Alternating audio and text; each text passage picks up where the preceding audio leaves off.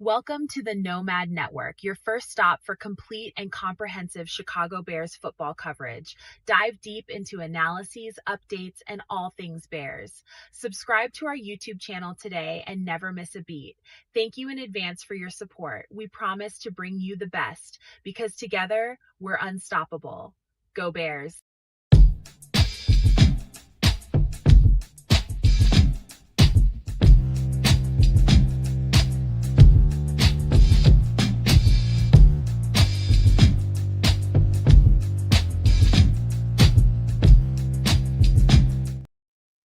Yo, No Maniacs. Welcome into another Game Day Live on the Nomad Network, man. Feed the Bears. Today, man, is a nice, crisp, breezy day out here. Not breezy, but nice, got that fall temperature in the air. But they are in Baltimore. It's pretty much the same thing there. And we got a game going on with a lot of injury stuff to talk about. I just see my man Triple R just popped in as we start going live. Put him on here in just a second. But man, listen, I feel really, really good about this game. You guys know I'm a vibes guy. I have a good vibe going into this game for a bunch of different reasons. And I know we got a lot of injuries to talk about. I'm not as concerned as probably I should be, but I'm just not concerned about them. I think we do have adequate replacements for the guys that are injured. We got IR stuff to talk about here in just a second. And man, thank you all for coming in. Let me see who's in the chat so far. Dante Purify, number one in here today. Super No Maniac, Dante Purify.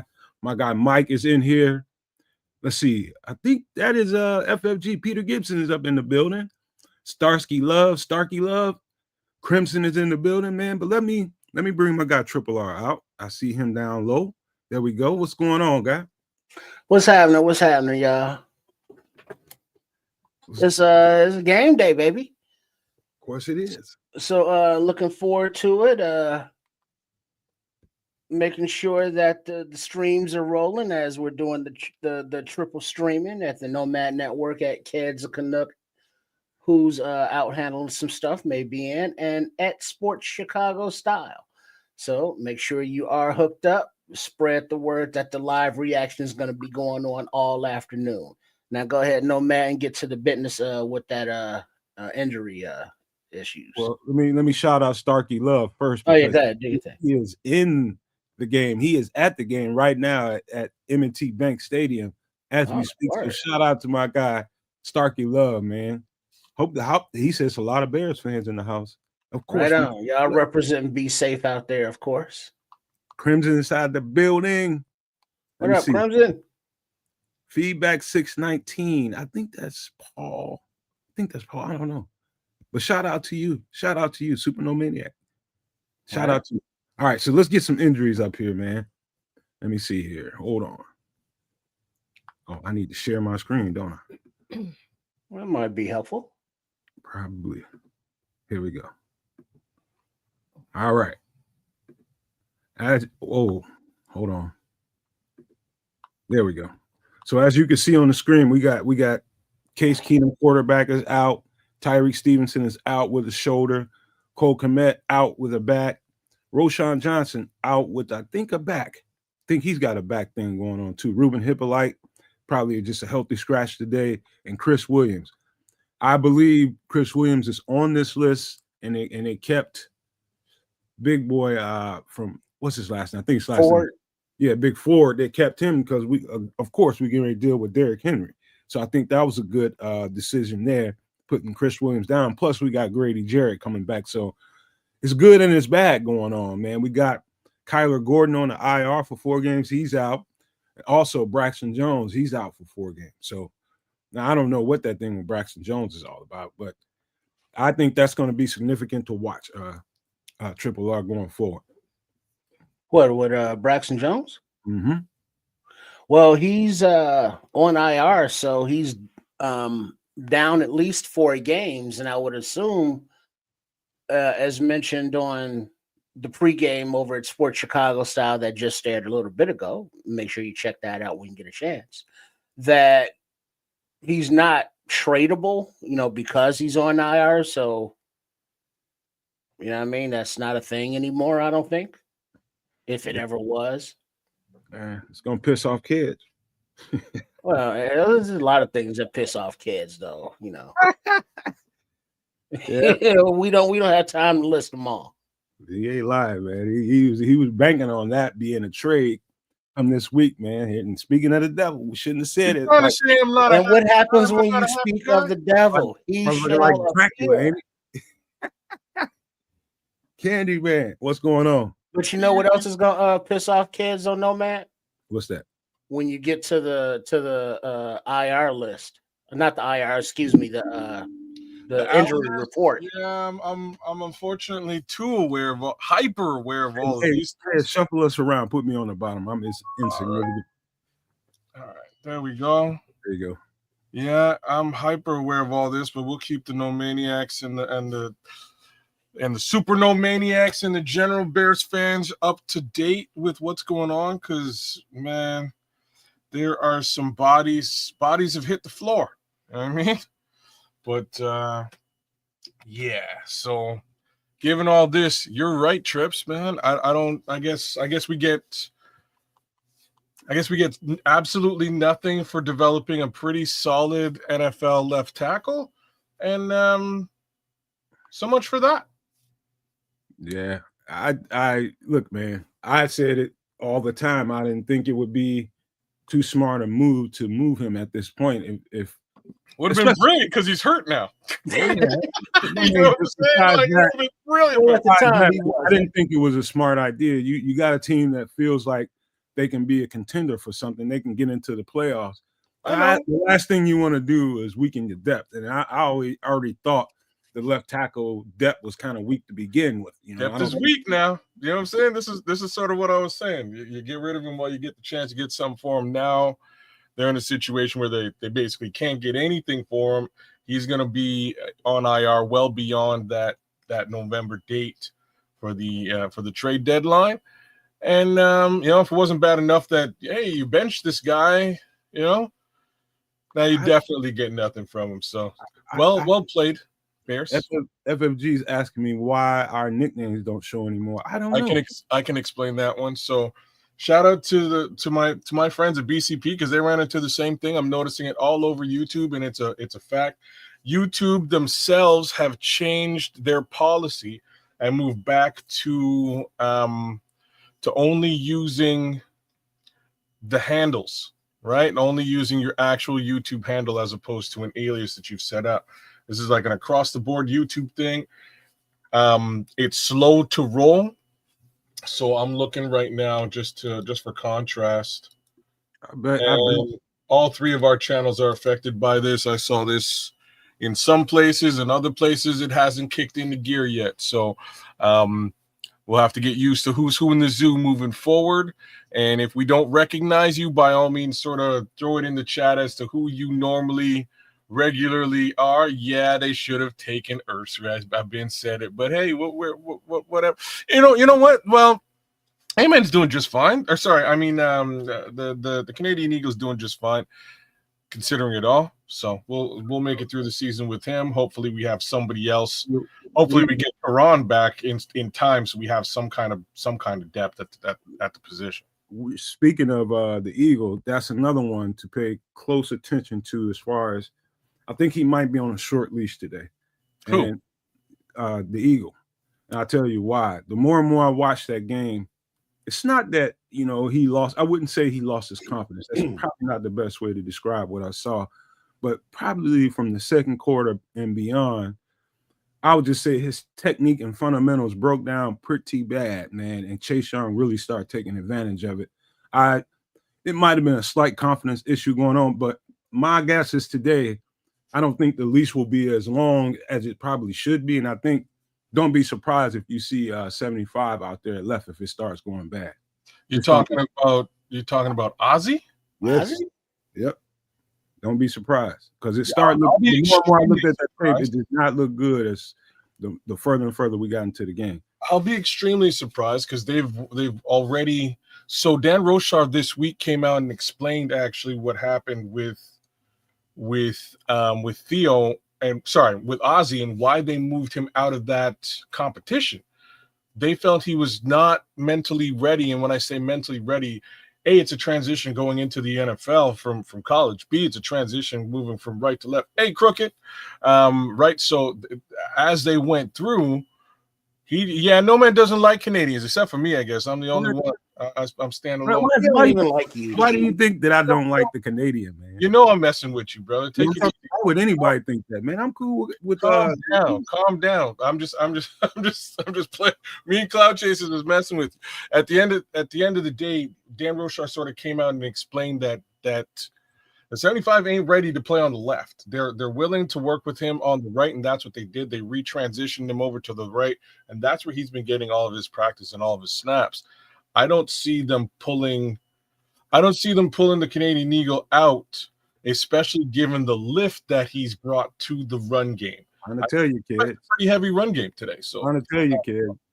Believe me when I tell you.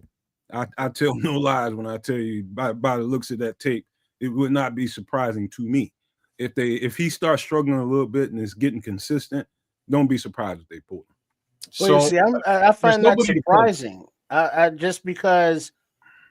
Granted, Chase Young was doing Chase Young things. I mean, he's a talented guy, but it wasn't like, it was like sack after sack, thing kind of going on. It was very disruptive in that little bubble screen game, which I would not mind if we never, ever, ever, ever, ever, ever, ever see again.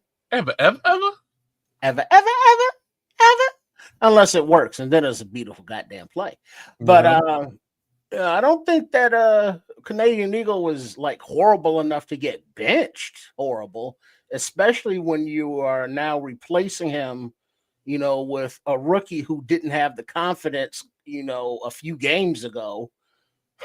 So now all of a sudden he's going to get thrown out there in the hot seat. That's not a good introduction, for his game as well. Just to be like, all right. Yeah, Theo, you had a few games. You suck now. All right, Ozzy, get your ass in there. See what you got. That's not the most. By the way, Crimson, I do not expect Braxton Jones to take the job back. What I'm speaking to is what I seen on the tape, and it started to get a little alarming. Is all I'm saying. And by the way, I don't care if anybody agrees or not. Just tell me what I saw. Fair enough. And just to double down on where Crimson is, Braxton Jones on IR, right? So like I don't see there being a leash on this situation right now. I just don't. They made a decision, they made a move, and I think they're gonna stick with it. I think that Ozzy is your backup right, and I think Karan at this point, whenever he gets back, is your backup left. Ozzy may have to play swing, but I don't see them making drastic venture ass moves right now. But the question, kids, Karan's on IR, so who's the backup? Who's the backup swing? It's got to be Ozzy, right? This is what I'm saying. So Ozzy's going to swing, and you're only going to swing right now if it ain't working or if there's injury.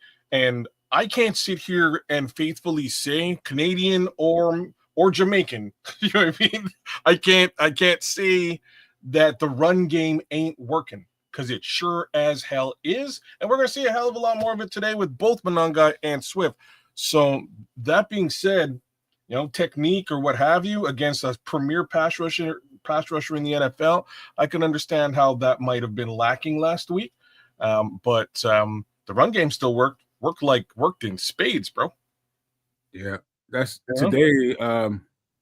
I still think today would be now the Ravens are still pretty good on defense as far as the run goes. Not as good as they would be if Big Matt Abike was in there. I was just gonna say, he's out, huh? Yeah, okay, yeah.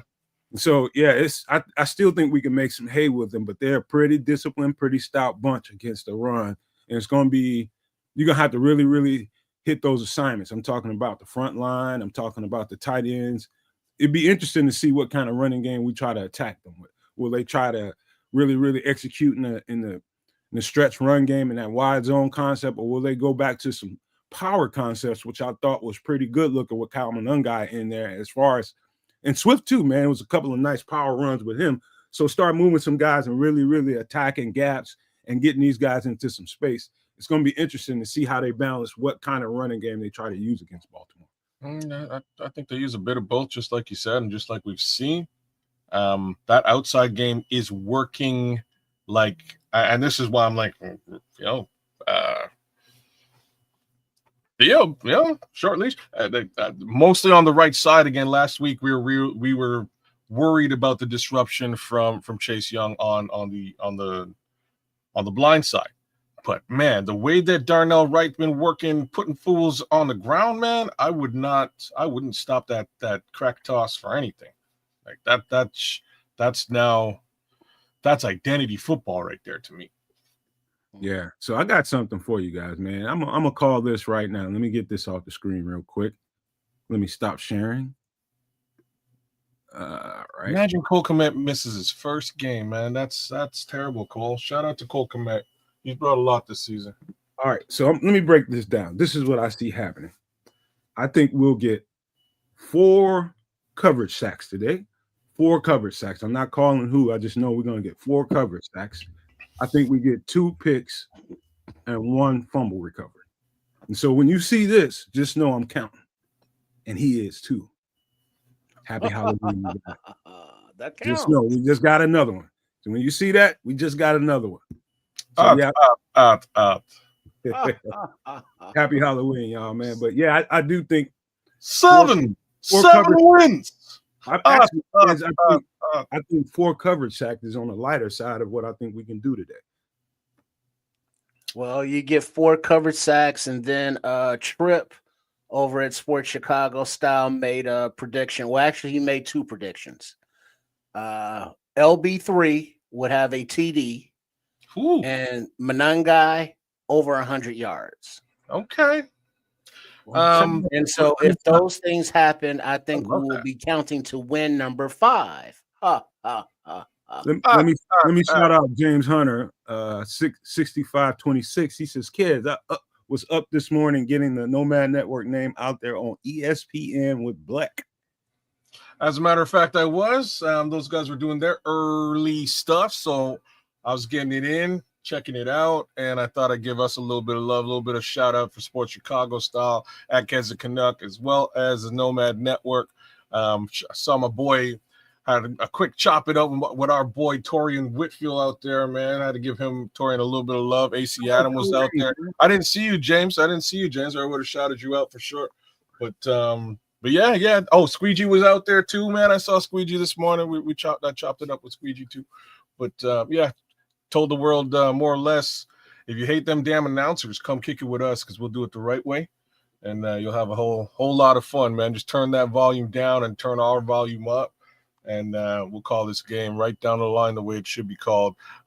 Well, maybe a little bit more bear-centric than the rest of the world, but hey, like, you know what I mean. Shout out to Paul Rodriguez. He says, need to bring those passes. They stop the run. Do not let Henry get going. Rather take my chances putting it on Snoop Hundley to beat us in the air.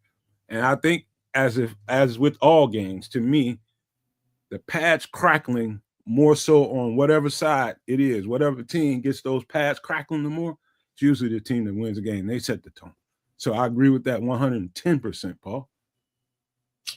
Yeah, sounds like a plan, man. I hate to say the most obvious thing to say, but I remember that one time Snoop came to Chicago and whooped our ass. So I'm not trying to hear any of that shit today. I just want to put that out today. I could give you a little. I remember that game, and I could tell you why they beat us. It's something you heard me say 1,000 times on this show, kids. What was it? Sitting in zone concepts too many times. Okay, all right. And he's a vet quarterback, and I don't care if he's a backup, but he's a vet quarterback, and they know how to pick apart zone concepts. He won't see a bunch of that. They had to have seen that on film this week when they had to prepare dual thoughts, and that was Lamar Jackson and possibly Snoop Huntley too. And so they had to see on tape that, like, we can't sit in zone coverages, too much, because this guy is a vet, man. He can pick us apart. So that's why I think we'll get a few coverage sacks, is because they'll tack up man to man and trust those guys, that being, Josh Blackwell as a backup slot corner, and also who I think is going to probably be outside is going to be Nick McLeod. So I think that's going to play out that way. But I think they'll trust those guys, and they should. Both of those guys are vets, and they know what they're doing.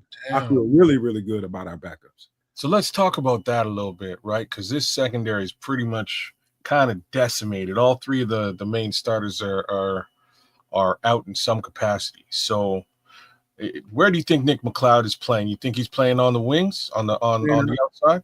Boundary. They'll put him in the boundary, and they'll put Josh Blackwell on the slot. Josh Blackwell's going to be. That's what I would do. It's the smartest thing to do. Josh is probably, to me, he's one of the top slot corners, and I'll stand by that in the league. We just have Nick McLeod, Nashawn, and Josh Blackwell would likely be your moves. No, Jalen Jones. Jalen Jones, he'll probably back up either one of those guys. Mm-hmm. He'll probably sort of okay. Flowers is up from the practice squad. That's right, man. This would have been one of them times when drafting that additional cornerback might have come into play, but unfortunately, Zay ain't around really. So there's that. Yeah, they got Zay Flowers today. No, I'm just saying, like, it would be good to put him, to give him an opportunity on a day like this, but unfortunately, Zay Frazier. Jay Frazier. Yeah. I thought you were talking about Zay Flowers for the No. No, this is Dallas Flowers. Yeah, I ain't talking about like the last thing. One of the least things of worry is actually the Ravens wide receiving core. Like, it's not like it's, we've got our secondary's hurt. They're down, but this Ravens wide receiving core, to make matters worse, given the fact their quarterback ain't with them, it's a little bit less for us to worry about. I think this is going to be a Derrick Henry show. And maybe even is it Justice Hill, their secondary backup, their backup running back? I think he may come into play as a check down, pass catching back screen situation. Like, you might see some of that. So, this might sound like the strangest thing to you, but I worry more about Justice Hill than I do about Derrick Henry. I kind of feel you on this one. I kind of do. I'm not a big Justice Hill fan. Like, I wouldn't, like, under normal pretenses, I wouldn't tout the guy. But I have a feeling the game plan for these guys is going to be rooted in his ability to move the ball in space, and he can do that. Is what the kid can do, man. So I do have to give him respect for what he does well. Get him the ball in space and let him have at it. Let Derrick Henry run you down. I'm under the impression that's more or less the scheme today, with a little bit of Mark Henry, wrong sport. A little bit of Mark Andrews, draped in. I worry about two guys offensively, and it is, of course, Justice Hill in that screen game you just got through talking about. If they don't get tackles in the open field, he can do some damage. And the second one is somebody that nobody really talks about, and that's a healthy number 80, Isaiah Likely at tight end. Man, he's very destructive. I mean, he's really a giant receiver, is what he is. So he's a very unique tight end. I would just say that. They both are, both of them. You know what I mean? Like, that's why I brought up Mark Andrews. You're bringing up Likely. Both of those, that tight end game. Like I say, I'm not the actual wide receiver core. I don't really have. Yeah, power wrestler or wrestler. Yeah, you know what I mean. I have no fear of those guys, but Likely and Andrews, I have a little bit more respect for. The thing about Andrews, though, he's more of he's like a true backyard football threat with Lamar. The two of them have played basketball. The two of them have played football together so frequently that it's like two guys who played together on a basketball court for the longest time. You just know where your homie's at, and you're going to hit that guy wherever he is, or he's going to move into where you need him to be. And that connection those two have is special. Half that connection is gone today. So I strangely don't expect him to be anywhere near as effective today as normal. And in that respect, I do think Likely might be the more likely to get the passes. All right. Leo Factor says, is Noah Sewell healthy? Yes, he is. That's one of the best things that happened today, because I think they're going to use a lot of base formation. and that's playing 3 linebackers. And just to stop that run and shut them down and make them play left-handed, shut that run down pretty quick, and you're going to need your 3 linebackers, your 3 best linebackers to be out there making that happen. So, yeah, Noah Sewell's healthy. I think we should see some Austin Booker today. Yeah. Grady Jarrett as well. I don't know if I mentioned that earlier. I think I did, Trips, didn't I? I was just going to say Grady's out there for sure, but no Austin Booker. Yeah. So I think we as bad as the injury situation sounds, I think we're better in other areas, man. And I think that's going to be huge against this team in particular. Me too. But all in all, I love that number there, Tim Basemore. Love that number. That number looks about right to this guy. And this is a weird week for me. I'm not doing any parlays, no bets today. I just need a Bears win, and I think we can pull this one out because the Ravens are also, for the most part, a shadow of themselves too. So I think the difference with respect to the Chicago Bears across the board, game in, game out, has been coaching, and I think we'll be able to coach ourselves into a viable win today.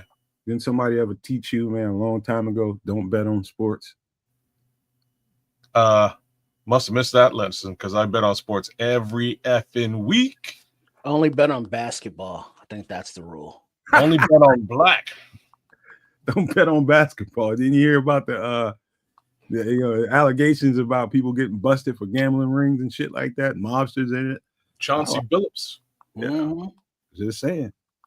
I think that's a bad idea, man, because you never know who's winning money in these odds, man. You just never know.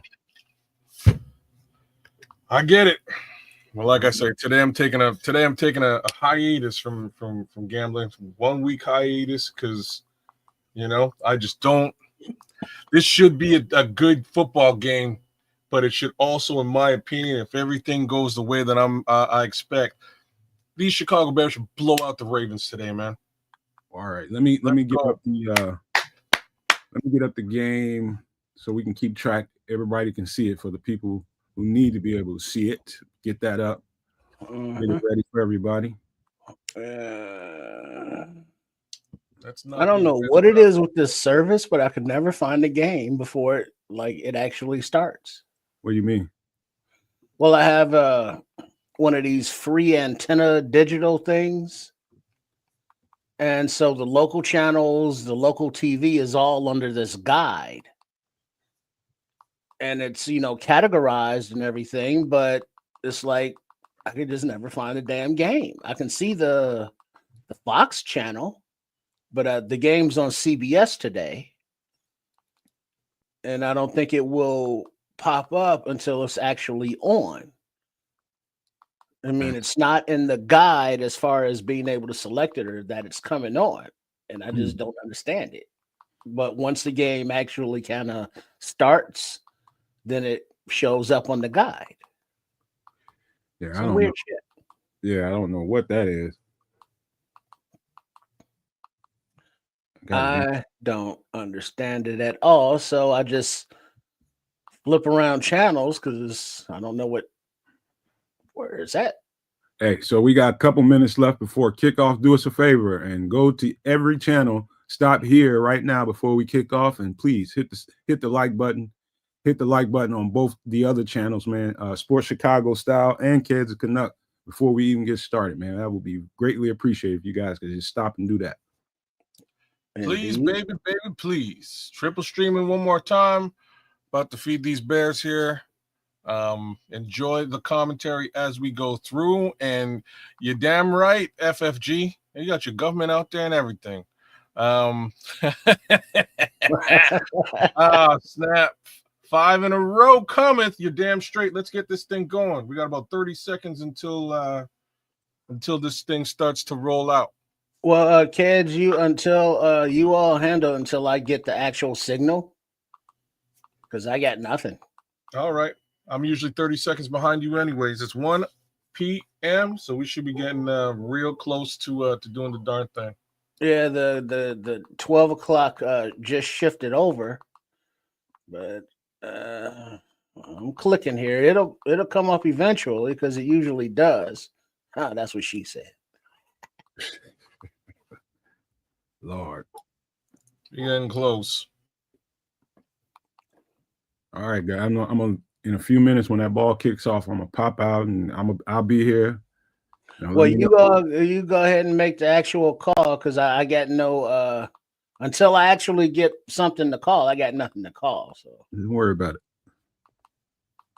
Don't worry about it. We got it. uh-huh. Man. All right. I'm feeling the pregame jitters as I always do. And it's not a bad jitter. It's just me that football in me. That's why I made sure I went to go poopy earlier. Oh Lord, that's we didn't need to know that. Stinking ass. Well, but you got to have a pregame routine. Well, you do your everybody. routine. I don't want to know about your stinking Everybody ass. has to go boo boo. You know what I mean? Everybody does. No big thing. I don't want to hear about Everybody poops. Go poop. Go somewhere. But don't. God damn it! I don't want to hear about it. It's a natural thing. Lord. When nature calls, as Jim Carrey would say. It does. Or Ace Ventura. And I cannot find that. God bless the chairs both of these motherfuckers are sitting in. They abusing them probably. We ain't shitting in our chairs now. You probably are. They're dropping a little ass, but not totally shitting. That would not be a good scene for anyone involved. Trip, me, families, etc. Now we don't want to watch the Eagles Giants. I can see that. I know one thing. I got a taste for some chili. I think I'm gonna do that tomorrow. Man, oh snap, man! The wife was trying to make. I was like, hey, you know what? We should do some homemade queso, and she was like, okay, I can get all the ingredients. She got right into it, and she went to make this homemade queso. It smelled so good, but she like overcooked it, man. I went in the kitchen. I look, and it's just curdled ass cheese in a pot. You said trying to make. I knew it was going bad. I told you gotta simmer and you gotta stir that a lot. See, I told you. All right, here we go. We got Devin Duvernay back deep.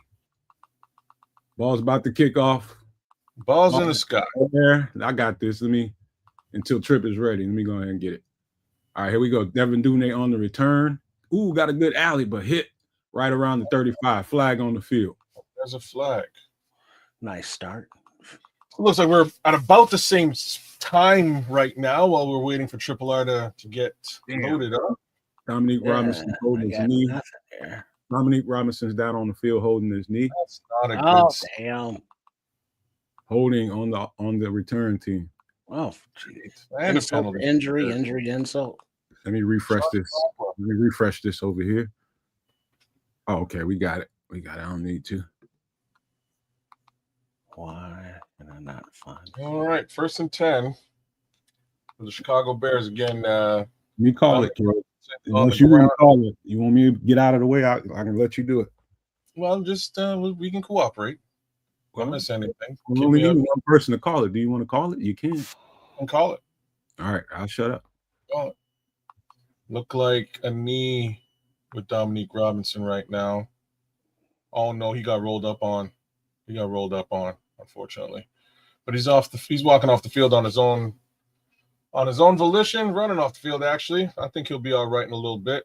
Let's see if he gets onto the defense to take some snaps on defense. Meanwhile, we are waiting for the first drive, courtesy of the Chicago Bears. Caleb Williams under center. DeAndre Swift in the backfield. LB3 in motion. Fake to DeAndre Swift. Quick little rollout to Colston Loveland. Off he goes. Should have known this was the Colston Loveland breakout game. Damn it. He's on my bench in fantasy football. Just put that out there right quick. This with Colston Loveland sort of taking over the reins for a hurt Cole Kmet. To be expected, he's going to be utilized a little bit more heavy in today's passing game.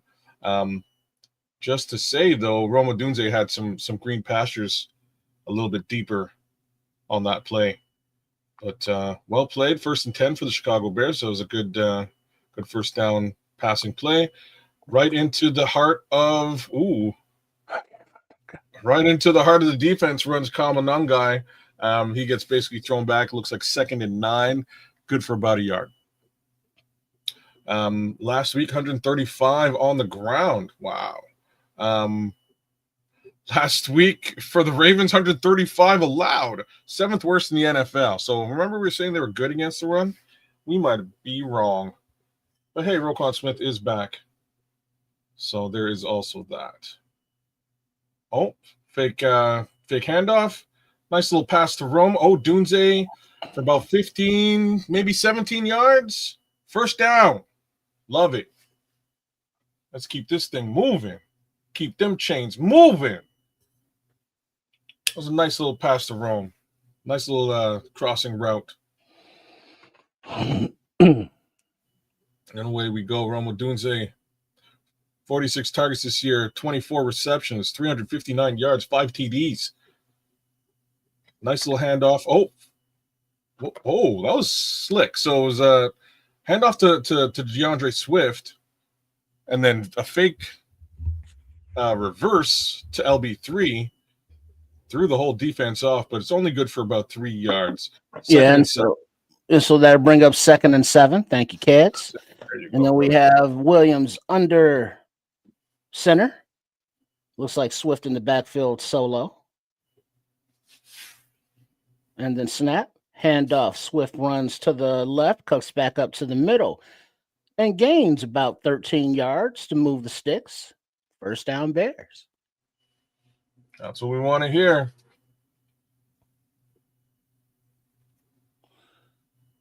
Still can't get my right. Wouldn't it be awesome when stuff just worked when it's like supposed to and just worked?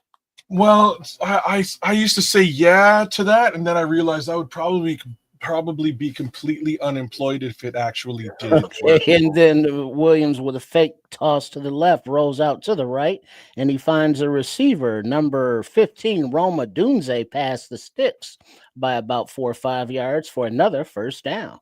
Yes, sir. Big Rome moving the chains again. Love it. I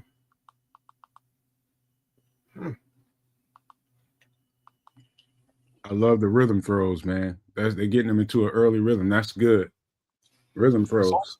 They're also using DJ Moore. Like that was a nice way to clear that route out. Like nice under center. Nice. Handoff to Swift to the right side, and he finds a little hole for about 7.5 yards. Second down. Mm-hmm. Yeah, they're moving fast, moving with purpose out there. Yeah, guaranteed 3 here. Guaranteed 3. Let's get 7, though. Let's get Rome Dunze into the end zone early. Or even Kamanungai. I'd like to see Manungai get another one under his belt. All right, so it's 2nd and 3, and it looks like the running back in the game is still DeAndre Swift. Looks like Carlson is in at fullback with Loveland in motion. Handoff to Swift. Williams comes to his left, fakes the throw, gets past the first down marker and goes down. Move the sticks. First down, Bears on a little Williams keeper. Way to go, Caleb. First and goal now. Absolutely. Yeah. So far, Tim, nothing. No major yellows except for on that return.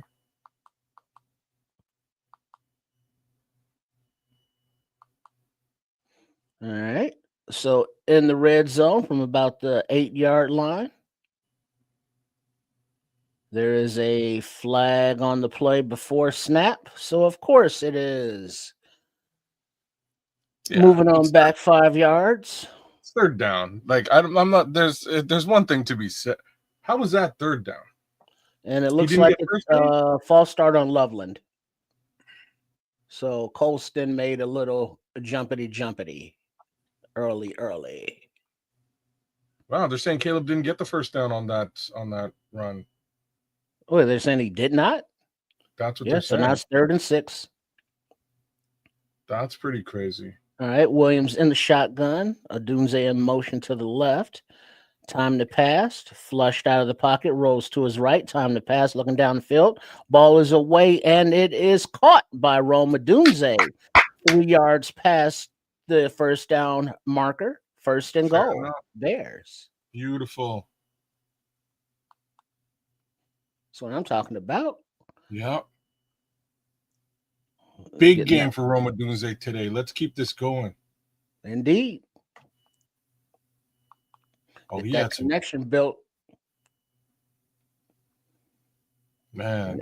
And there is the aforementioned Coach Ben Johnson over there clicking his Sharpie. That's a thing, isn't it? It's a big thing. It is now. Williams under center, hands off to Swift to the right side, cuts up the middle for a gain about 2-3 yards. Second and goal. Yeah, because Nice. I made that observation last game or a game before about Ben and his clicking of the Sharpie. And now it's just like a meme all around. I'm crazy. If I was actually holding one, I'd be going crazy too, man. I have to admit. But like, who uses pens? I'm not even sure if he really actually uses a pen for anything. But do it, I guess. Yeah, those clickable Sharpies are nice. Yeah. All right, you got Williams in shotgun, hands off to Manungai in the backfield, makes a man miss, but there's a swarm of Ravens to clean it up. Third and goal. Little inside delay draw that was just crap. Yeah, that was terrible. But at the same time, Manungai delayed a little bit longer than needed. Had to put that one on the back, unfortunately. Even if he didn't delay, or nowhere to go. Well, who broke the line? Who was that? Somebody came right in very early. Several. 98 All right, we got the Bears in shotgun. Looks like Swift is in the game. I don't see any orange. It's Manungai. No, that's Manungai. Okay. Mm-hmm. And Williams goes down. Looks like he is sacked, like a trip. Somebody grabbed the ankle. So fourth and goal. Oh boy. Yeah, Caleb was rolling out to his right and just went down abruptly. Because who is that? Canadian Eagle was beat around the edge by number 45 of the Ravens. 45. That was a nice move. That was very nice. And so, and for the 3-point attempt, 32-yarder is up and it is good. Welcome back, Cairo Santos. So Bears up 3-0. 6:50 remaining in the first quarter.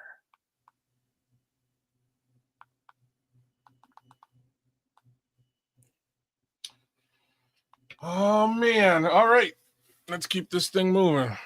Yeah, Benedict did get beat bad there, man. That was a good. That was a nice little swim move by Mike Green. One of those guys we overlooked in the draft. Rookie? Yeah. Uh-huh. Well, you know, can't draft them all. No, you can't, but you can draft one. I'm just saying. Anyways, no biggie. No biggie. See how things fare for the rest of the day. I like what they're doing with Roma Dunze. We got to I don't mind those penalties today, man. That's about it. It's the only thing that I'm slightly worried about. It would have been nice to see a play or two into the end zone in that last red zone possession there, or that first red zone possession there. I agree. I thought that last catch by Odunze would have been in the end zone, but it was just good enough to get the first. Ain't complaining, but it would have been nice to see a shot or two in there. Yeah, but without the penalty, it would have been in the end zone. Yeah. Depth-wise. I think they were really just trying to get that run game to take care of it, but what can you do? What can you do? Still trying to figure out why I can't get my channel to work. Like all these other fucking just makes you want to curse, kids. But without those needs occurring, like you say, you wouldn't have a job. I'm serious. Tech support. I did tech support for many years, and I did the network support, and I worked for HP and Compaq. I worked for some of the higher, bigger name companies out there, as well as a few internet carriers. So if any of that stuff was rock solid working, like I say, I would be a poor.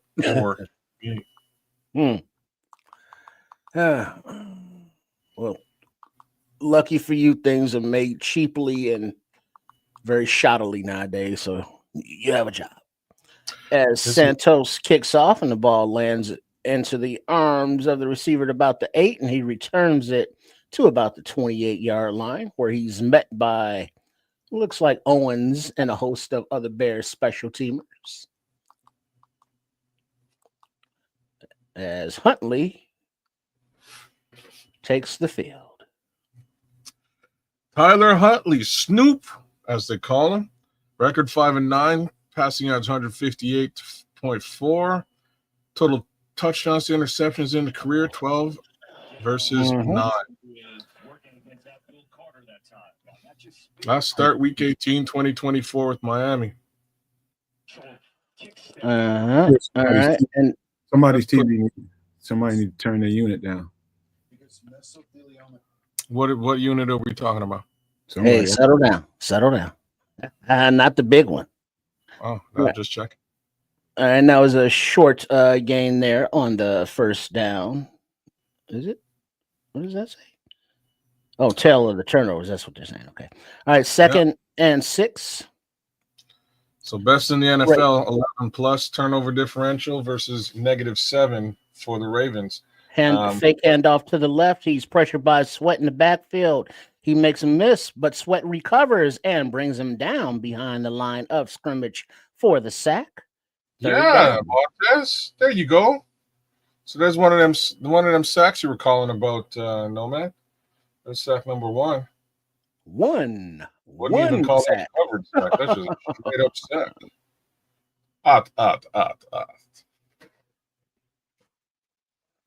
Nice. And Noah Sewell is healthy and on the field.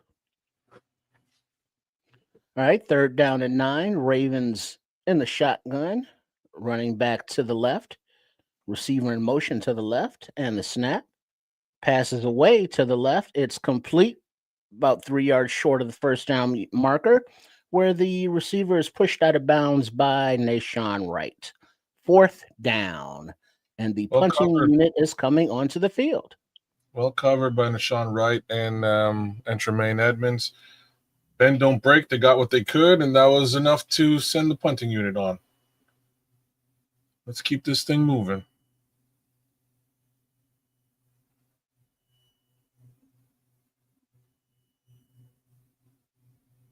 Who caught that for them? Number 4. Number 4, is that Flowers? All right, the punt's away, and it is caught at the 10-yard line by Duvernay and returned out to about the 15, where the Bears will take over. Say Flowers. There you go. So Bears on offense, Caleb Williams on his way. And in the meantime, we have to watch awesome commercials.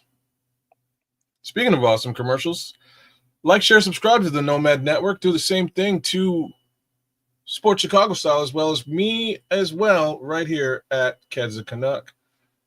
We'd appreciate that. Melon Smasher's in the building.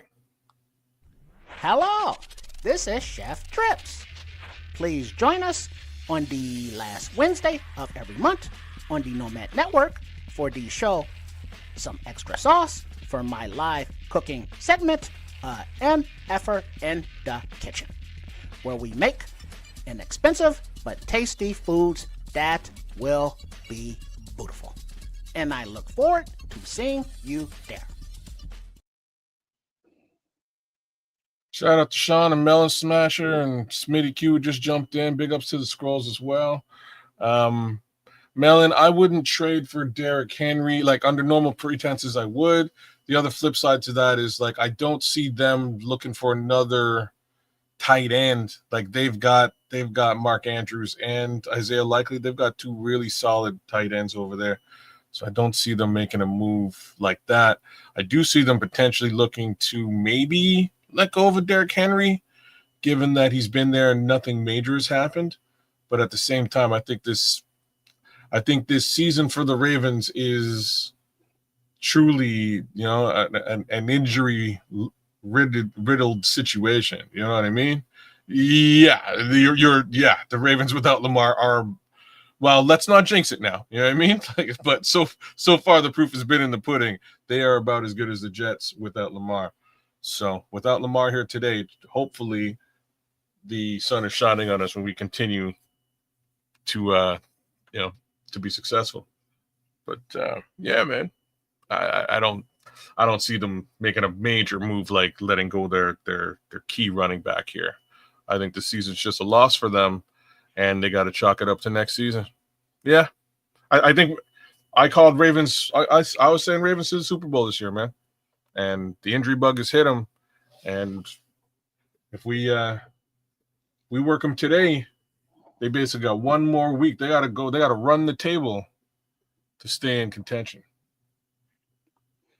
And that's a rough All one. right, so there we go. Injuries can and will derail a season. You know. All right, now we got Williams under center, 1st and 10 from the 17-yard line, and he hands off to Manungai, who bounces outside, makes a man miss, and gets to the outside and first down, gain of about 15. Nice little rush there, Kyle. Yeah, 15 easy on the ground. Yeah. By the way, Ozzy is already in the game. Say that again. For Theo? Ozzy's already in the game. So for Theo? Yeah. He was in on that play. 79's in at left tackle. Don't ever shoot the messenger. I'm just telling you. All right, you got Williams back to pass, time in the pocket. Time runs out and he throws it away. 79 out there. He's back in now. I thought Ozzy was 75. He was. He was out there on the last play. Ah, okay. Eligible receiver. That's probably about right, Smitty. As an eligible receiver. All right. So 2nd and 10, Williams under center. Fake handoff to Manungai, but then throws it to Manungai, who's immediately tackled. I'm sorry, check that. Throws it to Oz, who's immediately tackled.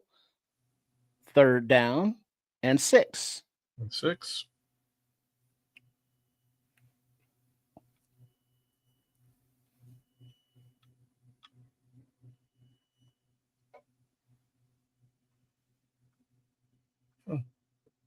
Wonder what the trickery was there with.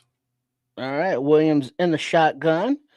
Time to pass in the pocket. Ball goes and it's high over the hands of Odunze, but there is a flag on the play in the secondary.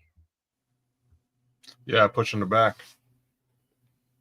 Illegal contact. Defense number 2, 5-yard penalty, automatic first down, Bears. Rome's got a little limp in his giddy up, something to keep an eye on. Yeah, he got pushed in the back here, but they didn't call all there. That's what they called on him. Oh, it's not a push in the back. All right, we'll take it. Illegal contact. He was riding him all the way down the field. I'll take it. All right, so you got Williams under center. You got Big Ozzy in at fullback, who shifts out into motion, and it looks like Manungai, I believe, in the backfield. Oh. Fake handoff to Manungai. Ball is away down the right side, and it is complete to Odunze. Another first down. Oh, he's just working. He's just 21-yard gain. Oh, boy.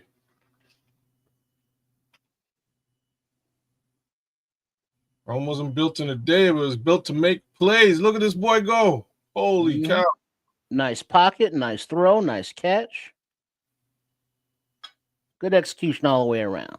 So, 1st and 10. Manungai still in the game in the backfield in the shotgun to the right of Williams. Takes a snap, fake handoff, and a quick throw out to the left side to Zacchaeus. Makes a man miss, but he gets about 2 yards, 3 yards. 2nd down. Nice little stiff arm action there. If he could have just broke free at the end.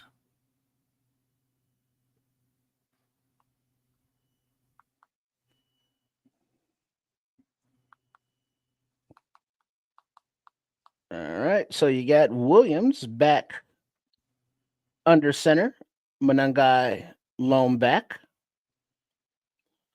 Handoff to Manungai on the right side, and he is met about half yard behind the line of scrimmage by Buchanan. So loss there.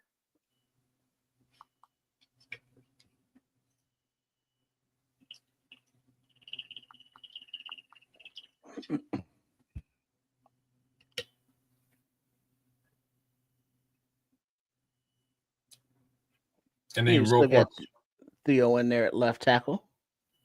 Any Roquan Smith sightings?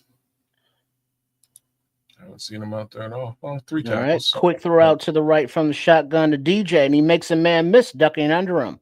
And he gets past the sticks by about 5 yards. 1st down, Bears.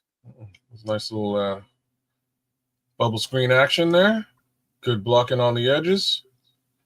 Olamide Zacchaeus, Roma Dunze. No block, no rock. That philosophy is real. Very real. Damn right Ben Johnson got the sauce. That's exactly what that's about. Go, DJ. Go, DJ. Go. All right, Williams back in shotgun, and looks like DJ in the backfield and takes the handoff and runs to the right, and he runs for about 3 yards. 2nd down. Damn. Well, that was like, all right, shut up. And DJ, he's kind of gimpy on the sidelines. Took his helmet off.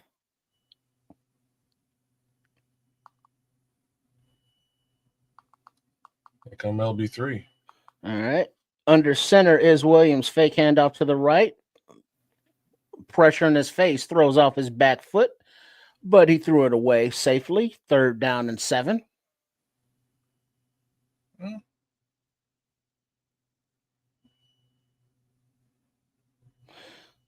I like that throwaway by Caleb. He's starting to get it. Don't try to force nothing in those situations.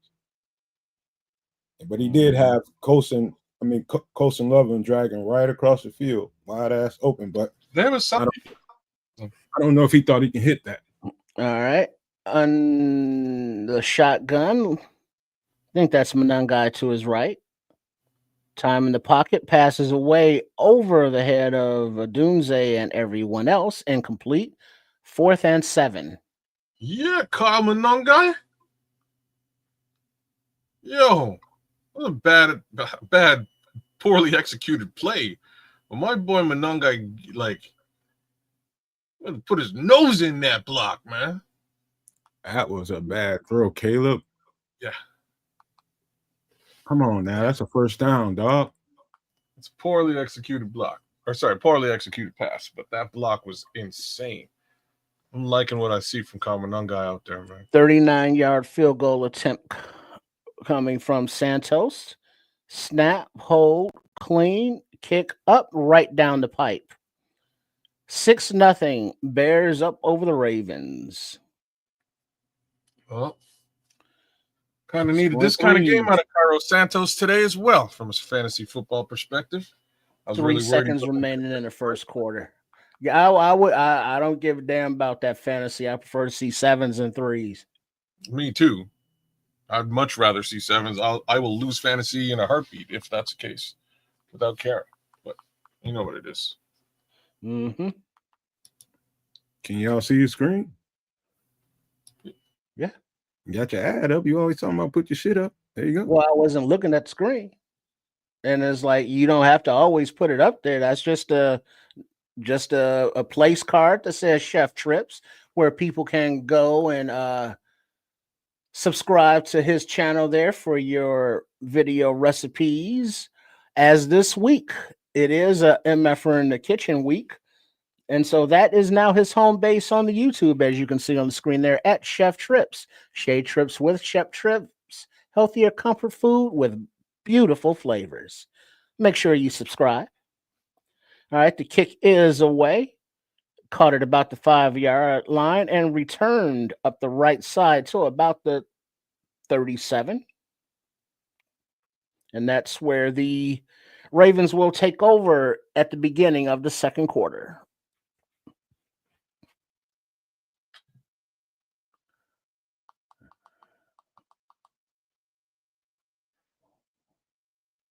You muted, kids? I'm here. Oh, okay.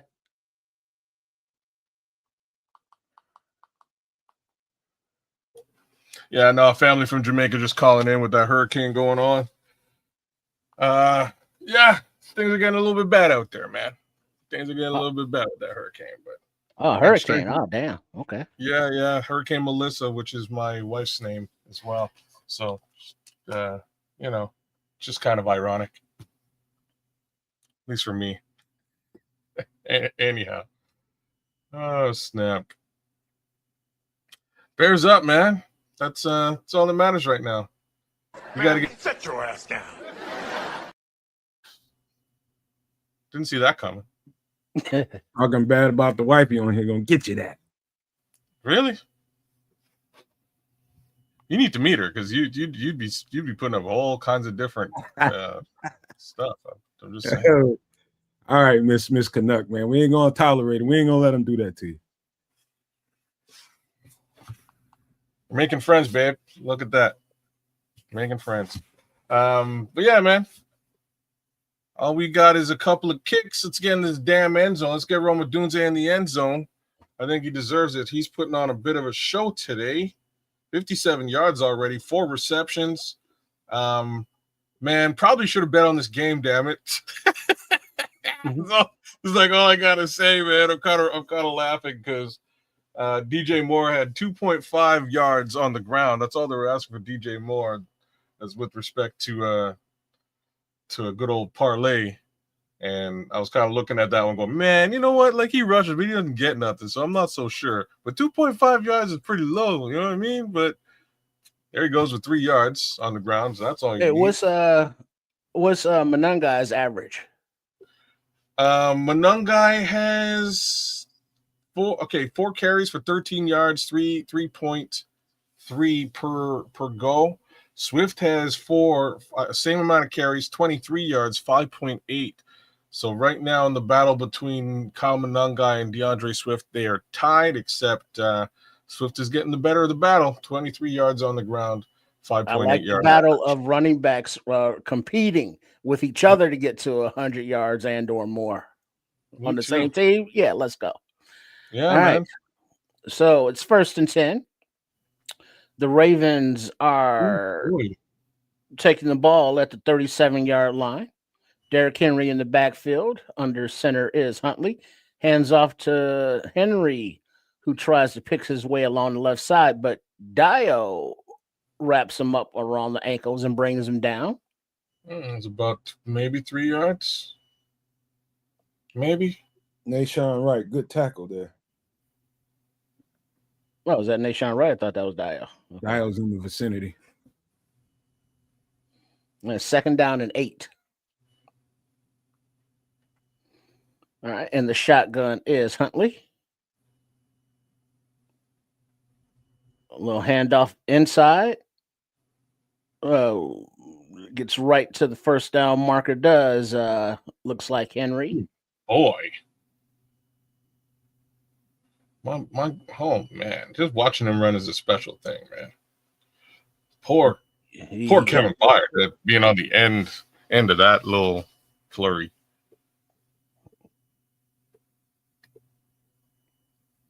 But yeah, we can't allow him to get to the secondary like that. All right, under center and an I are the Ravens, and a Play action. Passes away to the left side to a wide open Flowers. And he is tackled by Wright. 1st and 10 Ravens. Oh, caught TJ in the middle of the Gain of field. about, what is that? Got to be about 18 yards. 15. Right in the soft part of the zone. Floater. Nice pass. Too much of a pocket to step into it was. On the next play, got a fake handoff and looks like a quarterback keeper run to the left. He's brought down short of the 25, but there's a flag on the play after a 4-yard gain. Yeah, face mask. Should be a hand to the face on Jaquan. Yeah. Not on him, but On Jaquan. not on the offensive lineman. Yeah, hands to the face to Jaquan. Face mask, offense number 80, 15-yard penalty. Isaiah Likely. Yeah, I saw that right away. I'm not sure if it was hands to the face or if it was a true face mask, but there he is. Yeah, he's right in there. The ref's staring at it. All right, let's go. Let's go, D. Jaquan had to coax the ref. Like, brother, you were looking at that. Didn't call that. All right. You got 1st down and 23. Ravens under center. Looks like Derrick Henry, large human in the backfield. Play action. Throw out to the left to number 16, Tyler Wallace. 6-yard gain. 2nd down.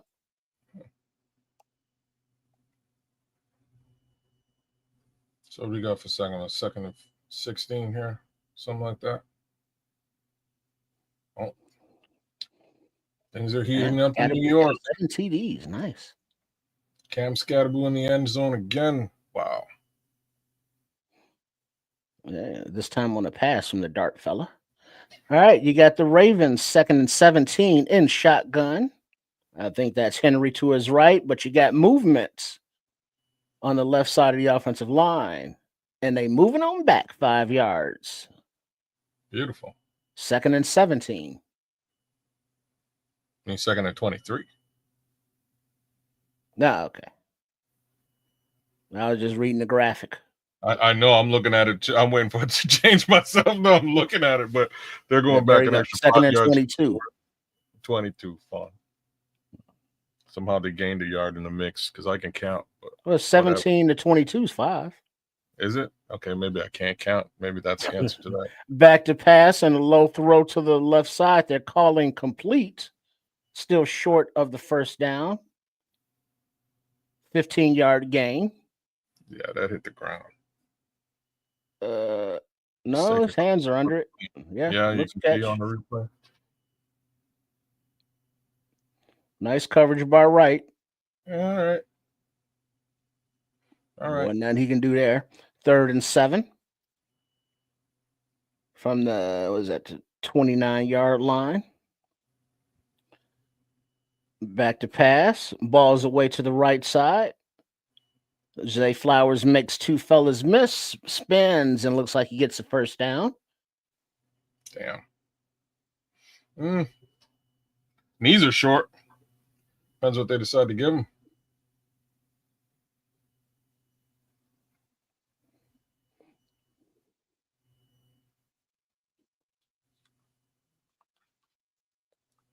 He juke back.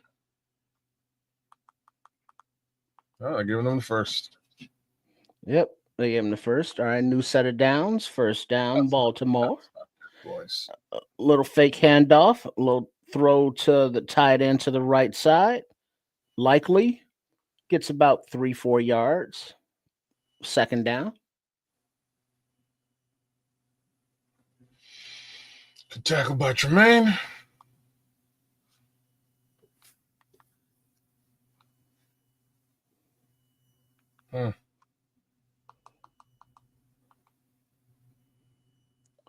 Let's go, D.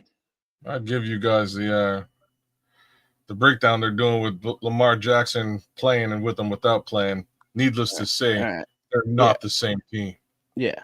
Hand off to Henry to the left side a little bit. He powers up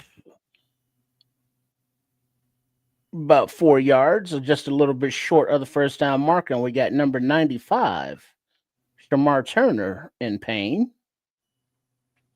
But he's trying to get up and he's jogging and trotting off the field. He's walking it off, whatever it is. Got a bit of a limp.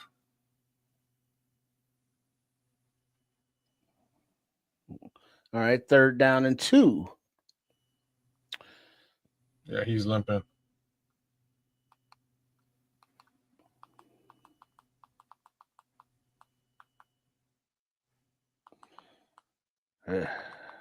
Come on, D. All right. Ravens are in shotgun. Quarterback Kiefer run to the left. He's stringing it out.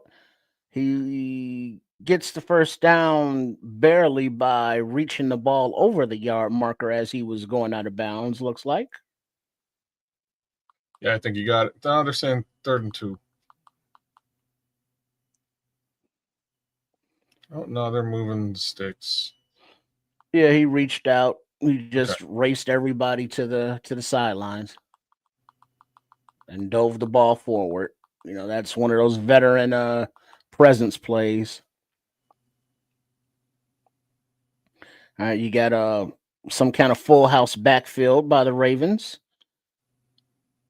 All right, Henry ultimately has the ball for carry up the left side for about 9 yards. Like the burst on Henry there is crazy. Yeah. He hits the gas. Because there's 3 Bears right there. Montez Sweat had him dead to rights, and all of a sudden he's gone. 1st and goal from the 1 yard line, and the handoff to Henry, and he trots in on the left side for an easy touchdown. Touchdown Ravens. Now the score 6-6 with the point after attempt upcoming.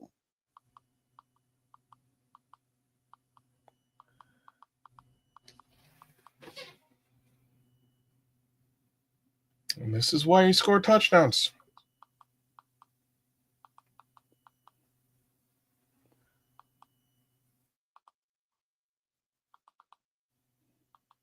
Yeah, that's why it's irritating to put up 3s and not 7s. Because one score now, you know, they're looking like they got the lead because the PAT attempt is up and it is good. They got the lead. So, Minister Charles, good to have you back with us. Shout out to your daughter and all that. Hopefully she's doing well. We continue to leave points on the table, and that's the story of the Chicago Bears these last few games. We gotta get them in the end zone, man. We gotta get in the end zone and get those real points, because we should be up 14-7 right now. We just don't happen to be. Make matters worse when you've got a, 1st and 23. You shouldn't allow these guys to get a first down. But yeah, it's gonna be difficult when you cannot stop the run and giving up 9 yards a chunk. Brother, let's look at that, man. That's he's insane. Oh, okay. Well, I must have missed something. So 6 carries for Derrick Henry, 30 yards, 5 yards apiece. But you and I are seeing what I'm seeing. He's getting 4 yards on a step, right? Yeah. First step. Yeah. He's in the secondary right away.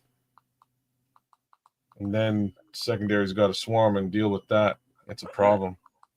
Hey, you got to start pounding the meat early. Because Derrick, he will give up the ball.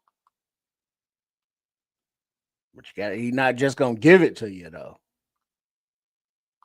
You got to take it. Yeah. Yeah. that pad stuff Nomad was talking about earlier on. Not so sure I want to be talking pads with that guy coming at me. Sheesh. I gotta get behind those pads. You know, for contact. Take it easy, dog. Don't be saying stuff like that now. Let Caleb get acclimated here. Well, Huntley is like a 15-year veteran. So I've the no guy idea. knows how to play football. Yeah, but still. I mean, just physically, maybe, he may be lacking here or there, but he has the brains and he's good enough to get it done, arm and foot wise. So, hey, can't hate on him. All right. The kick is caught at about the 6-yard line, and Duvernay makes a cut up the left side lines across midfield where the Bears will take over. Ooh. That was a nice return there. To the 50-yard line. Let's capitalize here. I've just realized that 50-yard run back. Somebody made some nice blocks down there on that left side. It's like one cut and gone, and Duvernay actually hit it.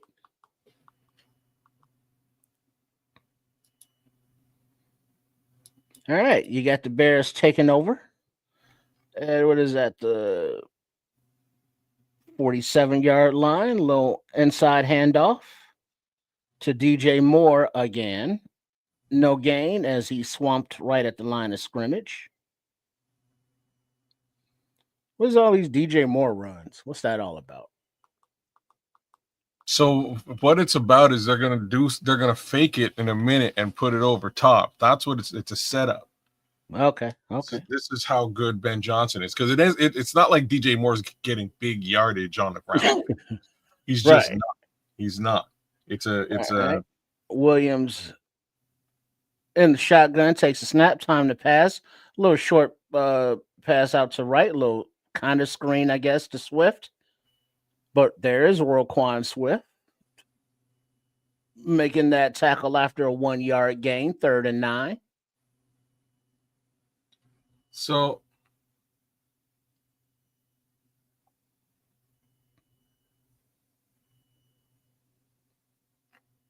all right. Did you think you said something there or something? No.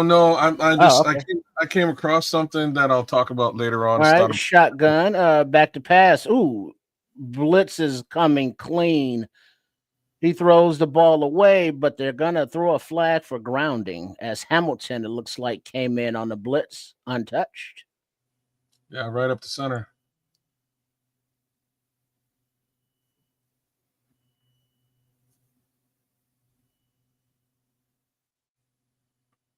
Yeah, he came right through the middle.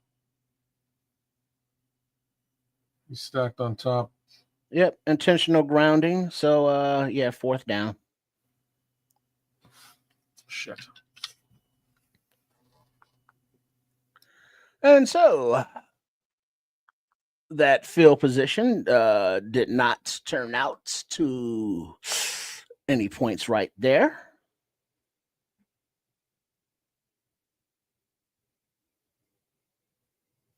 No, it did not.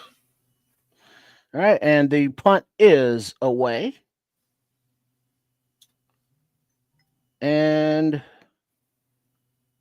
the ball rolls and is downed at the 1-yard line by, don't call him Mr. Biles Owens, but there is a flag on the play. By the way, after a 61-yard punt. On that last play, on that 3rd down where they got clean. But number 48 of the kicking team was not on the line of scrimmage. 5-yard penalty, re-kick. Right, re-kick. Let me explain what just happened on the last play. That was a design play to let the pressure come up the middle. K was supposed to stand there. You probably gonna take a shot in the mouth. That was a bubble screen set up to Swift right in the middle. He just got to be patient. He just ran out of there. He should have just threw it to Swift right there in the middle. 48, number Jackson. Jackson, who the hell is that? The linebacker. Oh, DeMarco. Yeah. All right, so we're back to 4th and 28.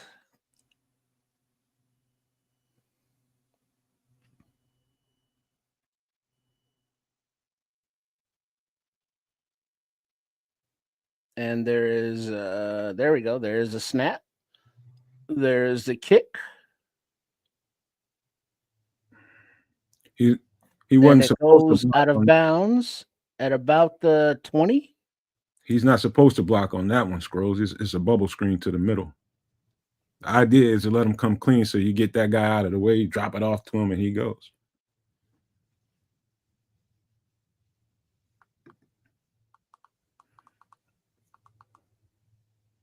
Yeah, Leo, I haven't seen Austin. I've been looking for him. I haven't seen him. He's ruled out, brother. He's ruled out. Yeah, he's out today. Oh, God.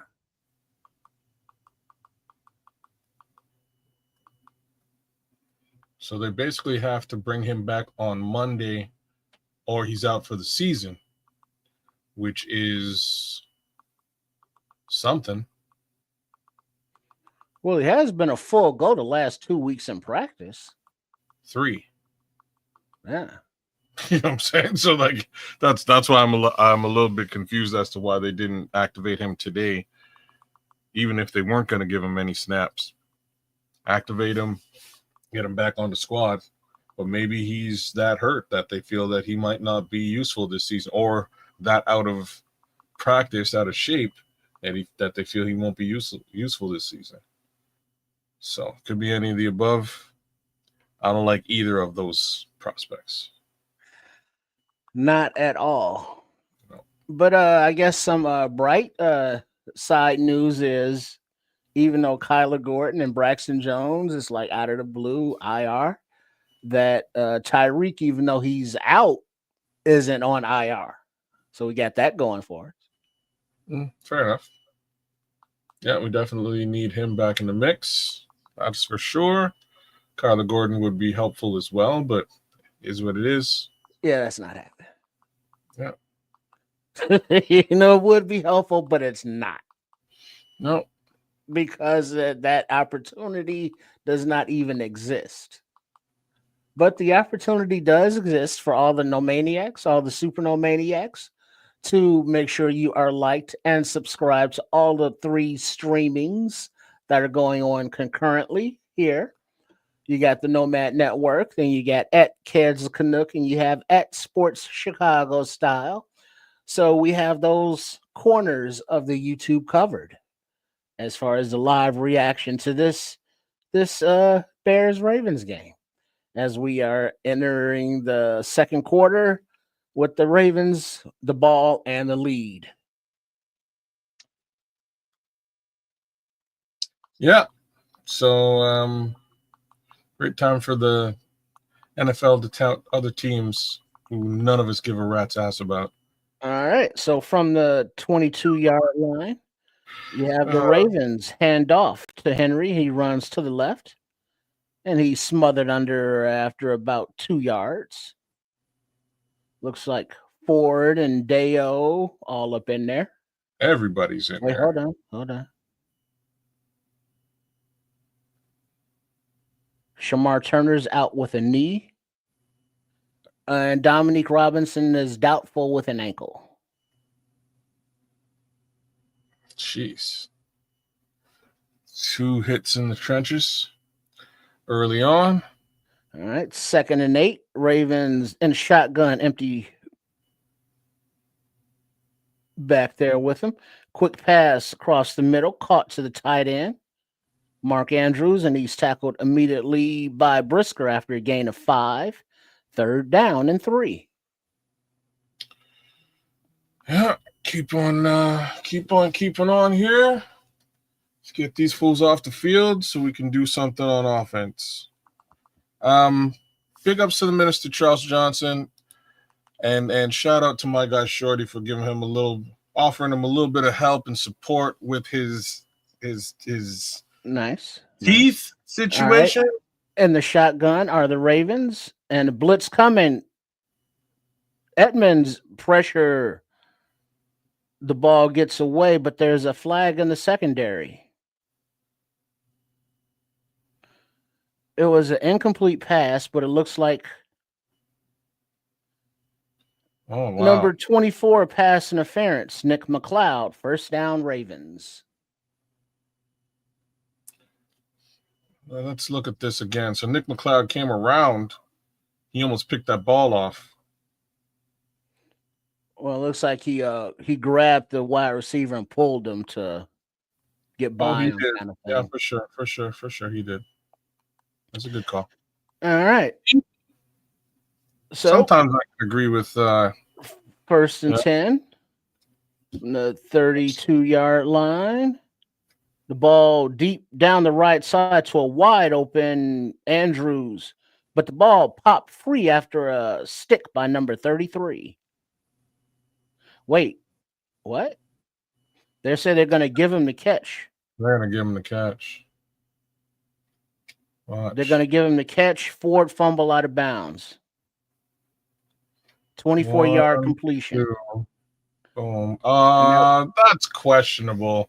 And as Jalen Jones on the tackle number 33 to knock it out, Ravens come to the line quickly, snap the ball, and the pass is out to the right and complete. Complete. That was just to secure that actual catch. Uh, Is it complete? Oh, they're calling it complete. Yeah, they're calling it complete. So 2nd down and 4. That probably Ben Johnson probably should have challenged that. He had 2 feet down in a football move and he popped it out. If it had been in play, it would have been a fumble. All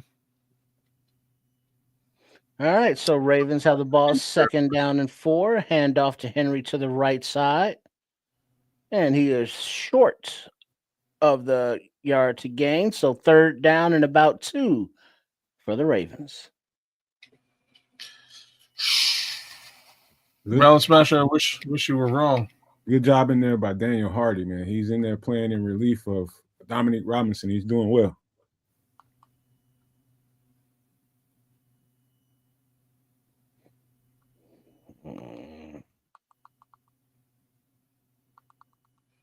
Yeah. PZs, that's where my head is too, man. We got to capitalize on these turnovers. All right, you got a roll out to the right by Huntley, and he dumps it off the hands of Henry, short and complete. 4th and 2. Beautiful. Jeez. Does this equal 3 for them? Yeah, it equals 3. It was right off. It was a little short, but it was right off his hands. No, I mean, where are they down in distance? Can they get a field goal here? Well, yeah, they can get a field goal, but it's 4th and 2. They're going to come up. They're keeping the offense on the field. Oh, really? Oh, well, you do have Derrick Henry, so. All right, you're there. We're at the 36, 37-yard line. All right, and the shotgun and the snap. Huntley, quick pass to the left. And Flowers gets to the first down to make and falls down. 1st down, Ravens. Shoot. That's not good.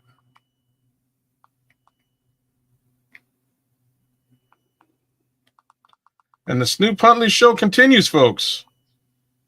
Mm-hmm.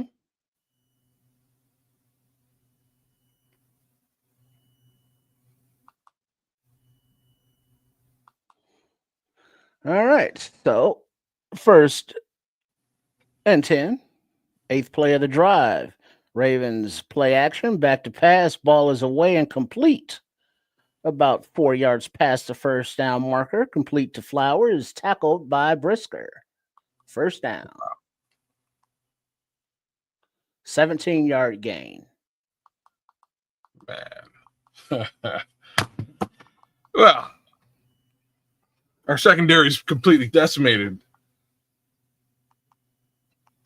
What can you do? They're making Snoop Huntley look like friggin' Lamar Jackson out there. All right, you got the Ravens It looked like a direct snap to Derrick Henry, and he runs to the right for a gain of about 3 yards. Second down. Took the direct snap on the Wildcat. And we have reached the 2-minute warning of the first half.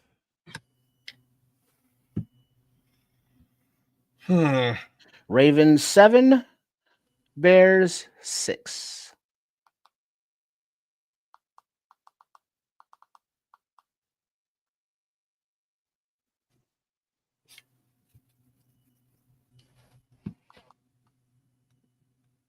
Oh, y'all muted?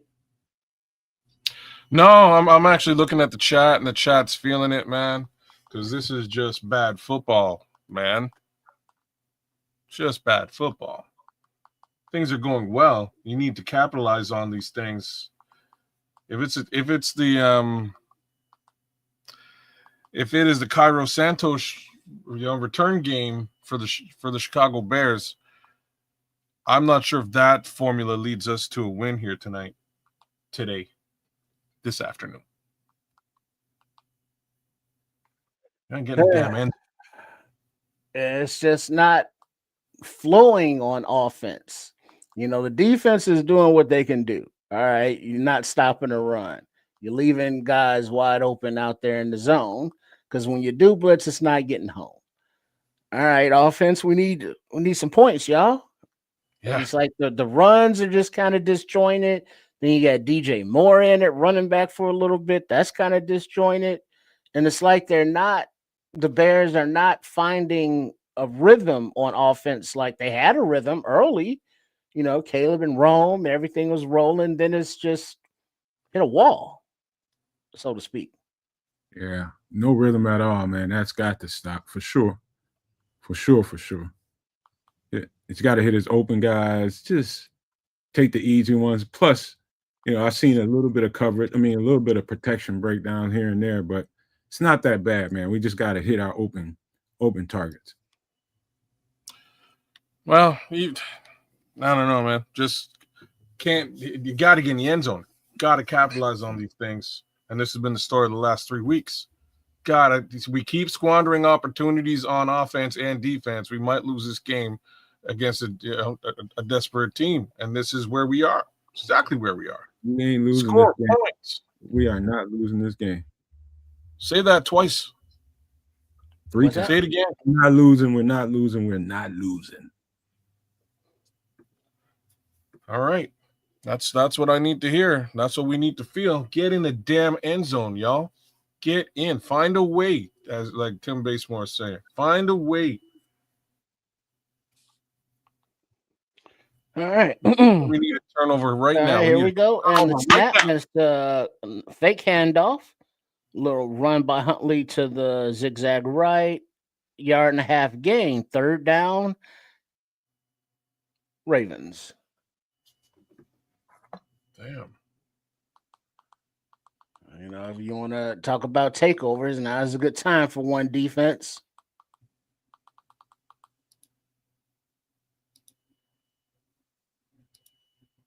All right. As we can try to stop this Ravens field matriculation, 3rd and 5, and the snap. Ball's away to the right side, short of the first down marker. It is complete as the tight end falls and is touchdown, but there is a flag on the play. There's a flag in the secondary. It looks like it's against the Baltimore. Illegal motion. Offense Perfect. number 89. He never got set. 5-yard penalty. Replay. 3rd down.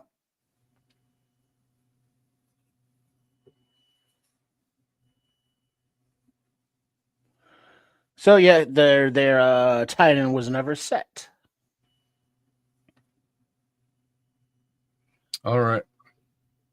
So from about the 20-yard line, 3rd down and 10 are the Ravens. Empty backfield, and the shotgun is Huntley. Blitz is coming. The pocket collapses, and he is brought down viciously. It looks like Jarrett got home, or Javon Dexter, Big Dex got home. Grady Jarrett was there. Sweat was in there. Grady Jarrett was definitely in there. Yeah, that was a 4-man rush. The whole pocket collapsed. 4-man rush. Yeah, no blitz. Yeah, no blitz. 4-man No rush. place to go. That's what pressure is supposed to look like. Front 4. Matt Eberflus would have loved that. Let's go front 4 every time. That's what pressure is supposed to look like. Another one. Sack number 2. Sack number 2. As 4th and 15, a 42-yard field goal attempt. Snap, hold up. And the kick is over the right upright for good. So it's 10 Ravens, 6 Bears. I don't know about that. As we have 1 minute and 6 seconds remaining in the half.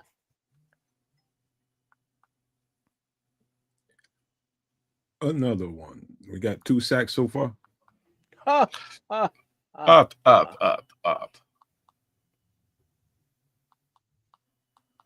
Yeah. Need 2 more to meet quota, but I need turnovers. That's what I need. There's plenty of time right now for this offense to score. Put up 7. That's what we need. Going into the half. We 7 right here, and it's a conversation. We're right back in the game. Things are tied up, and away we go. But good Lord. We need to get in the damn end zone, y'all. Come on now. Gonna be a bit of a drought out here. Yeah, there's definitely some discombobulation going on there offensively, and I'm not trying to say it's all the quarterback's fault, but hit some of these passes that would be helpful. But then we also got to block for him, got to make sure they catch for him. Absolutely. But it looks like Monungai is getting a lot more run this game early, at least. Yeah, and when DJ's not in there, seems a lot less for Swifty too. That's just my take. Well, he's been kind of gimpy with an injury, though, a groin injury or something. Oh, that's right. This week, you're right. Maybe that's got a little bit to do with it, but same way, I wouldn't. Unless they got something really up their sleeve, I hope they crack it out right now. Like I would not. Man, I've seen about enough of the damn DJ Moore runs. That's just where my is. It ain't working. Yeah, and plus DJ is such a beast out there in the field. Get him out in space. Get him the ball, not bubble screens, but like passes. It doesn't have to be deep passes. Just get him out there where he can do his thing. Just watching him getting beat up, taking these handoffs is irritating. Like in my opinion, I if you want to do that, it should be LB3, right?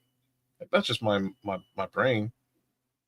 Or I don't know. All right, the kick is away, and it's picked up at the 5-yard line by Duvernay, and he gets it about to the 28, where he's met down. 23-yard return. That's where the Bears will take over. See what they can do before halftime. Let's go.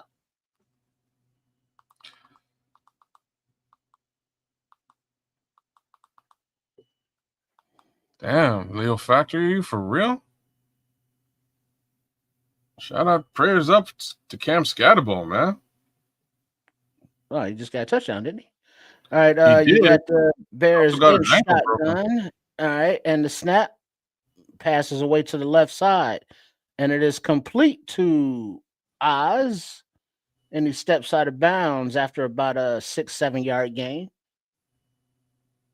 Oh, he broke. Oh, damn. Okay.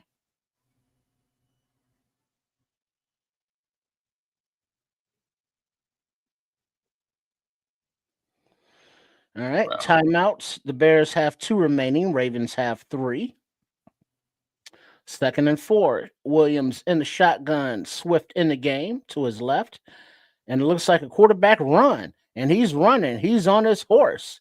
He's to the 40-yard line, first down, after a gain of about 22 yards on the quarterback run. Uh-huh. At that man-to-man coverage, nobody looking at the quarterback. He just took off. Man, a lot of green field over there. All right, timeout. Somebody, I guess it's Bears. All right, here we go. Let's get that ball down there. What the?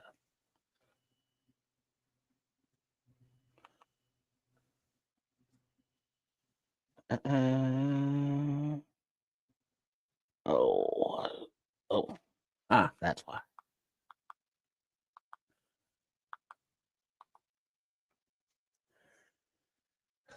This is not working. Don't like you? What's that? You don't like? Uh, What's not working?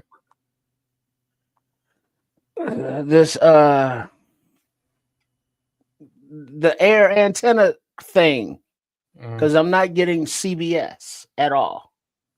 Why am I not getting that entire network? And it's irritating because it's not like you can just change the television channel to the channel, and it's all digital. And so you got these user interfaces with the grids and stuff. And if it's not on the grid, you can't go to it. So it's like, damn it. Sucks. Okay. Yeah, it does. But you make do. You make do. And I don't know what. I mean, I got all these other superfluous networks that I don't watch ever. All those craps work. It's like just TV, just the local over the air. No. It's like, yeah. So yeah, that's yeah. We all have our thing. Speaking of, I'm kind of getting hungry. I was gonna say I have no time for you to get something to eat, Trip. I'm about to go on break. You know what I mean? I know you are. That's what I'm saying. It's about that time for you, man. I made sure to grab a little something before the show, so I'm okay as it stands. But I might just end up with a couple of peanut butter and jelly sandwiches, strawberry jelly, of course. There you go. All right, you got the Bears, 1st and 10 from about the 45-yard line. Williams, quick pass to the right, complete to Zacchaeus for about a maybe 5-yard gain. 2nd down. And now we move quickly to the line. Let's see, from the 39-yard line, going the other way. In the shotgun, snap, pass quick out to the left. Much pressure in his face. There was nobody in the area. 3rd and 5.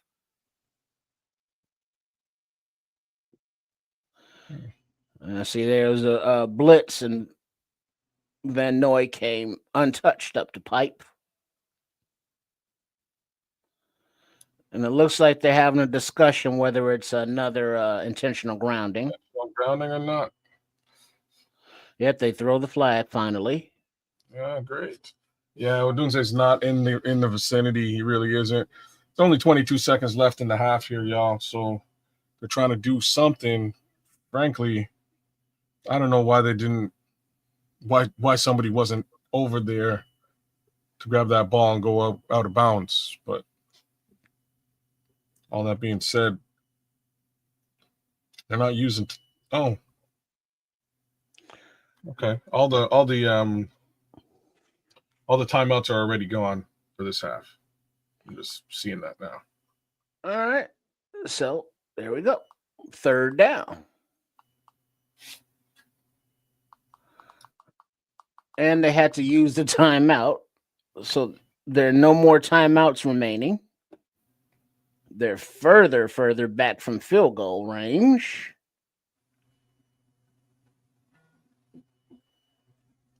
So they lost 10 yards, the down, and the timeout. Great. Trifecta. All right, so from about the 50-yard line, Williams in shotgun. Looks like Swift, I think, to his right. Timeout, Ravens. Smart move, Ravens.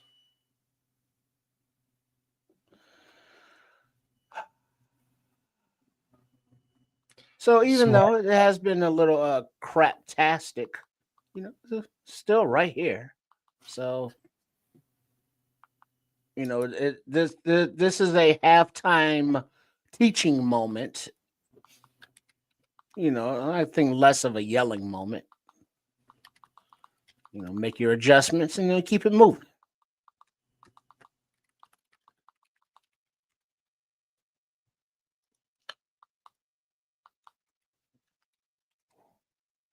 All right. 22 seconds left to go. We'll see what happens here. But not the most positive case scenario. All right. Is that the Bears and shotgun? Looks like Swift in the backfield to the right of Caleb Williams. No timeouts remaining. 3rd and 15. 22 seconds remaining in the half. And the snap time in the pocket. Pass is complete down the left seam by Colston Loveland at the 40-yard line. And now the field goal team sprints onto the field to get set to make the attempt. 4th and 6. Snap, hold, kick, up, 50 yards, 55 yards. I couldn't tell. Whatever it is short. Shit. So what is that? What was that attempt? What was the distance on that? Couldn't tell you. Clearly too long for our kicker. Well, there's a 5 in front of it, so there you go.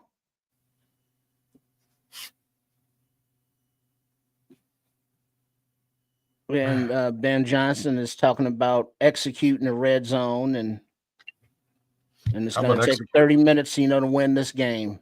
So that's the message going into halftime from Ben Johnson. As I hand it over to Kids and Nomad for your halftime entertainment, because a ninja on break. He ain't playing. He's gonna get something to eat. Man. So we're gonna start here. Caleb Williams, 12 for 17, 114 yards. Snoop Huntley, 11 for 12. So he's almost at almost 100% on the day for 110 yards. Now, I'm going to chalk that up to Bears secondary being decimated. But even then, what are we doing? We're having a heck of a time getting anything to fly here today. And that's very, very simple. We haven't found the rhythm again on offense and trying to lean too much on the running game when we gotta be honest with you. Caleb just they got him into a nice little rhythm early, getting him some rollout throws and getting him into a space where he can. Now they probably have to start that all over again, get right back to that, get him to some nice rollouts, get some easy completions and get him going again and try to get him back into the rhythm that he needs to be in. That's the only problem right now. And now probably putting the defense out there a little too much again with the injuries decimating the defense. Well, yeah, sounds about right to me. I don't know what we do to correct this, though. Something needs to happen. They need to do something, and how and fast.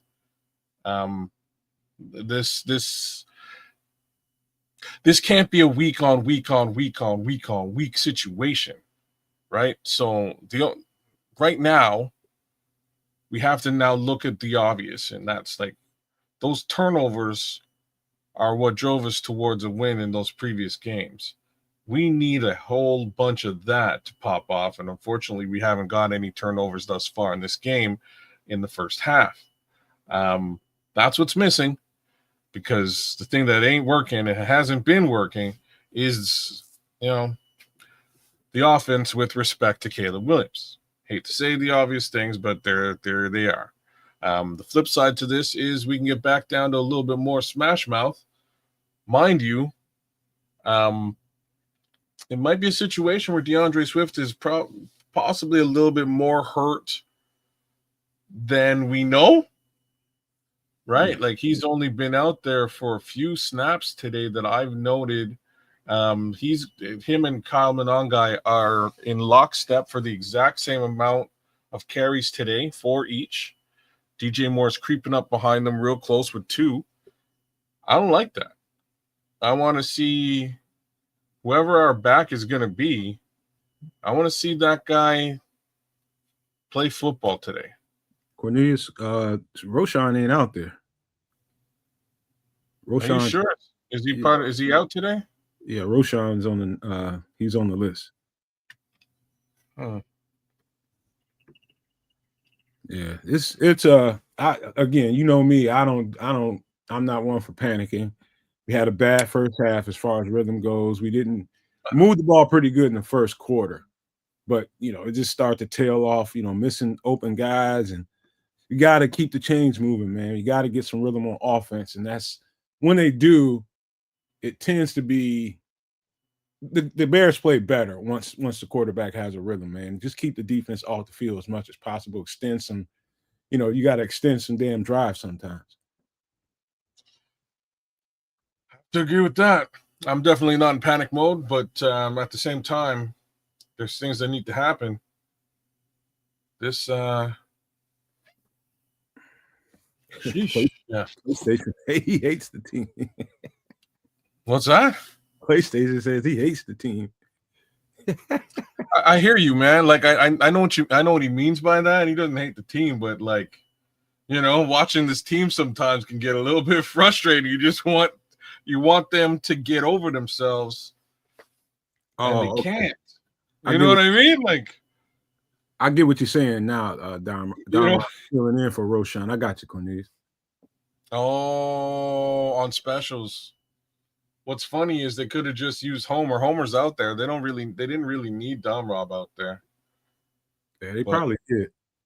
Homer was out there on specials too, man, but they decided to utilize him as well. Without Roshan, somebody's got to replace him. Yeah. I don't know. Or maybe they call up Ogbongbemiga, which would have made sense too. But yeah, it's interesting, man. What, Trip need a snack or something? Oh, it's lunchtime for Triple R, man. He's gonna go get something to eat. He says he's gonna get some peanut butter, banana, and strawberry jelly. So that's fucking Trip Elvis.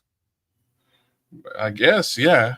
That's what. Yeah, maybe he is Elvis.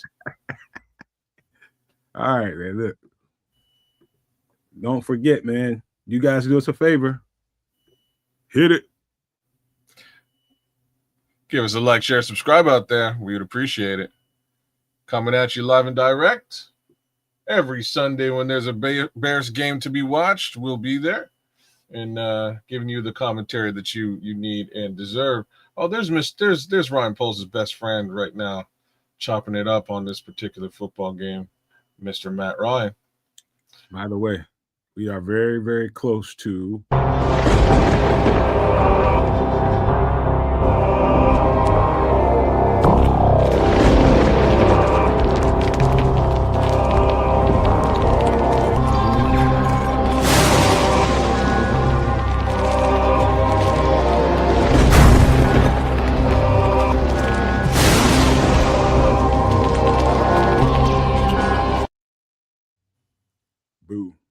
Boo. Let me read some of the comments. He's like, Scrolls has said, give Caleb some time. Stop allowing the dudes to leak through, and Caleb has to stop giving up penalty yards. Look at Scrolls, man, getting some good, accurate criticism in there, man. I you know what? Respect Scrolls, man. At least you can say, at least you can call it how it is, man. They do have to give them a little bit more time. There's been some leakage, some breakdowns in pass pro a little bit, man. So – that is absolutely correct. How the Bears didn't replace Roshan is beyond me, Cornelius Squall says. Miguel says, Caleb Williams throwing another shit. Take it easy. Take it easy. One more. What can I say about it? I don't know what they got to do, man. They got to get this situation into rhythm. They need to start to feel this thing because, as stated, they're even on the first drive, which was pretty positive. There were some open receivers in the back that he could have targeted and nailed, but not getting in the end zone. That's a problem. Like, that's not really acceptable, man. We need to get that. They need to capitalize on the opportunities that are in front of them. They're just not doing it. And it's been for weeks now. ATF, you're right, man. This is the truth, man. When we start not flowing on offense and the offense is breaking down, it has to start at the top, and that's the quarterback, the guy with the ball in his hand, man. You got to get your team, keep your team into a better rhythm, man. Get your, it's just too many missed.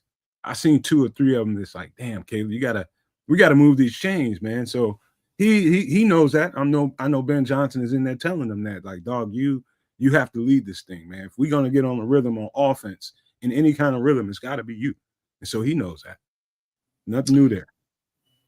Just I was just thinking about this. Like, why the hell is Cornelius? Why is DJ Moore back there, and why isn't it Colston Lovely? Why would you want DJ Moore to potentially get hurt up when you kind of need him every snap, and you're not playing? Sorry. Luther Burden 3 is really who I was thinking of. Why wouldn't you run it with Luther Burden 3 if you want to be tricky like that? Well, I don't know. But I know this, Cal Monunga ain't been able to get shit going on the ground, so he's like been a non-factor. I can see why they're trying to supplement somebody else in there to run the ball. He's really been a non-factor today. I can't argue with that. He hasn't had a relatively big breakout. He's going to be more power, as you indicated before. I think their strength is the outside toss, and that being the case, there's only been 8 rushes today. 8. Yeah. Which I find is a little bit low wallet share for either back. Derrick Henry on the other side, Derrick Henry's got 9 rushes all by himself. I guess that's about the same, give or take 1 rush. I'll tell you another thing too, man. What's starting to bother me is not enough shots down the field. That's starting to get to a point where now defenses they're going to pay attention. Like, they ain't taking no shots down the field. And so defense will start playing you a little bit closer, closer to the line of scrimmage, stacking the box, and really, really making you play kind of left-handed if you're not going to take no shots down the field. There's opportunities out there, man. This is what my problem is. There's opportunities a little bit deeper, and Caleb either isn't seeing them, isn't looking for them, or doesn't feel comfortable taking them. None of those answers are good answers. I don't know what it is, but I know that we're going to have to take some shots down the field. Ain't no way they're in that halftime looking at that thing and saying, you know what, we have to, man. We got to at least try to take some shots down the field, loosen this defense, give us a chance to start getting this ball moving. Maybe on the ground, something. But we got to threaten them down the field. CATF, that's exactly what I was saying. Like, if DJ Moore is not 100%, and you got a guy who is 100% sitting on the bench, why not use him in that capacity, right? As that running back as well. Like, they're built basically the same. He can run the ball. He's got experience doing it. I don't see why you would sacrifice DJ Moore to potentially get hurt in the process. It's just weird to me. Mind you, I kind of expect to see like a flea flick somewhere down the road. You know what I mean? Throw it, hand it off to DJ Moore. He flicks it back, and you catch Rome with Dunze or somebody else deep. That makes sense, huh? I was going to say, I like Chris Franklin's mindset, man, because I'm the exact same way, Chris. He says, I'm going to remain positive and say we handle business. in the second half. Exactly I what think we all have to remind. Yeah, that's all we have. That's what we got to do, and I think they can do it. I mean, this game is by no means out of hand or anything like that. Touchdown, and you're back in business. Mind you got to stop them here. Let's see if we can get a turnover right here. Right. That's my thoughts. I'm going to make a quick little bounce now that my guy's back. How's the peanut butter and jelly? I mean, you can never go wrong with peanut butter and jelly sandwiches. I mean, Yes, have you you can. ever had a bad peanut butter and jelly sandwich?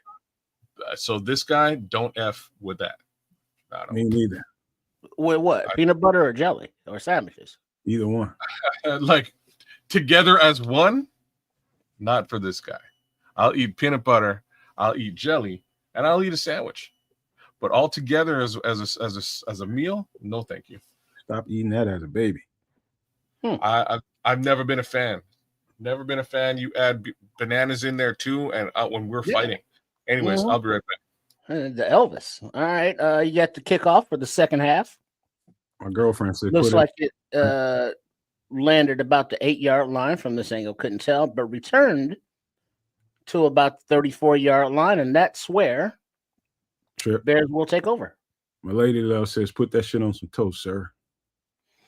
Yeah, toast. You got to have them nice little crunchy. And then that also helps the peanut butter melt into the little nooks and crannies. Yeah. Mm-hmm. Everything tastes better with toast. I'll help you color it up while kids is somewhere. He said he ate. All right. I'm sorry. The Ravens ball. And now they are in a little shotgun. Looks like Henry behind him. And looking downfield, passes deep to the right side and complete to number 7. And he spun, but he is finally tackled at the 30-yard line. Bateman with a huge gain. 36-yard pass play. All right, they're getting ready to go in attack mode. Looks like Byard and McLeod over there in the coverage and with the tackle. It was definitely McLeod's fault on that one. All right, so from the 30-yard line, 1st and 10 Ravens in the shotgun, inside handoff as Henry rumbles for about 8 yards. 2nd down and 8. Big Dex on the tackle. All right, now tighten up. Call it 7-yard gain, 2nd and 3. Got to tighten up here. Got to limit them to it at the worst field goal here. Come on. Well, man. but just the change of the field, just with that big play, now they're in scoring range right now, so the defense really needs that step up as the handoff goes to the right side, and Henry gets about right at the 1st down marker, so about 2.5, 3 yards. Ooh, man, TJ got smoked in the hole by that fullback. That's physical smash mouth football right there. He just took TJ the F out. TJ would have been there for that tackle, but he got smoked. But shout out to TJ for staying in the hole with that big dude coming at him like that. It's 300-pounder. All right, so just short of the 1st down. So 3rd and 1, handoff to Henry, and he skips for it easily as he gets about 4 yards to move the sticks. 1st down, Ravens. All right. They trying to take the air out of us. Let's go. Tighten up. This is where men separate themselves from the boys right here. Mm-hmm. All right. Yeah, that Ricard, that's their big fullback. Yeah, he's a low. Big bruiser. Old school fullback. Straight up. All right, low. you got the Ravens 1st and 10 in the shotgun. Time in the pocket to pass, and he pump fakes, pulls it back down. Time runs out. Then he throws to the right side, and it looks like it is complete to their tight end, Andrews, for a 5-yard gain, 2nd down.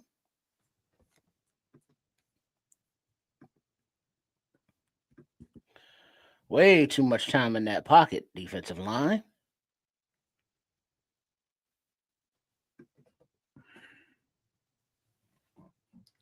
Not really, Smitty. I definitely don't. I've given that up. All I had to do was get off Twitter, and that stopped that pretty much cold. All right, 2nd and 5. Little fake handoff, and the quarterback keeping it running to the left.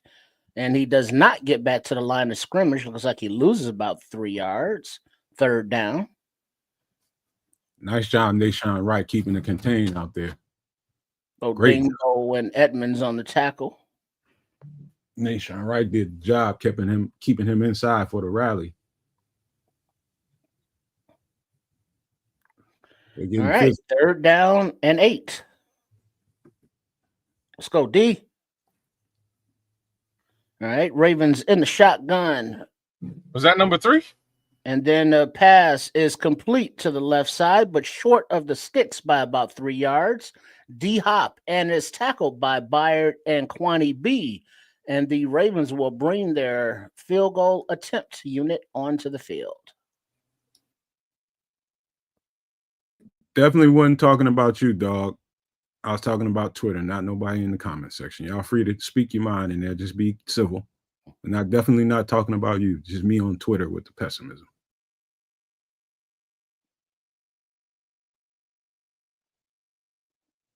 All right, so this is a 28-yard field goal attempt for the Ravens. The snap is clean, hold, kick is up and good. Hey, so the Ravens advance their lead 13-6. What just happened on the last play? My girlfriend was just in here. Who got the stop on 3rd down?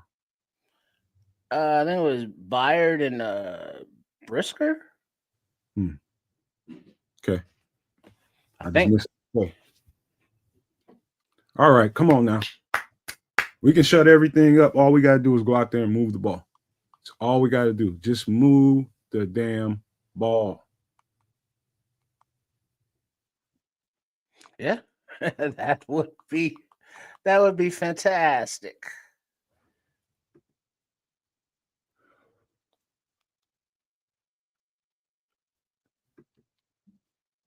Kid, you want me to take over while you eat? You're muted. Yeah, because otherwise you'd be hearing me crunching chips. Give me a second. All right. Get him out of here. All right. Yeah, I'm telling you, the key to everything at this point in the second half, if we win this game, the offense will develop a rhythm here. We did the best we could and now 3 points. Now, offense has got to do its job. Get some rhythm, move the damn ball on offense. Let's get the shit going, man. I do like Ben Johnson's his thought concepts. Second half, he does a pretty good job of adjusting. That's one good trait I think I like about him more than a lot of things. Is adjustments at half. Yeah, and I think we saw a little bit of an adjustment there on defense as well. The Bears did send a blitz, and the pass was completed, but it was short of the first down. Exactly. That's why you do. That's why pressure is there. That's exactly why you use pressure to make them throw the ball before they want to, and you can contain that. And it's like you can see the stats, and it's like, well, Huntley's like 14-15. But it's like, all right, cool. If those are just, 2 or 3 yard passes that are not moving the sticks. That ball is getting out. Okay, cool. Just wrap up and make the tackle. But, they've been able to, the Ravens, that is, hit those bigger plays. When they catch the Bears in the zone and, those guys are just wide open out there. Hey, Scrolls, you're right, man. Like I said, second half, go back to round 0 when you started the game. Get him some early rhythm throws. All right. Get him going. All right. You got to return out to about the 27-yard line, but the ball is coming out. And there is a pile that they are unpeeling. Lord. And it looks like official Bears retain the ball as it Gotcha. was stripped out. Who was returning that? Blackwell was returning it, and it got punched out. And it looks like Blackwell may have gotten it back as well. Oh, hell yeah. DeMarco Jackson slapped it right back to him.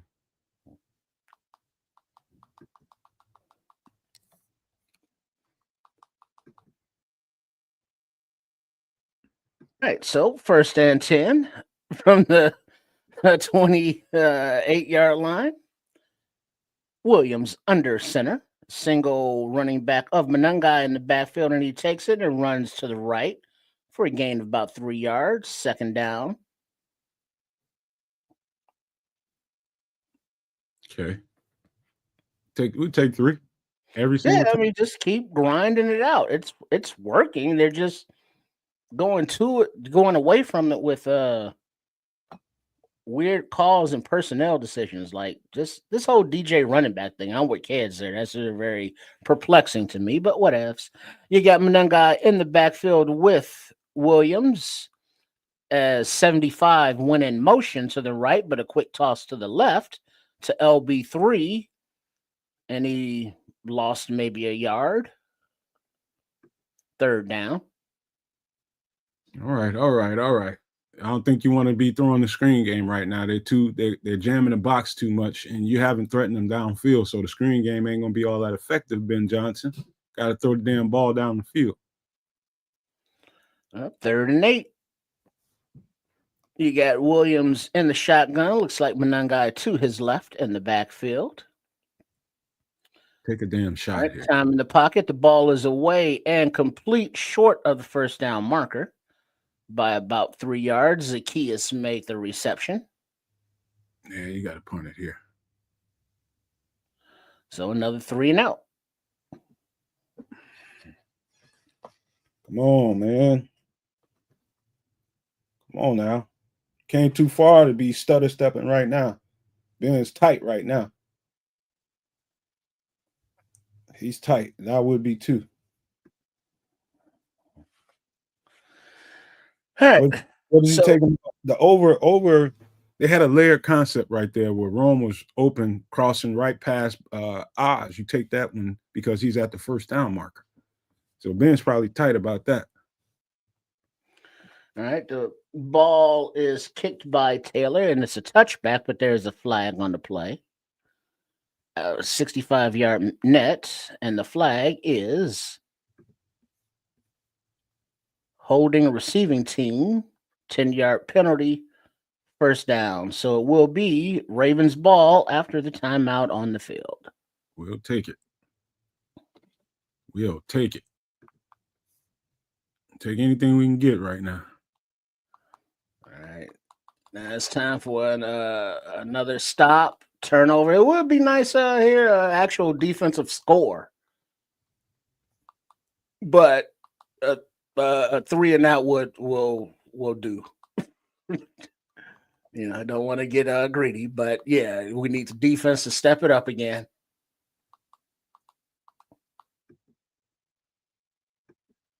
Okay, I just figured out something.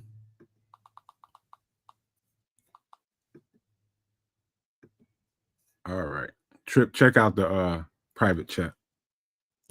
I'm about to write you something. Okay. Shout out to all of the No Maniacs.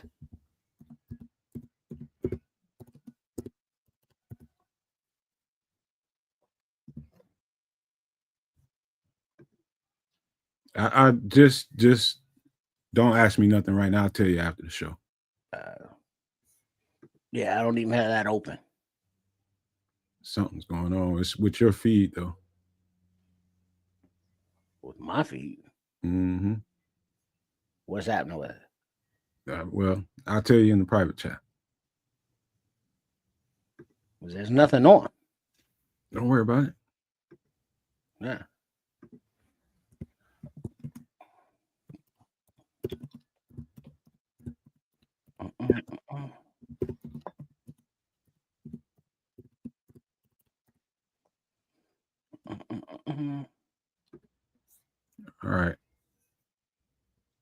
me see here. Man, we putting a little too much. You mean hear this clicking? Yeah. You What mean is my it? remote control? Is that what that is? And that's the only thing clicking. Okay. That's probably click it again a couple times. Oh yeah, I'm definitely hearing it. Just trying to figure out what it was.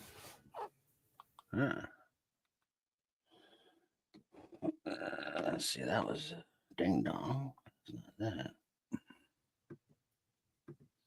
If you get your comment muted, that's just because you probably just used the wrong word or two in there. It ain't because you did nothing wrong. Just got to be careful when you're in YouTube. That's all.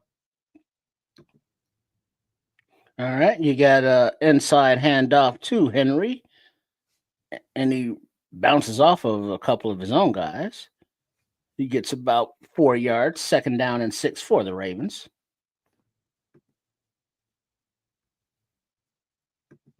Yeah, Swift might be something might be going on with him.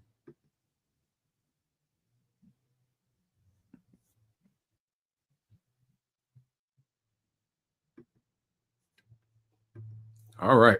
Come on now. We need y'all defense. Give us one more chance here to move this ball. Come on, get us off the field again. 2nd and 6. And then you got a little toss to the left to number Mitchell, and he gets to the edge and turns it up the field. And he gets well past the 1st down marker. Ooh, so it looks like that's about a 30-yard run. Keaton Mitchell got some juice, boy. 25-yard run.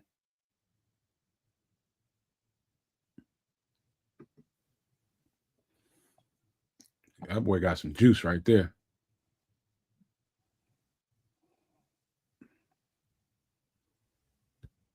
Yeah, they're going to keep attacking us on the ground, man. We got to prove to them that we can stop them.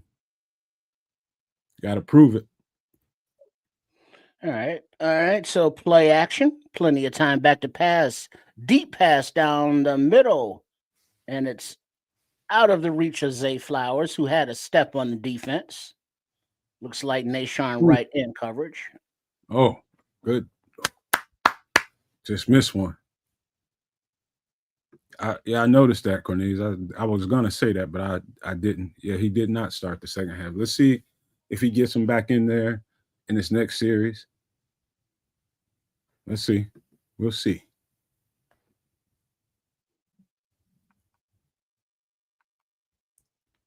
All right. You got in the shotgun of the Ravens and the snap, and it looks like Huntley pulls it down to run.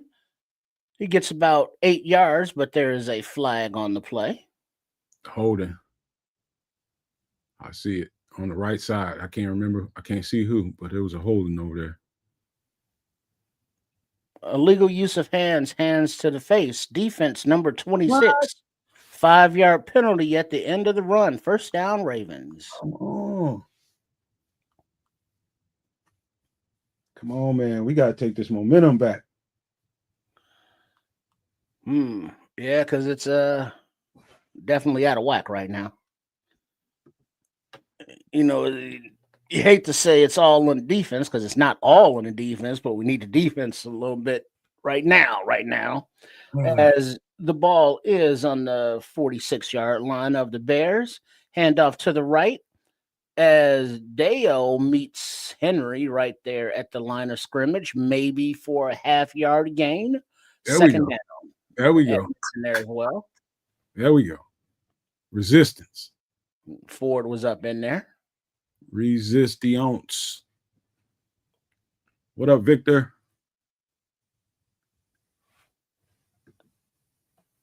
Man, Cairo is he's been good today. He must be okay, or else he wouldn't be out there. All right. 2nd and 9. Ravens in the shotgun. Running back to the left of the quarterback. And the snap, blitz coming, and Huntley steps right up through the center of the pocket and up the field. And he gets down to the 15-yard line. 1st and 10. Oh, just let him slip out. Let him slip out. Good call. They just, oh, man. Did he drop the ball? Yeah, it came out after he was down. It's Ravens ball. Let him slip right through the gap. Let me see who missed their assignment. Oh, they knocked TJ off. They knocked TJ off. All right, looks like an I formation from the 16-yard line.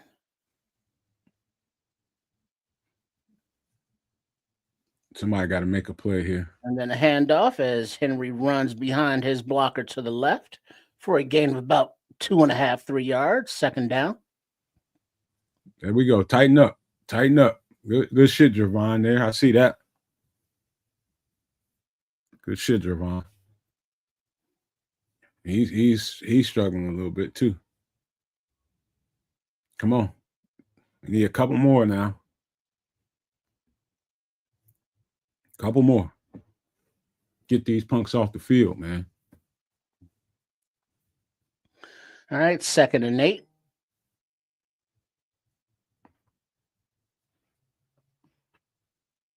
All right, empty backfield and the shotgun. Huntley escapes to the left, throws, and incomplete pass. 3rd down and 8. Oh, he had him too, man. Thank God. Of course, Vegas would have him winning the game. They were probably expecting to see Lamar Jackson. You know, they put a trick bag on everybody at the end of the week.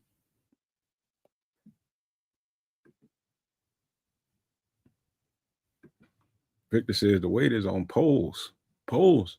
Is he out there in uniform? I didn't see that. Man, we got to play. The football players got to stop this. Ravens in the shotgun. Pass is incomplete off the hands of Flowers. 4th and 8. Hell yeah. Did their job again. Let's go. Keep them the fuck out the end zone. We'll be fine. Neo says Chicago blowing this game on purpose. Boy, I hope you ain't right. I hope you ain't right. All right, so the Ravens are attempting a 32-yard field goal. They're all lined up. Let's see. Snap, hold, kick is up. And it is good. So the Ravens extend the lead to 10 as they are at 16 and the Bears at 6 with 3:35 remaining in the 3rd quarter. Hang in there, man. The defense keeps doing its job, man, keeping them out of there. Yes. Yeah, the offense got to get a touchdown now. I mean, that's no longer up for debate. You got to move the ball, got to put the ball in the damn end zone. There's no getting around that, Tim Bazemore. You are right. They got to take this, defense has done its job. Now get your ass downfield and put the ball in the damn end zone, man. Put it in the paint. That's what we got to have. Come on. Bears going to be all right. Let's manifest right now, man. Come on. Mm-hmm. All right. Let's go. Let's go. Trips, give me 1 second. I'm going to grab me a little drink of water and be right back. Sure. I got you. Oh, good. Oh, man. All right. Let's get this thing done on offense again. Let's get this thing done. Establish some rhythm. Get some momentum going. Defense kept him out of the end zone one more time. But you can't, at some point, we need to rely on the offense, man. This is that point. On the defense. Like I was saying before, expecting 4 turnovers a game, not a sustainable expectation. It's a lot of turnovers from this defense. That's sooner or later that well may run dry. So if we can get 1 or 2 still between now and the end of the game, fantastic. It might help us turn things around. But real talk, we need this offense now. Indeed. Need this offense. Because we all know how the secondary is faring with the Bears with everybody out.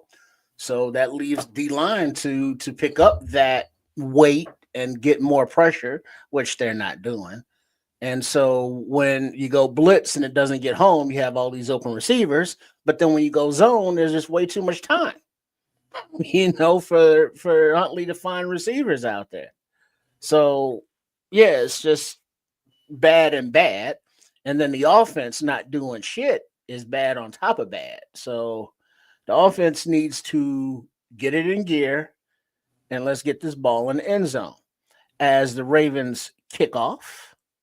And the ball is caught at about the 15-yard line and returned to about the 34 by Josh Blackwell. And of course, there's a flag on the play. I mean, it's just the Bears haven't been.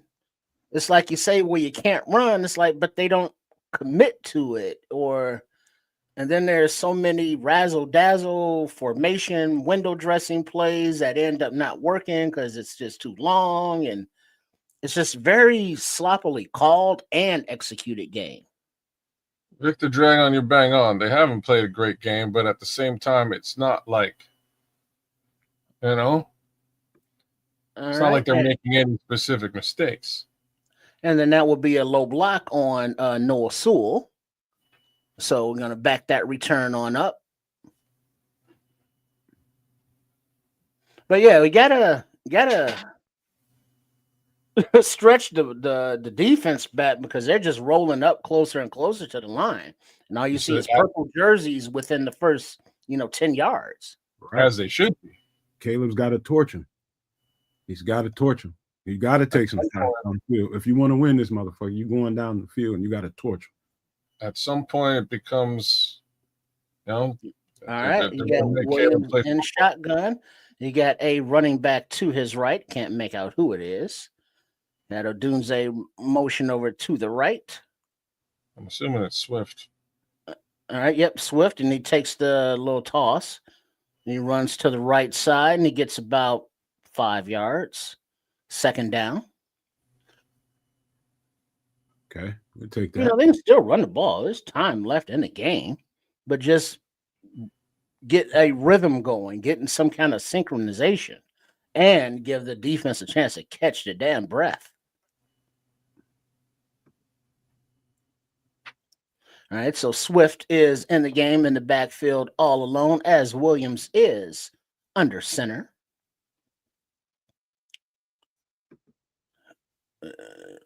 Motions that's Smythe into there, and then Swift takes the ball, takes a counter to the left, and he finds a low lane, turns on his speed, moves past the sticks for a gain of about 13 yards, first down. Nice. Beautiful run. Nice. Yeah, Swift feeling that. He's feeling like, hey, I gotta do this shit. They're committing to that ground game. Good block, good kick out block by Theo. All right, now you got DJ back in the backfield as the running back solo. Williams under center. And fake handoff to DJ, who takes the pass for about a 3-4 yard gain. Okay. 3 yards. We'll take that one too. So they did look deep, but it wasn't there, so he checked it down. At least that's the word on the streets. All right, you got Williams under center, handoff to the running back, which was Swift, for about 1 yard. Third down and 6.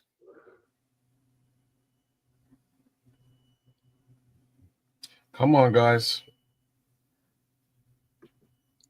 We need this one here. Come on, Ben. Everybody's giving Poles a hard time in here, boy. So from the 39-yard line, 3rd and 6, Williams in the shotgun takes, ball is away. Wide open, Roma Dunze, and he gets down to about the 47-yard line. I'm sorry, that's not the 47. But it is That a was, first down Bears. that was a nice pass by 28-yard pass play. That was a nice pass by Caleb. Yeah, it was. It was at the 33-yard line or so. Because he kind of looked at DJ. Caught him in a cover 2. Yeah. Let's get that rhythm back. Let's go. Let's go. We need it All right, back. under center is Williams. I think that's Swift in the backfield. It is. And he takes the handoff, and he is met in the backfield by 3 Ravens, a loss of 2, second down. But now you got that, so the next first down, play action because they're baited for it. They're not respecting anything really, that you're doing in the air. Yeah. It's a good time to go to DJ right here. I agree. On the left side? Yeah. Oh, yeah. Oh, you mean not in the backfield? You know that's what I mean. I mean, he's gotten so many reps at running back. It's just odd. It's like, all right, where's the fake play off of it? Okay, where's the fake play off of it? Okay, where's the fake play off of it? Because I don't. But we're still right there. Still right there. Give me some DJ or some Oz down the field a little bit, man. Take a look at the end zone here, at least. Yes, slip eyes out.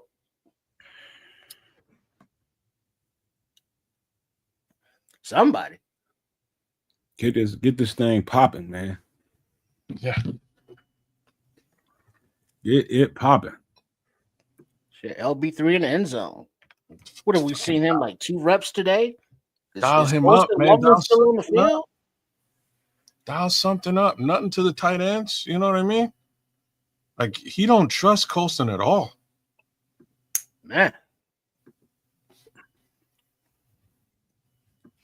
Because I know Oz has gotten more looks than LB3 has. Might be need to do a little chewing somebody out on the sideline and tell them to take over this game, man. Get in Caleb's ear, tell him, hey, man, look, win this game, man. Take a shot down there, man. Have some belief in your guys and throw them the ball, man. Give them something to catch. O-line looks good, Scrolls. O-line ain't looking that bad. Not to me. No, there's time, Scrolls. There's time to throw, man. Good and bad. Caleb just got to make them pay. Just make them pay. They tightening up in the box. They got 8 and 9 guys in the box. Make them dudes pay. Yeah, he's choosing the check down, and with eight, 9 guys in the box, not a lot of room down there. Just got to make them pay, man. That's all there is to it. You want to shuffle yourself back up, kids? Get me out. All right, as we start the fourth quarter, Bears down by 10. All right, as it looks like Monangai takes the inside handoff, makes a man miss and cuts up, gets to the 30-yard line, third down. Not a bad rush. We got about 5-yard rush. About 3rd and 7 now. 3rd and 6, yeah, call it 6.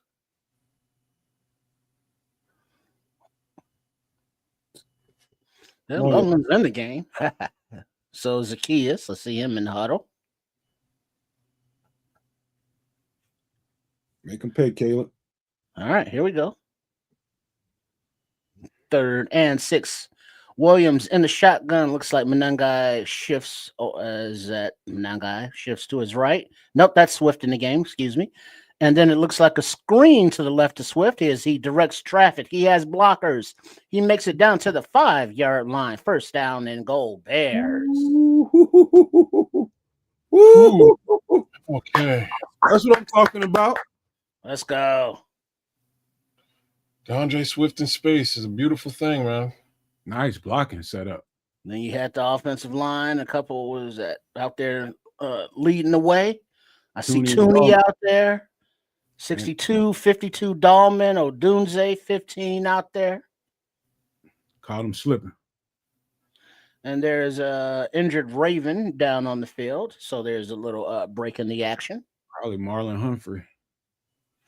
Yep. Oh, and I did get a text from Chef Trips that he's looking forward to being with all the No Maniacs and the Super No Maniacs this week for MF in the kitchen. And no spoiler alerts, but the menu, the dish consists of something that a No Maniac suggested a while back. So it is a user suggested menu item. So look forward to that this Wednesday on Extra Sauce for the segment of MF in the Kitchen starring Chef Trips. I like that. Right then. Wonder what he's got up his sleeve. Got me curious. All right, Floos. Floos. What? Do a You don't remember throwback. that? Yeah, I got you. Don't remember that? Yeah, I can't tell you what they got up your sleeve. Well, what's up your sleeve, Coach? Well, what's I'm up not going to yours? tell you that. What's up your sleeve? I'm like, Floos, what? The hokiest son of a bitch ever, man. What is hokey, man?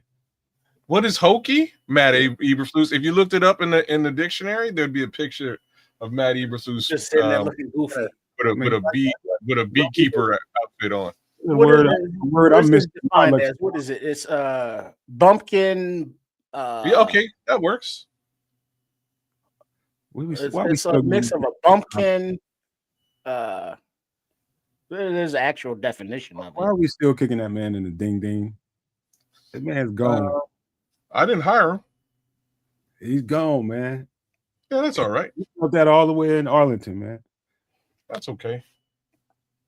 By the way, I wonder how they doing today. They've been getting on him. CD Lamb's back. They should be doing okay. They'll get scored on, but all right. Hokey means something that is corny, excessively sentimental, or obviously fake and contrived. Aha. So Floos. Yeah, the Floos across the board. That like I said, his picture with a beekeeper outfit on is right in the dictionary next to hokey. Put this thing in end zone. Get this tutty. All right. First and goal. Williams under center. I can't tell who the running back is. Swift it is. And Swift takes the handoff and he angles to the right side, but he is tackled right at the 1 yard line. Second and goal, Bears. Oh, he put it on Wiggins, boy. Wiggins is hurting. See, they're talking about Caleb checking into that last screen. He saw the blitz, so he checked into that screen. Nice.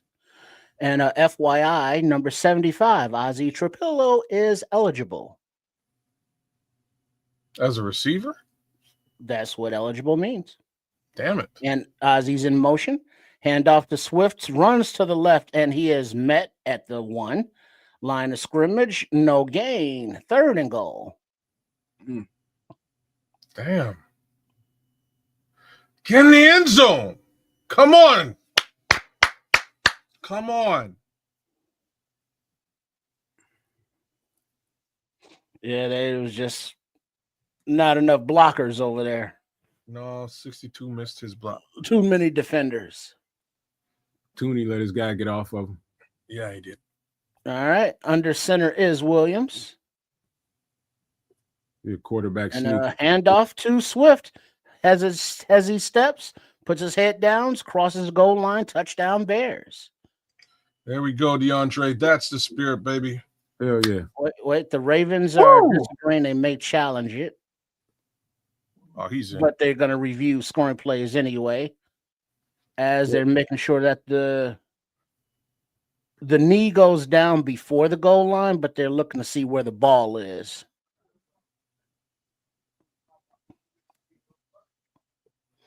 Because it's a very close play. But everybody is in agreement that he is in the booth.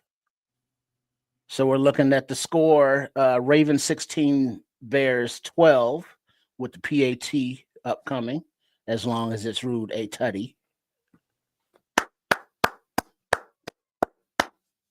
It's been confirmed. Touchdown Bears. All right. The PAT, Santos is on for. Clean snap. Hold. Kick is up. It is right down the pipe. Score: Bears 13, Ravens 16. All right, right where we want to be at. Right where we want to be at. Let's go. Defense off the field, got him a little rest. Let's go, y'all. Exactly what we needed. Come on now, manifest it, y'all. Manifest it. Let's go. Hey, did you say something about food earlier? Question, kids, Nomad. While I stretch and the nomads are feeling a little sigh here. How can they become super nomaniacs if they want to be, if they are nomaniacs? Here you go, man. Let me do that. Tell them. Go again, man. I got this. Don't worry about that.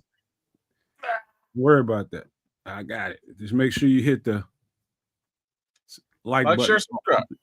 All three of them. LSS. You say something about food? Hello, this is Chef Trips. Please join us on the last Wednesday of every month on the Nomad Network for the show Some Extra Sauce for my live cooking segment, MFR in the Kitchen, where we make inexpensive but tasty foods that will be beautiful. And I look forward to seeing you there. There you go. Yeah, that's Wednesday. Extra sauce. That's the 30th. Okay. So the next night is like your Christmas, but it's Halloween. That's right. I love it. I'm gonna enjoy it. As a matter of fact, you're talking about some horror, man. Maybe we need to talk about some movies, man. Some movies on Wednesday on some extra sauce, man. Some horror movies on that show. We got a pretty full show, man. We're gonna get to some of the stuff that we didn't get to last week. And it'll be much more for this show, man. We're gonna have a good time. It'll be a special show. Nice. Nail biter. I'm feeling that, Tim Bazemore. All right, so that's 8 p.m. Central this Wednesday. Extra sauce. Hey, Scroll says no EBT for a lot of folks. We need Chef Trip shutdown edition. He cooks nothing and looks at the camera. It's time for that grit and poke menu. You know what grit and poke is, right, kids? Y'all got that in Canada? No, I don't. What is grit and poke? Well, you grit your teeth and poke out your lips because ain't no food, and that's dinner. And so the Bears kick it away as the Ravens get a nice special teams return into Bears territory. Oh, yeah, that's a good run. 40-yard return for the Ravens. Damn, Keaton Mitchell.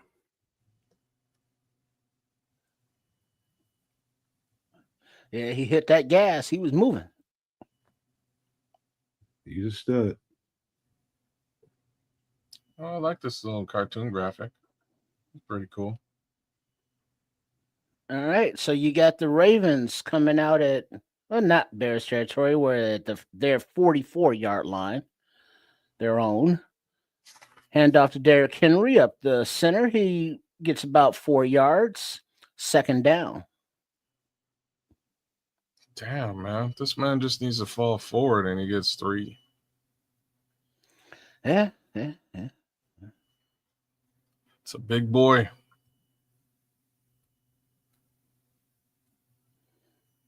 All right. You got the Ravens, 2nd and 6 in shotgun. Looks like Henry to the left of the quarterback. Little handoff on a jet of the wide receiver coming around to the left is Zay Flowers. And he gets it about a yard past the first down marker for a first down, Ravens. Damn.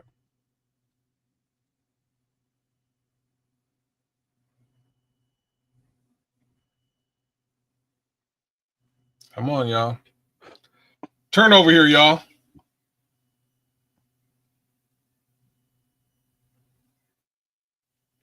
And so 1st and 10, the Ravens come out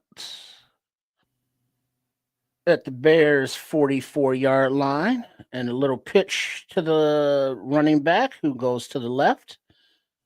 The running back is Mitchell, not Henry. He gets about a 3-yard gain. 2nd down and 7. Yeah, Derrick Henry went off to the sidelines there after that last And it run. looks like we got a Bear down on the field. Big Dex Sr. is writhing in pain.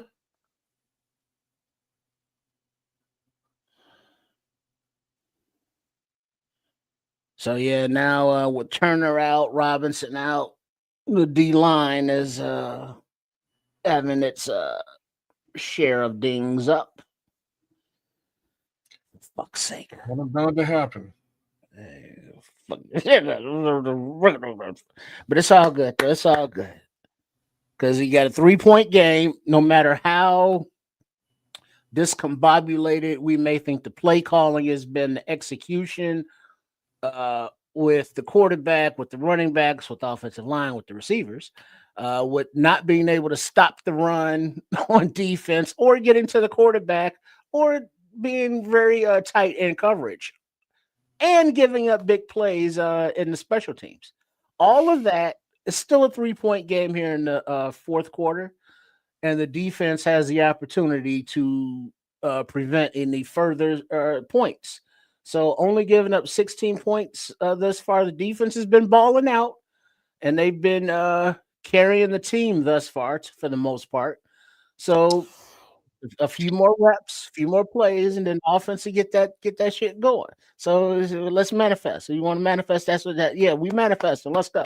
My guy, Super No Maniac Mike Palkovich says, hey, he's suggesting a canned food casserole, spam deluxe. While you're bullshitting, some beans, maybe some canned meats. You got the canned potatoes. You got all the veggies, of course. Hash special, huh? Corned beef hash special. Shit, corned beef hashes is some yummy eating.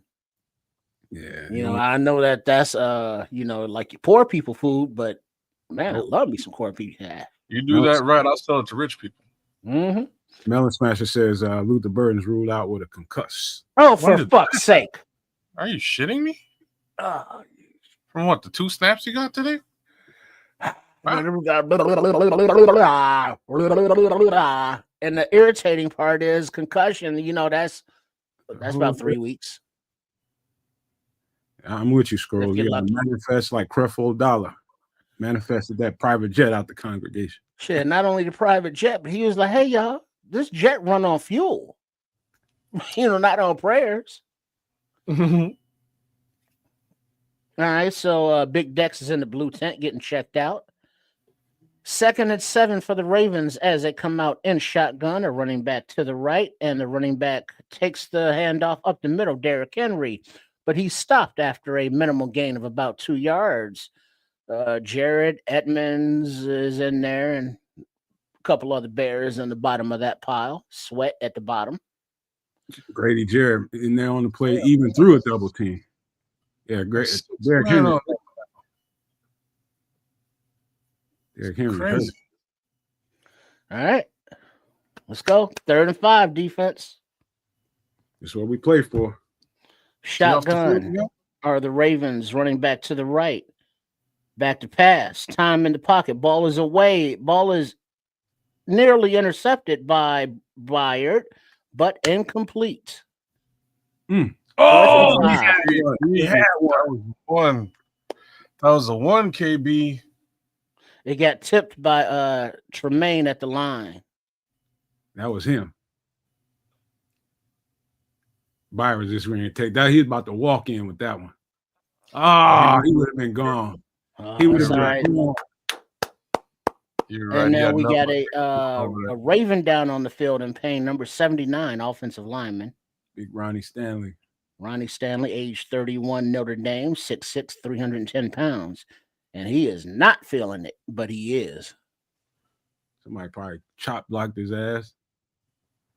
Hey, next man up. All right, punter what?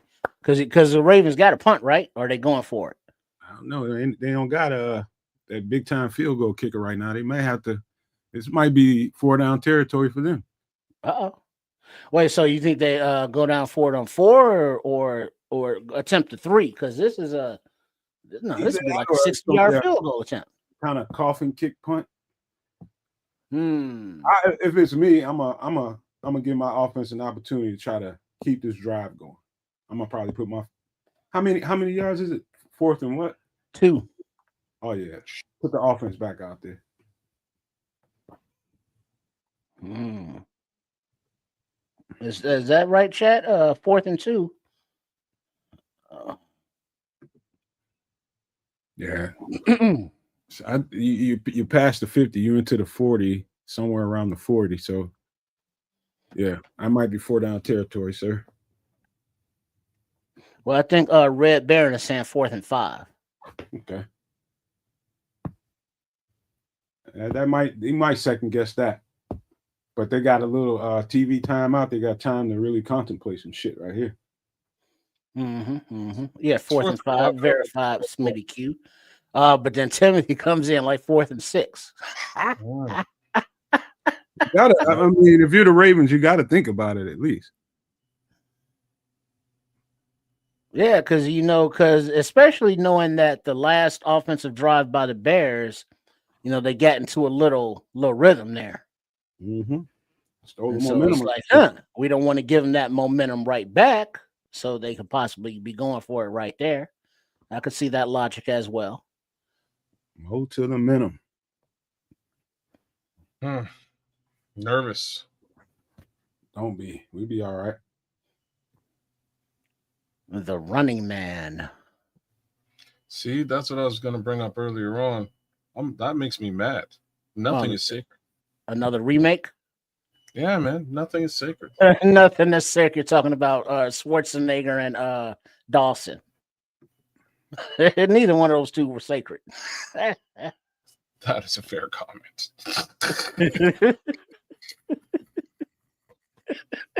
Oh, snap. All right. They say Staley was able to get off the field. It's 4th and 5. Ravens are in the shotgun. Running back to the left. Wait. They're not snapping it. He's trying to draw him off. He's going back. He's changing the play. Hard count. Not snapping. Hard count. Nobody move. Bears are not falling for it. Delay of game. Let's go, D. Now they'll punt it. Nobody get hurt. Nobody move. Nobody get hurt. Love it. Nobody move. Freeze. Crisscross. All right. Crisscross. All right. You got Duvernay standing at about the 10-yard line awaiting the punt of the Ravens. Let's make sure they punt it away here on 4th and 10. From the 44-yard line. Kick is up and away. And it is downed by the Ravens at the 3-yard line where it's caught there. Good punt. Yep. Damn. So 1st and 10. No coffin corner. Kind of got to be expected.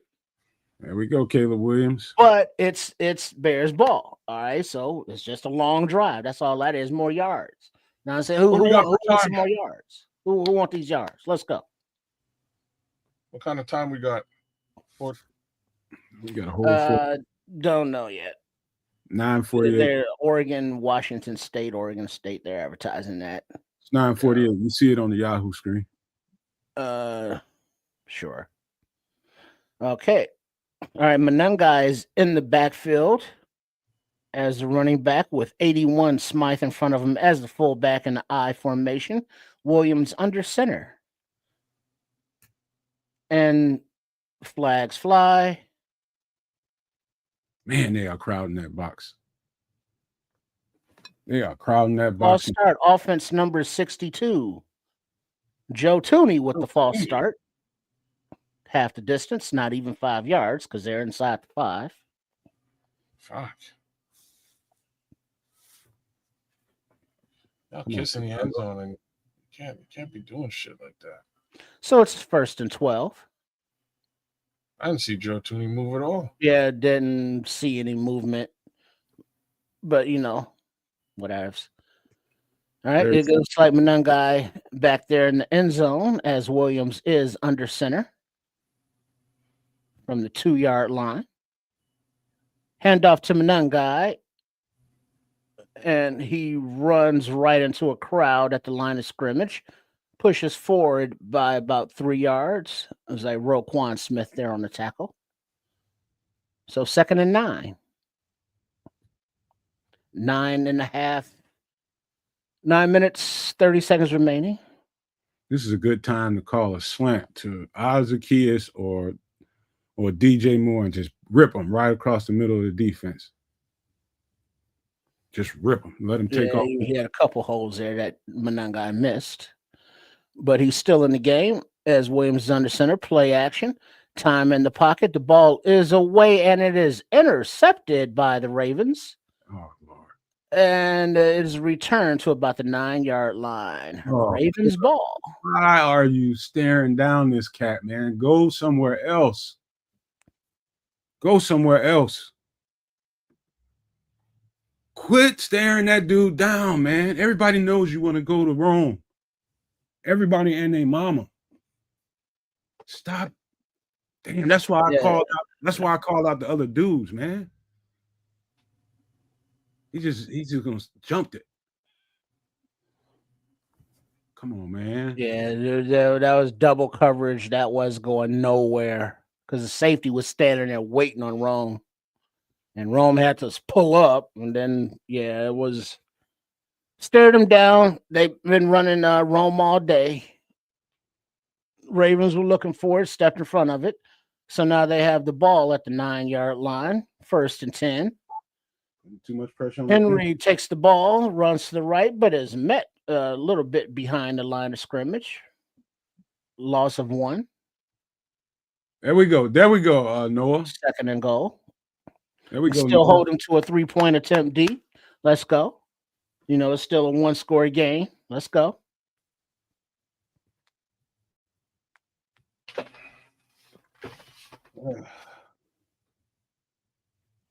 Stop him here, Bears. Come on. Yeah. All right. Ronnie Stanley's back at left tackle. Ravens under center. Play action. Ball is away, and it is caught to a wide open tight end at the 5, and he high steps on into the end zone. Touchdown, Ravens. Charlie Kohler, tight end. Ooh. Yeah, him too. Damn, Caleb. Making us play left-handed like this, man. Let's see. It might be on Daquan. Let's see what he does. I don't know if this is a man concept.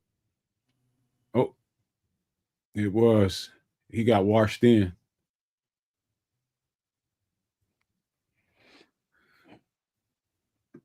As the Ravens line up for the PAT attempt.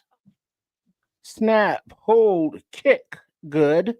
Ravens 23, Bears 13. Yeah, that was a horrible decision to throw that ball. I don't know why he is so locked in on Rome. Everybody knows he wants to go to Rome. You got to throw that ball elsewhere, man. You want to win this game, you got to get everybody live, man. It's not like he has a shortage of skill players. Right. That's the struggle in my mind. It's like, dog, you have got to get other guys live and be effective out there. You got to make them account for them. They are just jamming the box and putting a guy over the top of Romo Dunze, which he just did. You don't want to throw that ball there. Irritating. Just irritating. Yeah, this is not another good showing from the quarterback position again, decision wise.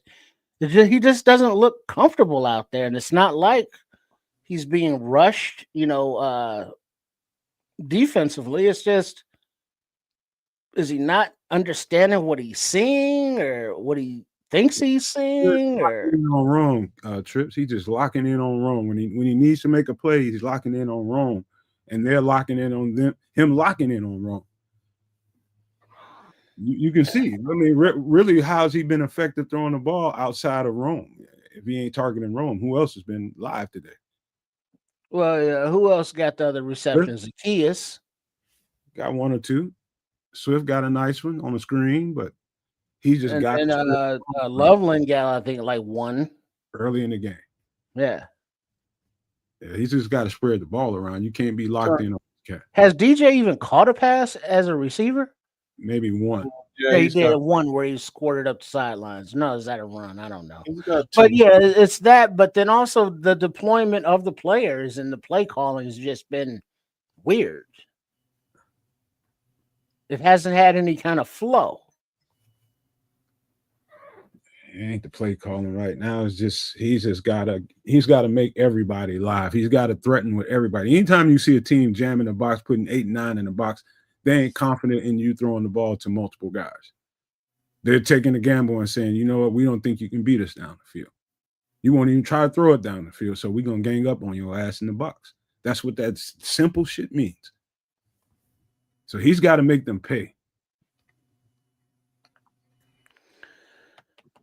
All right. So now the Bears once again down by 10 points. With 8:13 remaining in the game, fourth quarter, that is. The ball is away, caught at the 5-yard line, being returned by somebody who is hit hard at the 20. It's Josh Blackwell. Yeah. Ravens are all fired up. Got to take the momentum back. You gotta get the tutty. And then, we're still right here in the game. That's the thing. That's the frustrating part. Because it's like right there, it's just the Bears will not just reach out and say, yeah, we want this game. This is when you got to get big, Mr. Williams. This is when you got to get big. All right, you got Williams in the shotgun, running back to his left. Looks like Swift. All right, time in the pocket, plenty of time in the pocket. Williams goes out to the right, steps back, more time in the pocket, and it's incomplete pass. Looks like it was going to DJ, and Loveland were in the area.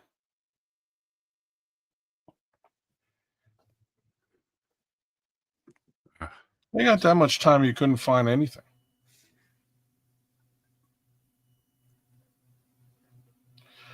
Victor, it's a good question. And the answer is, to me, the latter, not the former. Yeah, it's a learning process. All right, shotgun are the Bears. Looks like Swift in the game to the right. 2nd and 10. Blitz coming. Ball is away to the left, and it's high. Incomplete. To DJ Moore, who was there, but the pass was not catchable. Man, you gotta. I hate to be doing this shit, but Caleb, come on, man. Throw a good ball. 3rd and 10. Come on.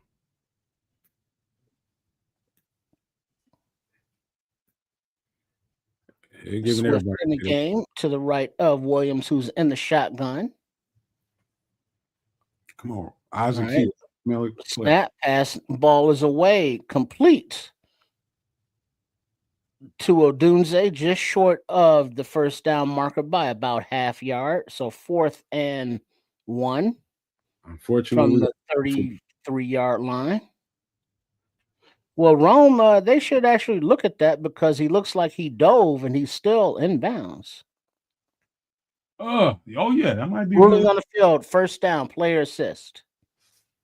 First down, Bears. That would have been a great challenge because they'd have got it. Good shit. Done wrong. Nice Little job. things like that might change everything. Come on now. Somebody's out there playing football. Little things like that. Effort. Might be a game changer. Let's go. There's a little discussion going on in the field.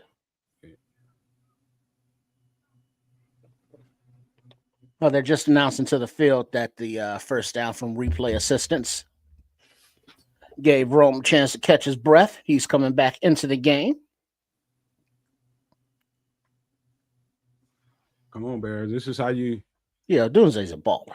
This is how you separate yourself boy's a right here. You want to be a great team, you win in these moments. You find ways to win in these moments. There you go, Rome. All right, 1st and 10 from the 33-yard line. Bears in the shotgun. I think that is Swift to his left in the backfield. Nope, that is Manangai. Passes away to the right side. Complete to Zacchaeus, but the ball popped free on the hit. 2nd down, forward progress was stopped. I think he got the ball back anyway. Damn, they not gonna call didn't he get in a helmet leading with the crown and a helmet to his face mask? Isn't that a penalty? Wow, that should be like. Isn't that a sparing penalty or some shit? They missed that. But he led with the crown of his helmet. Oh, you can't do that anymore, right? You're right. That should be like. Oh, yeah. That should be a big penalty right now, and it's just because it's the Chicago Bears why they ain't getting it. But he'll get fined for it later on. He put his head down and led with his helmet. Drove with it. They can't call it now. Why not?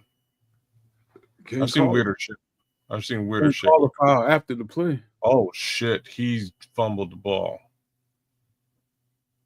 Yeah, but they're not even talking about him putting his head down and leading into his face mask with the crown of his head. Wish I could argue with that. We're gonna give Caleb a break, man. He's struggling right now, Vomit Pig. I ain't trying to destroy him. He's got to be better than this. I know that. Okay, so Baltimore is going to challenge it. That it was a completed pass, and that it should be their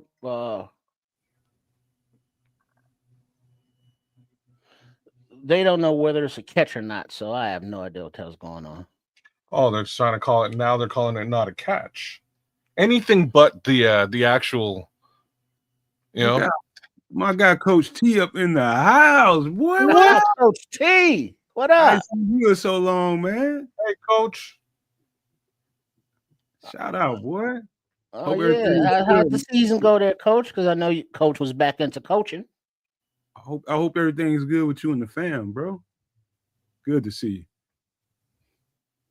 I don't know how that's not a. How they threw no flag on that.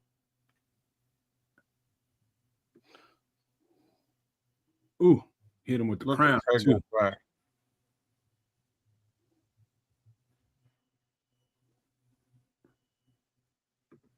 Hit him with the crown of the helmet too.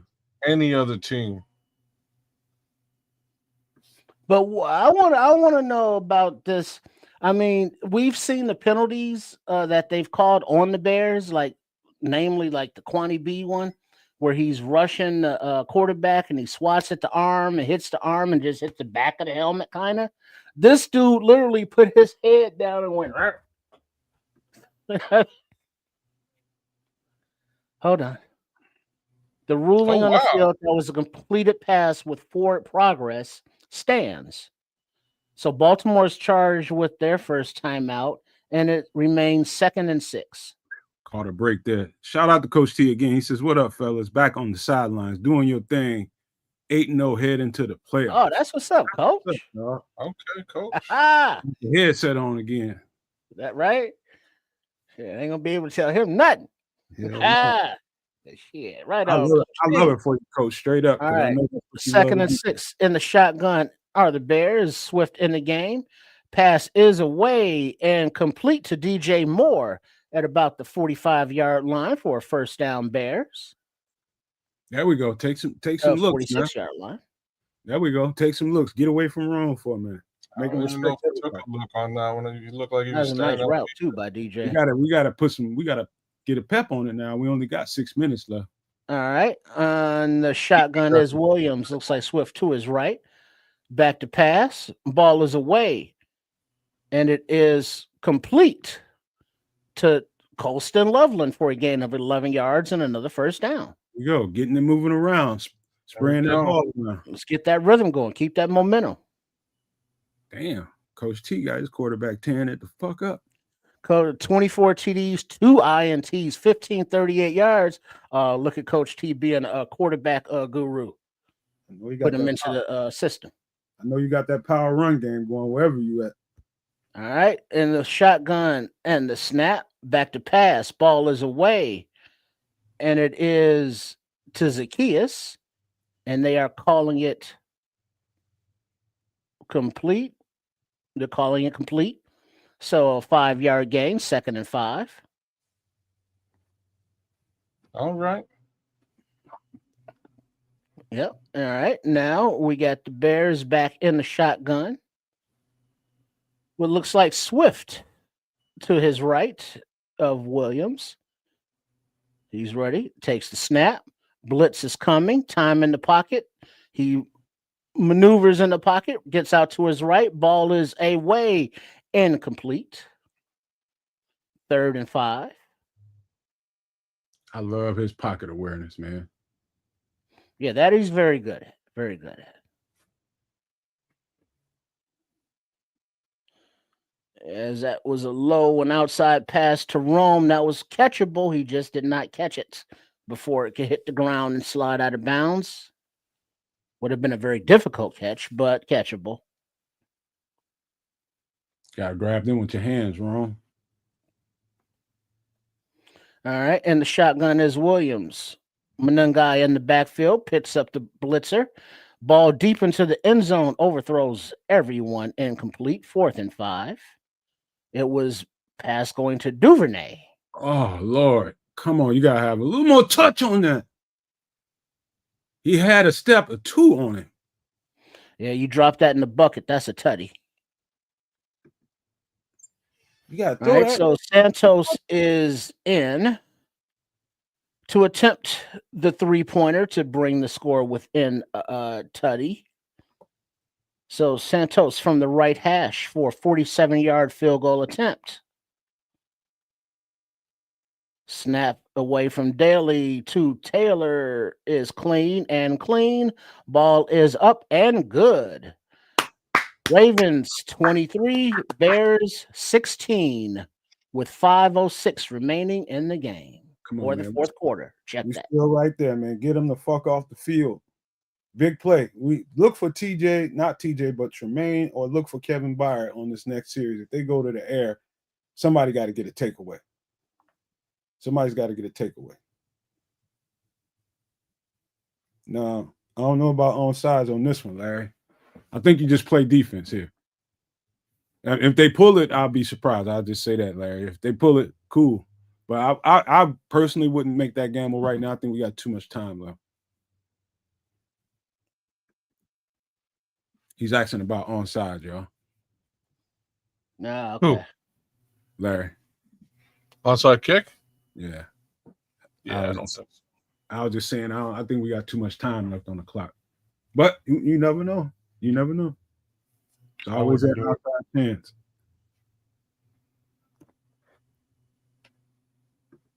He says Santos has done it before successfully.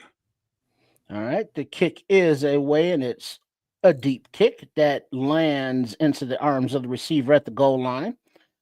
And he returns it. Stutter finds a lane and accelerates and brought down at the 35. So Owens makes the stop on special teams tackle. 1st and 10, Ravens is where they will come out with 5:06 still on the clock. If we get a takeaway, can we score a touchdown? That's the question, though, man. Guess what? If they get a takeaway, we're going to damn have to.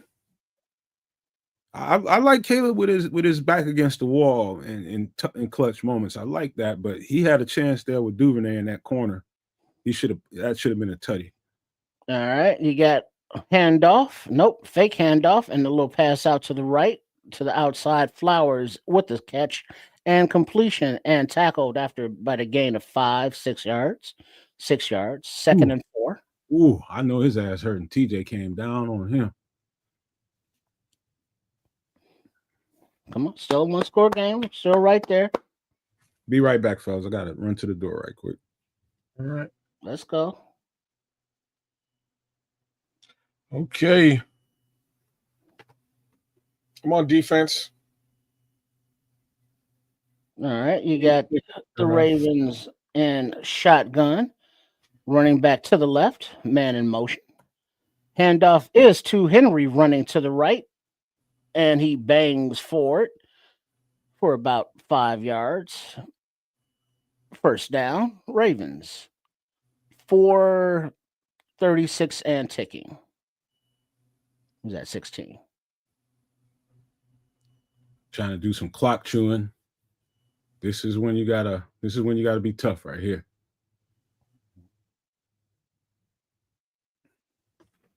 You said it. Come on, boys. Make a stop. Get a turnover here. Can't be allowing first downs. All right. So you got the Ravens in the shotgun and a handoff inside for a gain about a yard or two to Hill. There we go, big deal. Timeout Bears. And that's the first timeout of the game. 3:26 remaining in the fourth quarter. It's a good thing we had all three of them. Oh, was it bad, Miguel? I haven't seen it. I don't want to see it. The Scatterboo injury, I said his one of those ankle breaks where your foot's facing like south instead of north. Yeah.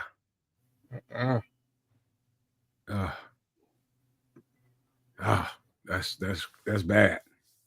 Yeah, you gotta have surgery on those. Screws and everything going in there.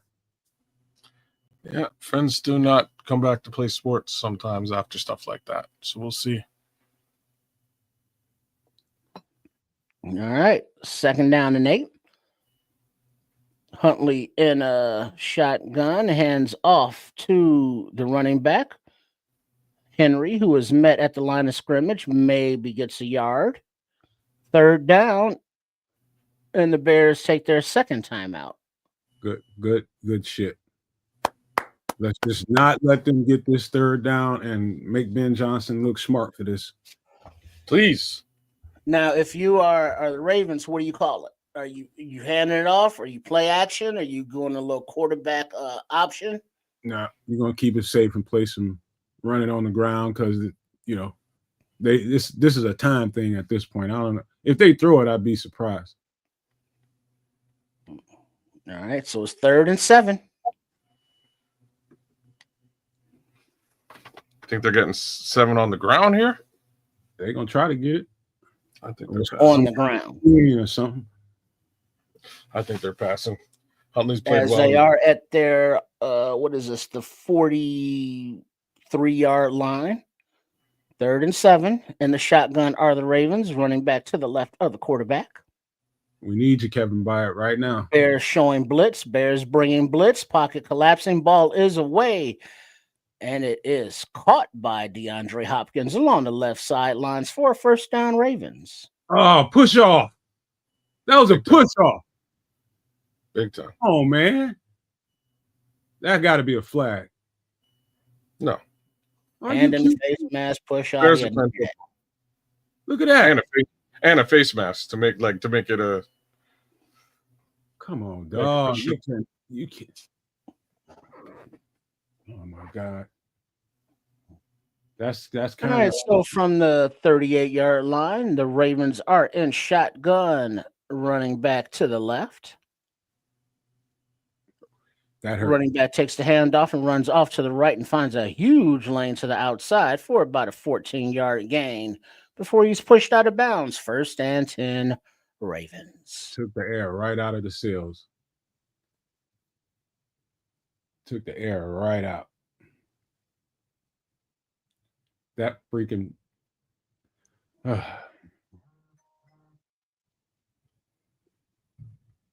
One thing I ain't gonna do is be crying about no refs. You either get the calls or you don't. We didn't get it.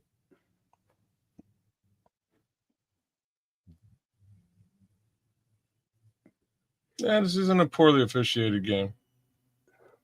Wouldn't say anything As like the handoff goes to the right side, a broken tackle is Mitchell, and he gets another few yards, about an 8-yard gain, but there's a flag on the play.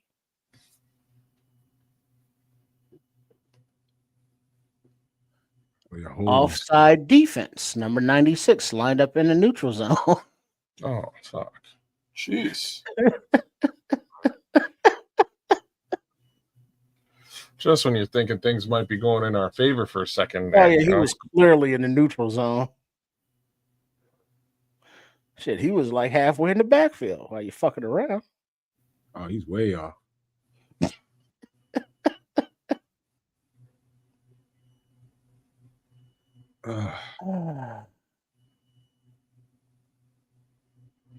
So from the 20-yard line, 1st and 5 for the Ravens in the shotgun, and a handoff to the running back as he runs out to the left side, cuts up the field, where he gains about 2 yards, tackled by Edwards and Deo. And the Bears take their final timeout.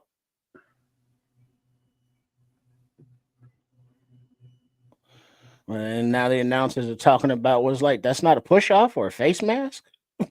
You're supposed to call something there. That is literally the definition of the flag. I mean, okay. But I'm still irritated about that. He was right in the face mask and pushed. That was some bullshit. I mean, he led. Okay, whatever. Yeah. Like I said, literally what the flag is for, and he took it right to the grill. Oh, whatever.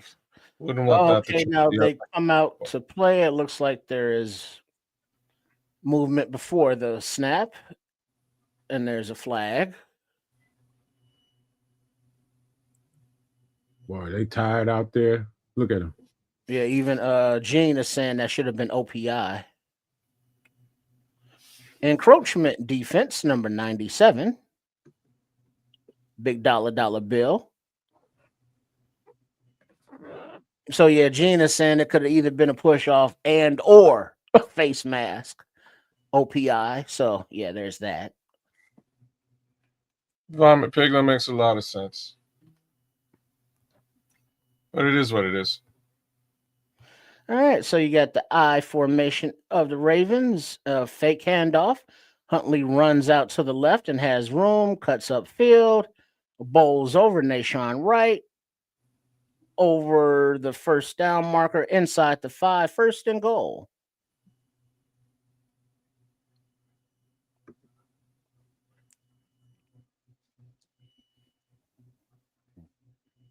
Well, man. This was we missed too many opportunities today. I can tell you that. Yeah, but that's what's been going on. You're not capitalizing on our opportunities at all. Too many missed opportunities. I guarantee you that's what Ben Johnson's gonna say when we get to the field. 1st and goal. Ravens hand off to Henry right up the gut. Ooh, and he's met at the line, but bounces backwards and to the right side and for the touchdown. Ravens. TJ, wrap them up.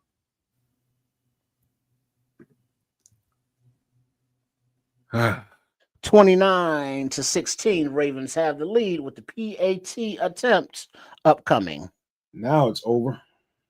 Yeah.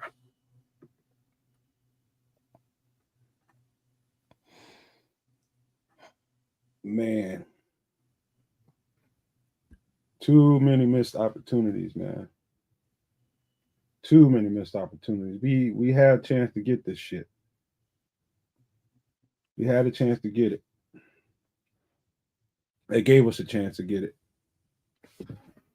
And the PAT snap is clean. Hold is good, and the point attempt is good. Right down the pipe. So Ravens 30, Bears 16, with 2:09 remaining in the game. Got to give the Ravens a lot of credit, man. They toughed it out. They toughed it out. They toughed it out. Snoop took advantage of his opportunities. Caleb did not. He gonna kick himself in the ass today, tonight, and until next week. He gonna kick himself in the ass for missing those opportunities out there. I know it's gonna be a quiet ass flight coming back from Baltimore. Caleb Williams ain't bad. He's just not capitalizing right now. That's all. I mean, just the truth about it. It's not bad, but it's like, come on, dude. I mean, you goddamn first pick. Gotta level up. It's not good. You ain't even got to level up. Just do basics quarterback stuff. You ain't got to be got beat up by a friggin' career backup. You gotta level up. Man, I'm kicking somebody's ass in fantasy. All right. Oh, what is that? Next week? The Bengals next week, huh? Bears take the show on the road again. That'd be fun. Then you got Giants, Minnesota, and Pittsburgh. All right, so 1st and 10 from the 30-yard line. Bears in a shotgun. Looks like, I think, Monangai to the right of Williams. Back to pass. Ball is way deep down the left hash. And it is complete to Rome Odunze, 1st and 10. 2-minute warning. How many yards Rome got today? He probably over 100. And not a damn thing in the end zone. Vomit Pig says, "No man, no wonder I drink." You got me tempted right about now, but I ain't ate a damn thing. Yeah, I could use one myself. Rome Odunze 7 receptions for 114 yards. He's over 100 again. Olamide Zacchaeus 7 targets, 7 receptions, 33 yards. Yeah, I'm good on that dude. What do you mean by that? I mean, I see no juice. I see no wiggle. I mean, he catches a ball. He knows where to be. Blocks occasionally, but too many drops. Too many just he gets the ball and then nothing happen afterwards. You know, he's not there in the scramble drill. I mean, what? That's called a possession receiver trip. Yeah, I'm good. He ain't got much to offer after the catch, man. That's just wrong. That's wrong. No, I'm talking about Zacchaeus. Oh, Oz just needs to be targeted, man. He got 7 targets today. He ain't hitting them. Same amount of targets as Rome Odunze. Rome Odunze got 114 yards. Oz is you gotta the pitch and catch game, man. Give him the ball in space, let him run. Not getting a lot of that going on. Well, I mean, I'm seeing more from it than Rome than I am Oz. I get what you're saying. I'm just saying there's a reason. Like Oz can do damage. You just got to give him the ball in space. That's all. Oh shit! That happened. What? That would have been a goddamn touchdown. Little. I don't know if you heard, Chris. It was said. I think Melon Smasher said it. As a matter of fact, he said that. What's his name? Luther Burden might have went out with a concussion early.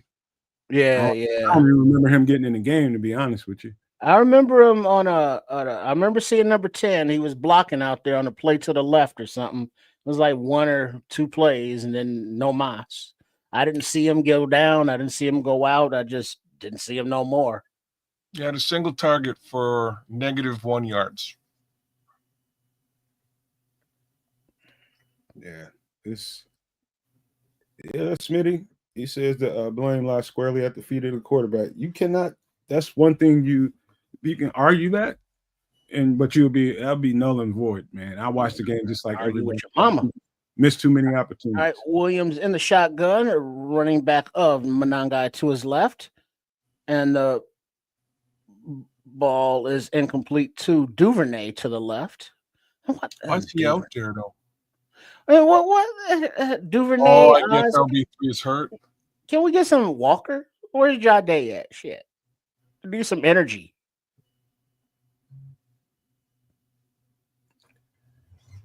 All right. So second and 10. Wrapped up by the Ravens without Lamar Jackson again. All right, and the shotgun is Williams. Manangai to his right, and the Ravens bring a little blitz. Williams dances, gets the ball away, and caught by DJ Moore. One-handed grab, and he takes it down to the 1-2 yard line. Woo! Clock is running as Williams is scooped off the turf, and he's trying to run it off up to the huddle as the clock is ticking. DJ Moore's a superhero, man. Oh, All by himself. Did you see that shit? Yeah, I did. Yeah, I'm watching in space, not out of the backfield. God damn it. It was not a good pass. A minute 20 left in the game. And the ball is away through the hands of Loveland, who's covered right at the goal line, incomplete. Stopping the clock, which is, I think, a little bit more important. And why isn't the Yahoo clock running? I don't know. Let me refresh it. A bad pass. DJ Moore made that thing into a friggin' workable situation. All right, second and goal. From about the 3 yard line, 4 yard line. And the shotgun is Williams. Back to pass. Throws, and it's complete to Duvernay, who was kneeling down at the 1 yard line. So third and goal. Oh. All right. And get in the end zone. And Caleb snaps it, and he tries to run it to the left. He's getting pushed in. And it's fourth and goal. Is it really? He's probably in there, though. And the clock is rolling. Fourth and goal. You seriously didn't get in? So now you get Williams back in the shotgun, and nobody's doing it. And okay, and they finally snapped the ball. He's looking, ball's away, and he has a wide open DJ Moore in the back of the end zone, incomplete. Oh no. How the fuck you missed that? Oh. Dog, just throw the damn ball. What are you sidearming this shit for?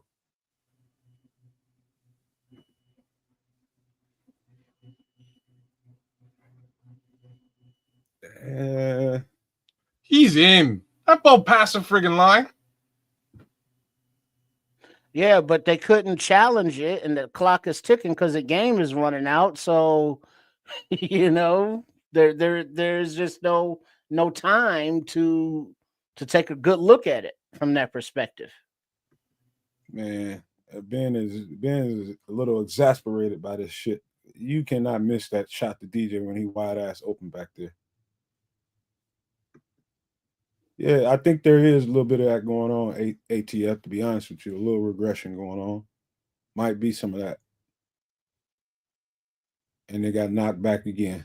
All right. So as the clock expires for the game, the final score, Ravens 30, Bears 16. All right, man. Let's get this post-game shit underway, man. Here we go.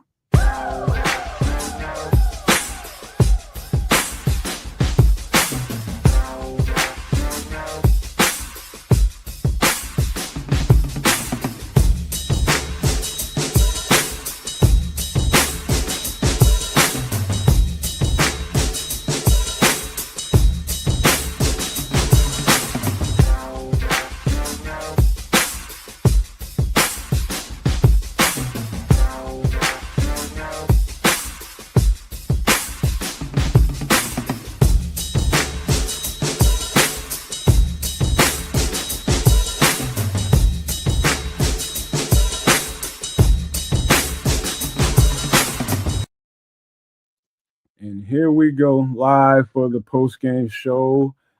Not necessarily the best feeling in the world we got right now. I feel the same as everybody else. With variety of reasons why we lost this game, but the one overarching thing is the quarterback missing too many opportunities, and that's going to hurt you every single time.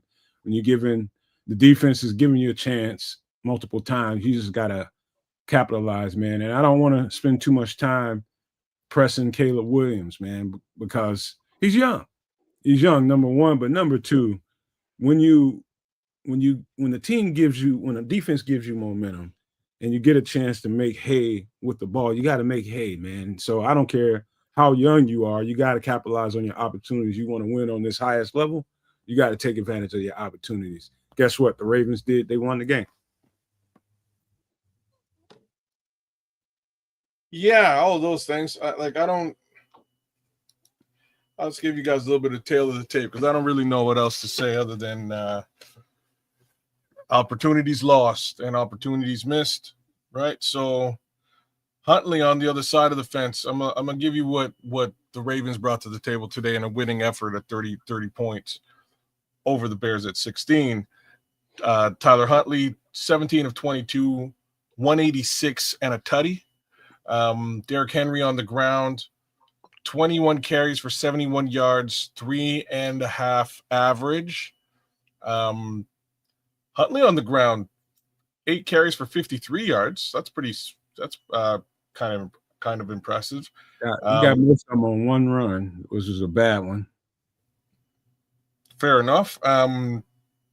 Mitchell, 4 carries for 43 yards, 10.8 average. Zay Flowers had a quick run for 8 yards, and Hill had a quick run for 2 yards.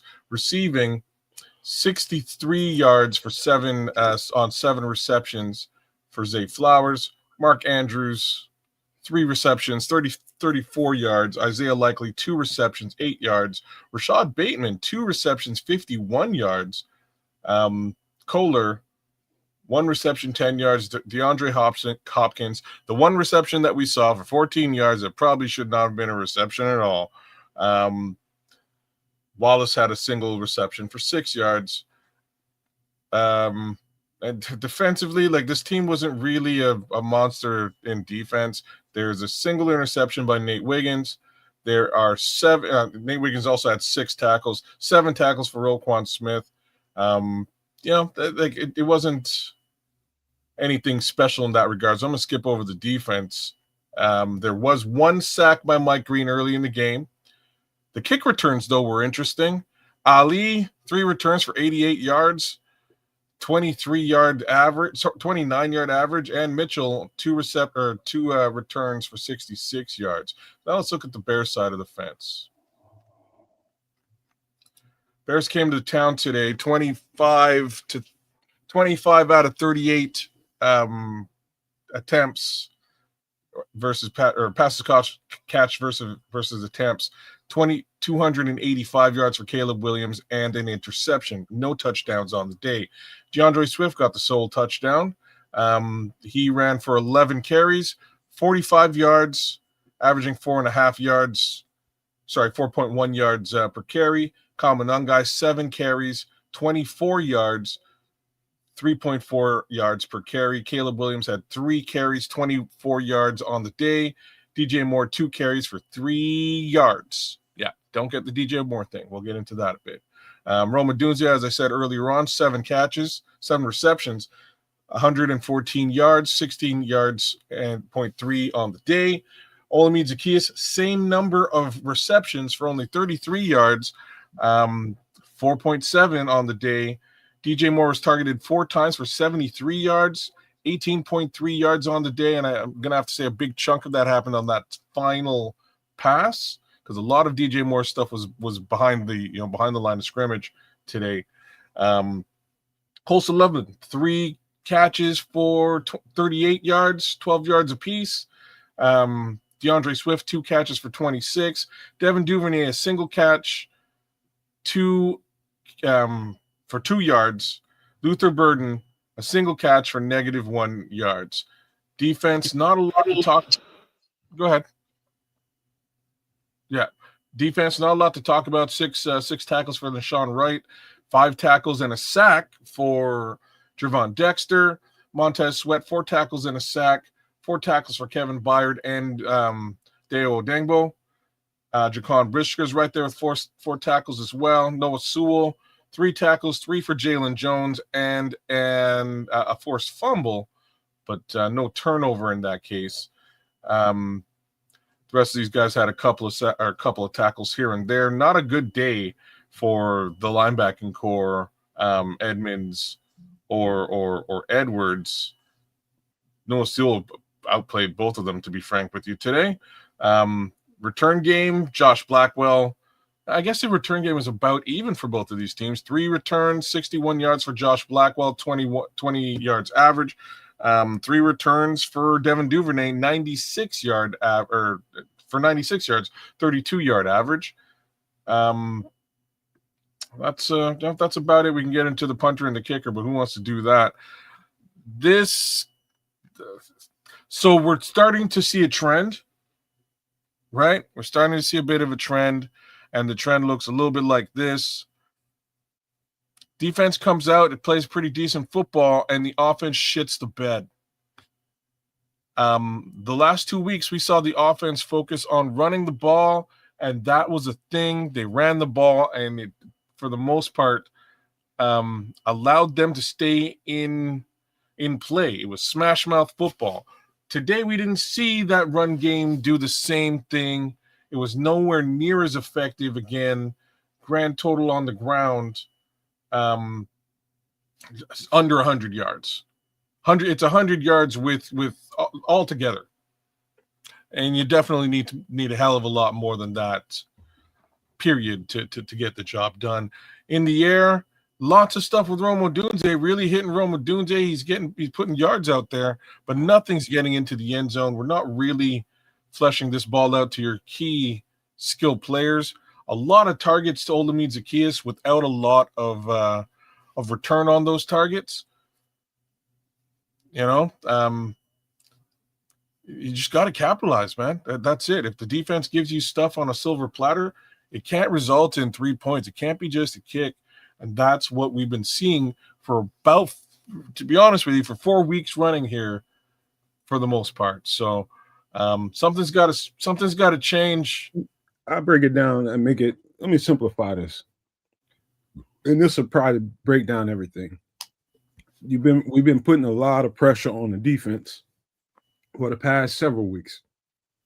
And eventually, with all the injuries and all the stuff that's going on with that defense and the guys missing, eventually you're going to see the wear and tear show itself. And you put that much pressure on them, you're kind of hamstringing them a little bit. It gets right back to the point of the quarterback right now just not being able to capitalize in given opportunities. Him concentrating solely on Rome Odunze and not giving these other guys opportunity. You got a chance to open that defense up. When they're sitting there stacking the box with 8 and 9 guys in the box, this is when you tear them the fuck up. This is when you start torching. Bring out the blowtorch and start hitting them with it. And he just did not, man. He was solely focused on Rome Odunze and gave up a critical interception when they could have. It's that really for the most part. Him not. I'm going to hate to look at the all 22 and see all the open receivers, which I know there are. I know there's a lot of open guys. He's just not delivering the ball to him. He's not giving everybody a chance. And that's probably the main reason, him not spreading the ball around and making these other guys a threat. That's probably the main reason, the number one reason why we lost today. Well, but then it's time to have the conversation that we keep having the same conversation. And it's like, well, he's young, technically, okay, it's not his rookie season, but it is under Johnson.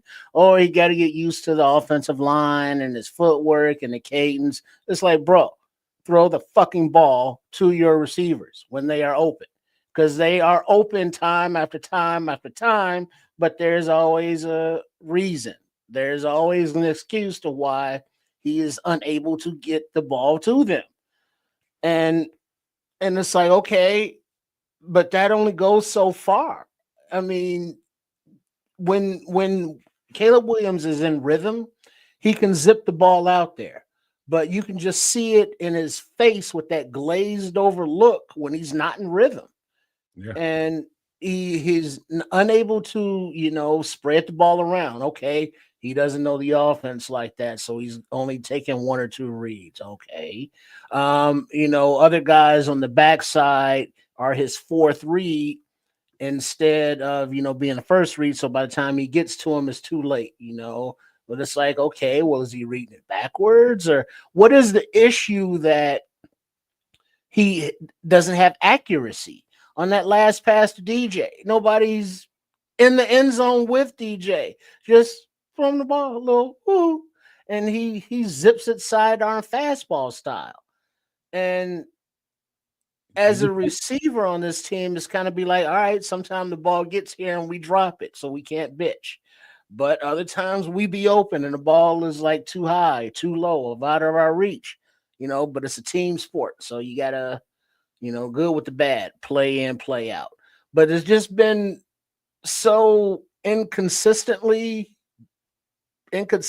at quarterback play, and we just expect more because of the pedigree and where he came from. So hitting the layups, drop it in the back of the end zone, drop it in the bucket to Duvernay, that's a touchdown. Just not overthrowing or underthrowing or fastballing guys. So it's frustrating because of a loss, but we've seen this now more than once, more than twice, more than 3 times, more than 4 times. And it's like, all right, we know that the maturation process is a process, but it's like, all right, you got to keep stacking, but you're definitely going backwards in that room there. So it's frustrating because it's after a loss and you don't want to nitpick or blame, but it's a fair conversation, I think. No question about it, man. And just to go a little bit further into it, I'll give you a hot take. This might sound a little bit wild to you all, but I don't think Caleb is comfortable throwing the ball deep. I don't think he's comfortable with his accuracy throwing the ball deep. That's it. To me, I've been waiting for game after game after game after game for him to open that part of that aspect of his game up. And it's clear to me at this point, I'm not even going to second guess myself. I think Caleb Williams is unsure about himself and just he doesn't have faith in his deep ball. That's why they're building and scripting the plays for about 25 yards and back. They're doing a lot of crossing patterns, layered route concepts, which are really good, and giving him a chance to really tear people up in that aspect. The mid game kind of, you can call it the mid game, and not that deep ball not being, I don't know if he threw a deep ball outside of the Devin Duvernay missing the end zone. Outside of that, I don't think he threw a deep ball. And so that aspect not being a part of your game plan, it's not like coaches scheming up for Caleb Williams don't see that. Of course they notice that. He doesn't throw the deep ball. Well, but the thing is, no, Matt, you've seen the all 22, and I'm sure you can attest. I'm just going to go out on the limb here. But I remember today there was a shorter dump-off pass that either kids or the announcer said, it was kids, of course it was, that, hey, there was a guy open like deep. It was wrong. You moved the sticks, so you can't complain. You guys think I'm off when I say that? No, man, and I'm asking you. The question is, when I brought up the all 22, is that how many times do you see that? Hey, there are guys open all over the field, but he's not getting them the ball. You ever notice that I don't come in the shows harping about that? Because, to be honest with you, the fan base doesn't want to hear Caleb isn't doing what he's supposed to. Nobody wants to hear that shit. Because if I came in the show and told you exactly what I saw on the all 22 film, you'd be like, get his ass out, put Tyson Bagent in. That's happening all the time. All the damn time. But I'm not here to harp on that. That's between the quarterback and his coach to get that shit together. Whatever it is, he's got some kind of I'm telling you, I think he's just not sure of himself throwing those balls. I can speak to some of this, and whether you like it or you hate it. So first thing to be said before we like really zero in on Caleb is a big chunk of this game was lost because of how injured our secondary was. Now, back to the quarterback. The narrative on Caleb Williams coming into the season had a lot to do with getting rid of the football, hitting the checkdowns, and utilizing your skill players. And what he's done is he's started to focus on the short game only and omit the deep game, right? To get the ball out of his hands quickly. He's not seeing those layered or high-low play calls, right? So in the example that Triple R was talking about today, it was a hit. He hit Colston Lovin for about 12 yards. Again, first down, great job. But in the same play, the way the play was structured, Colston is coming, he's running like a 9 here, and he caught him in the middle of the 9. Meanwhile, Roma Dunze is doing the deep 9 so if he waited a split second longer, he could have hit. He could have hit. He could have hit Rome Odunze, and off Rome goes for a much larger gain. I think he's kind of focused on that check down mentality and getting that into play. And I can't I can argue with it to a certain degree. The problem is he's not really getting the team involved in this check down situation. It's really just Olamide Zaccheaus and potentially a running back if they're involved. He's not involving DJ Moore really. DJ Moore is schemed in, as you guys can kind of feel, like you can feel it. He's schemed in on it's a screenplay. You got nowhere else to go. You're gonna hit DJ on the screen, and DJ's gonna try and make yak. Well, shit. Sometimes you don't make the yak on a screen if that's the only way that you're going to get the football. Yeah, guys, that deep ball is something that I have to agree with you, Nomad. I don't think he has confidence in it. I also have been saying it all season long to a point that I had to stop. But he doesn't get his feet set. Doesn't. And that's why these balls are flying. You know what I mean? They're soaring over heads. He needs to slow his stuff down and maybe not be on the run quite as frequently. Let me color it in a little bit more. On the all 22, sometimes what you're talking about is right. But here's a little bit more nuance to it. Sometimes he doesn't turn his feet towards where the ball is going. Sometimes he's just a little too flat-footed and square. And he's throwing the ball over his body. It's like if you're standing flat-footed pointing north-south, right? And the ball is going to the west over in the corner, you got to get that body and those feet to turn that. That's what I'm seeing a lot on film.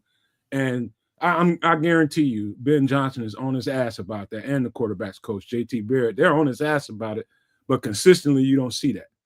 But I think so you're right about that, kids. The thing is, getting other guys involved. They're using a lot of guys for decoys to get Rome Odunze looks, a lot of guys for decoys to get some of the tight ends looks, and that's working pretty well. But the down the field stuff is just a head game with Caleb Williams at this point. It's just in his head. You got to have confidence and give your team a chance, man. Your team is giving you opportunities to take this shit and put another win in the win column. You got to fucking take it.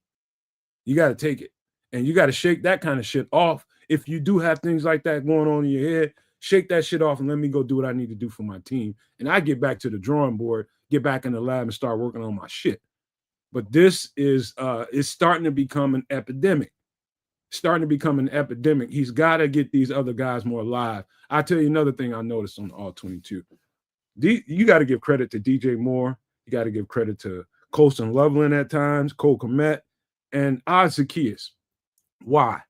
Because they're doing a really good job at controlling their body language when they're not getting the ball or the ball is off and errant throws are happening. They're doing a really good job of controlling their body language and not showing up the quarterback. But I can tell they're still pissed because there's too many opportunities being missed, man.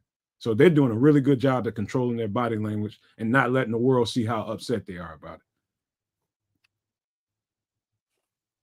it. Yeah. So, obviously it's not I gotta read this insurmountable one. issue.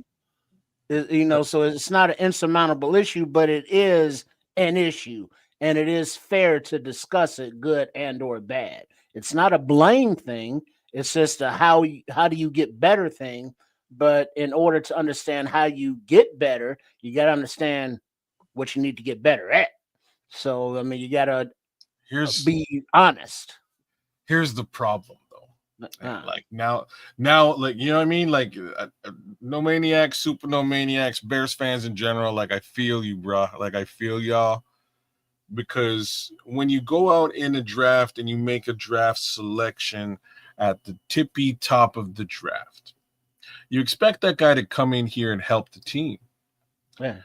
Now, we're holding on. You know what I mean? We're holding on here, hoping this kid eventually gets to where he needs to get to. And I really don't expect him to get there until potentially week 11 of this season, if he does. That's sort of my benchmark is week 11. When you get there, have you gone through the better part of a season with the new coach? Have you gained an understanding of what he wants from you and what your expectations actually are? And can you exact them on the field now? You got to give the kid time, and that's where we're all at. We're all like, how, Minister Charles out there, like, how much time do you give this kid? I don't know. You know what, kids? Mm-hmm. You know what, kids? I gotta give Ben Johnson a lot of credit, and the fan base too, man, because it's a lot of people. It's a lot of people seeing this stuff, and Ben Johnson knows it. It's like, I can't get this out of this kid's head, so let me scheme up the game this way to help kind of, erase over that. But at some point, I thought that Caleb Williams would have kind of crossed the threshold by now, and kind of got that off of him.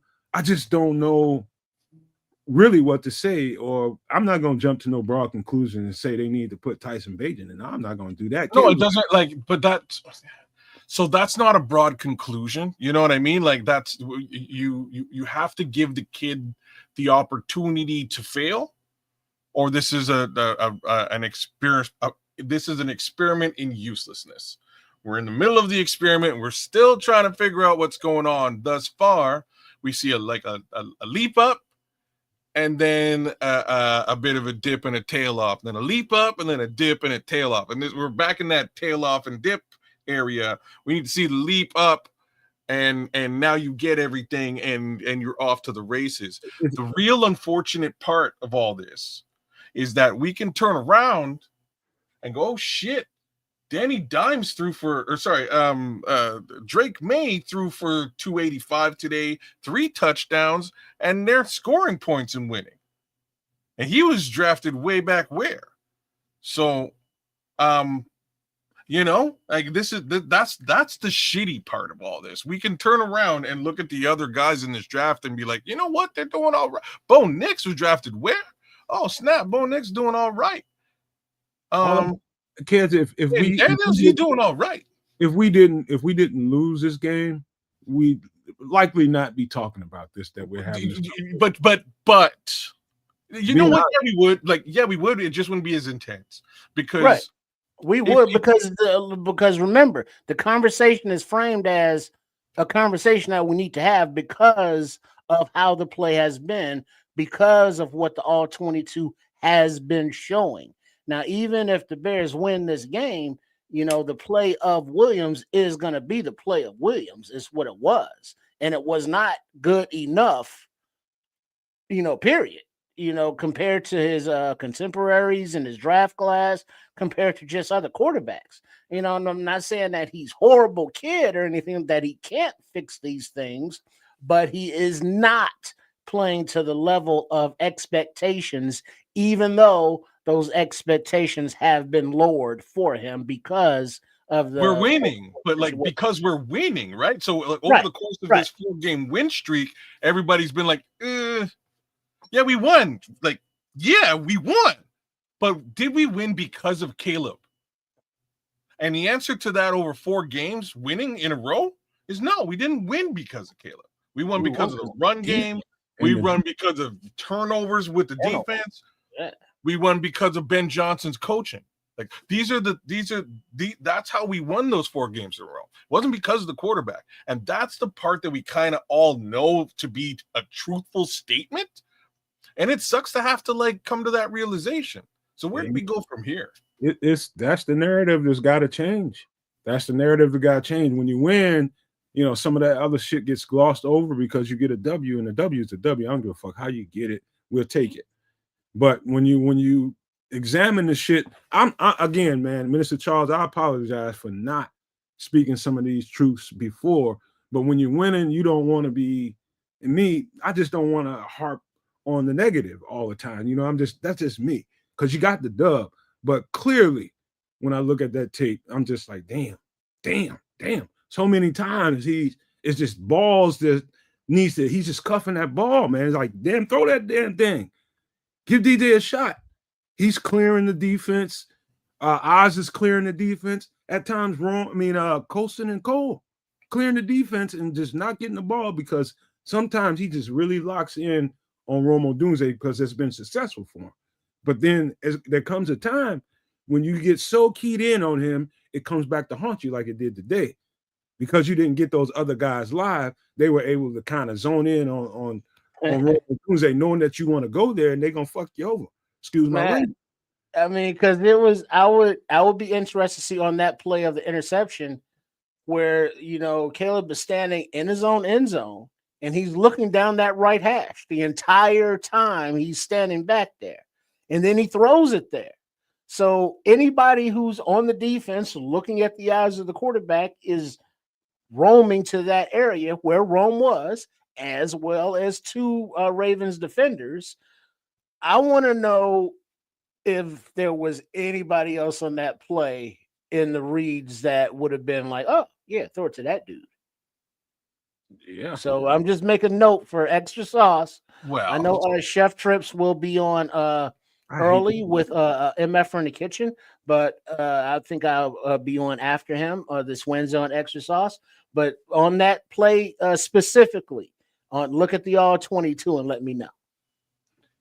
You know what? I can't wait till we get this other channel open up and I can show you all, you know, in the private access area, you know, everything that I've been looking at so far. I hate to do it live on YouTube, but maybe I need to do a couple of plays at least just to illustrate what I'm talking about, because it's kind of hard when I'm just telling you all something and not really giving you an illustration of what I'm talking about. No. Well, now Red Baron has a comment and say you're always going to see something on the all 22 that the quarterback doesn't.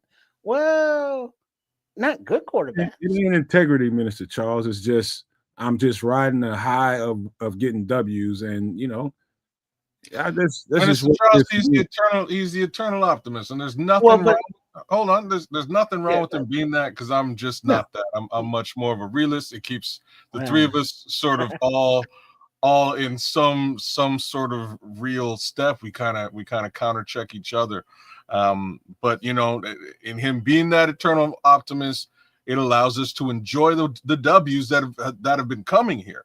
But we all know, you know, whether he's holding it to account or not, or whether I'm not, we all know what we're seeing. Like we all do.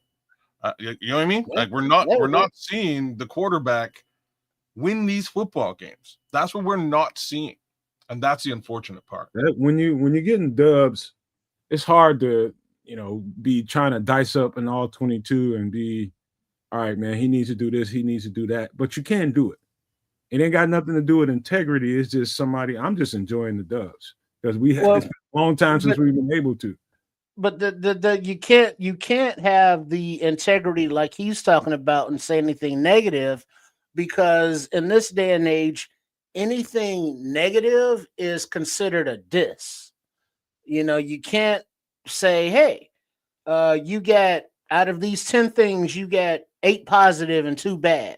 You say anything about those 2 bad, that negates everything. And it's like, well, why are you dissing him like that? It's like, what do you mean? Well, you're talking about bad stuff. And it's like, well, he's doing bad shit. You know, you don't want me to talk about bad shit. Don't do bad shit.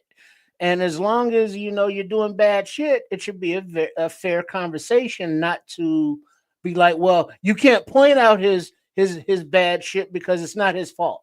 And it's like, well, yeah, some of it is, though. I mean, because he is an individual player who has responsibilities at that position. And accuracy down the field is one of those. Being able to understand where your receivers are going to be and what the defense is doing is another thing. Now, you may not be as good at the latter because the defense is trying to confuse you, but when you're throwing the ball as a quarterback to a receiver who's down there, that's what the fuck you do. You chuck it up and you let him go get it, or you throw it to him. But as many times as you throw that damn ball, throwing it in the dirt or throwing it over the head, it's not saying you suck as a quarterback. It's that you sucked on those passes. And why is that? And now we're saying you're missing these open receivers. You know, it's been happening, but we just want to talk about it now. Mr. Charles, I'll let that go with the integrity thing. I ain't gonna let you question my integrity.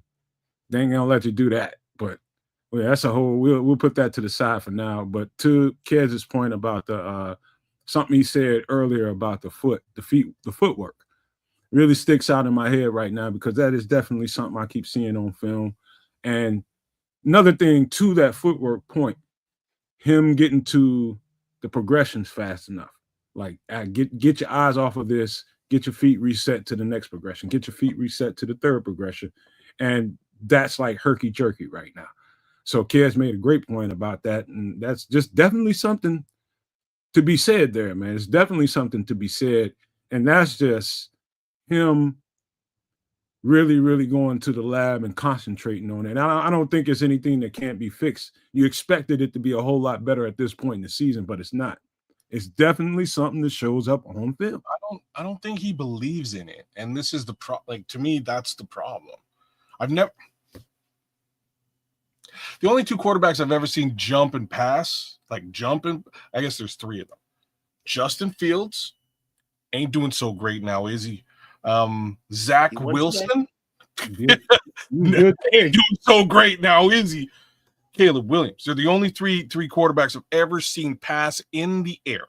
Never seen that before. Every quarterback I've watched over the past 40 years finds a way to get his back foot set and guns the ball using the body. Not so much the arm alone. Caleb relies on the arm alone, and that's like today. Like we're getting a lot of, hey, Ben Johnson didn't really, dial it up today. I kind of beg to differ because like that final drive in the end zone, there's no mistaking the fact that DJ Moore is wide open at the back of the end zone. So who do we blame that on? I'm not, you know what I'm saying? Like who do you blame that final play on? It has to 1,000,000,000% be Caleb Williams. DJ Moore was there all by himself in the back of the end zone waiting for a pass. Hey, kids, in Caleb Williams' eyesight.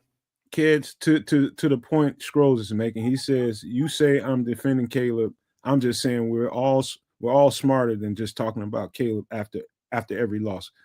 We all know football in here. I'm going to say this to you, Scrolls, with respect.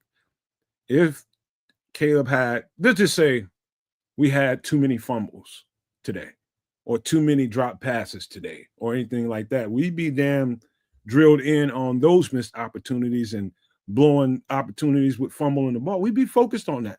But today it's clear and obvious. Caleb stopped us from moving the chains when we needed to. Caleb got zoned in on one receiver and then give these other guys that were live out there on the field opportunities. Caleb didn't take the opportunities that were given to him to exploit this defense, which he should have.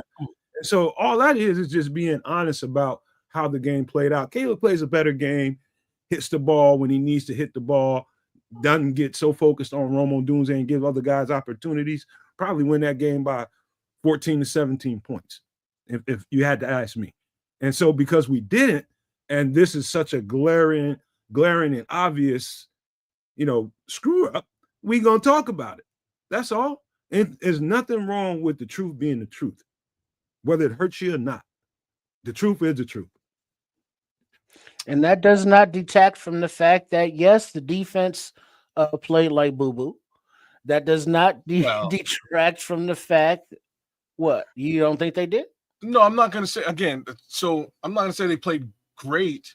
One more time, the secondary was decimated. So therefore, Well, yeah. you're gonna wind up. The receivers are going to play that much better against you. We did not secure the turnovers that we've been seeing week on week on week on week. Like I'm saying, like that you can't put that all on the defense. Like if you're pulling What in did they end up giving up a run defense wise to Henry and the other fella? I'm not sure if I can pull that up right now. Because Huntley actually even had a few big ground gainers as well. It was like they probably put up about 100. I'm gonna say they probably put up about 120 yards on the ground, but at the same time, that's to be expected, right? Like it kind of is to be expected from the Baltimore Ravens, period, whether Lamar Jackson is involved or whatever. It's going to be a ground and pound situation, but to get diced up in the air is a whole other thing, right? And both of those things were happening today. So, I put a little bit of weight on the defense, but I'm going to chalk it up to injury. And again, the fact that 4 turnovers a game is not a sustainable way to win football games. These are facts, and that's why I've been asking that question: is this sustainable? Can you get 3 to 4 takeaways a game? And I don't know how you do it. But I want to touch on Cornelius Squalls's comment here. It wasn't so much the route that he ran; it was the fact that Caleb stared him down on the play. At that point in the game, this is I think that might have been target number 7 for Rome Odunze. They know where he's going with the ball in a situation. He's going to Rome. Wouldn't you double team him too? So he had a guy high and low on that particular play. Why did Caleb force the ball there? I can't blame Rome for that one at all. Right? Dog, the sad thing about it. Well, hold on, one more comment real quick. But it didn't even have to be Rome. It could have been DJ. It could have been Oz. Sure. I think the point of my wanting to see that play is he just stared down who happened to be Rome. So, he didn't look off or give the other opportunity for another receiver to be open or the opportunity for the defense to think that he was throwing to somebody else. If you're going to stare down a guy like that, you know that you're not going to throw it to him because you're going to stare down this guy and you're going to throw it over there. That's because the defense is so focused on where you're staring. He threw it where he was staring. That is one thing. No. Go ahead, Fitz. No, go ahead. I was just going to say that's not good. Here's the part that I don't like about it all, and this has nothing to do with the game. This has something to do with us as observers of this game, and people seem to get too tribal about certain things, and the friendly fire pointing at each other, and it's just that part is unfortunate to me. I don't like that part, man, because I don't like when you're trying to give objective criticism to something, and then everybody people get too defensive about the truth. If you didn't think we knew football, you wouldn't be here. If you didn't think we knew how to break down what we saw, you wouldn't be here. What I'm asking is that everybody try to be objective about it all. Whether it's the guy you like so much or everybody wants to see us win. But when it gets broken down and the reason why we don't win is on the quarterback, nobody wants to hear that. And that's the unfortunate part about it. Sometimes you just gotta just take that shit on the chin. Because when the truth is the truth, it's undefeated, bro. It's undefeated. Just telling you. No need for friendly fire, man. We're just analyzing the game. That's all it is to it.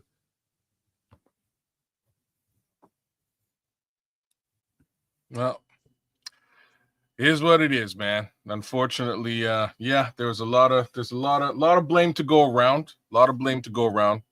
Definitely not one of their better outings within the season, but the stark reality is there has to be. We need to see a bit more growth from Caleb, man. He's not And just because it's been game on game on game on game now, we have to see some more growth. He has to step up and start getting his feet set. You know, the day I see him doing the Dak dance, it's the day that I know Caleb Williams is ready to play quarterback for the Chicago Bears. I'm waiting for it. I've been waiting for it for quite some time. That just shows that he's using his body to pass as opposed to his arm, and he's getting his foot set. You know, that whole dance is put your foot back, leverage the body. That's all. That's all I want to see. When I see that, I know that the kid is serious about football and he's ready to go. But I ain't seeing it. Hey, We're I understand understand that ball sale. I understand the disappointment, man. I really do. I understand the disappointment, Naj. I mean, it's just too many.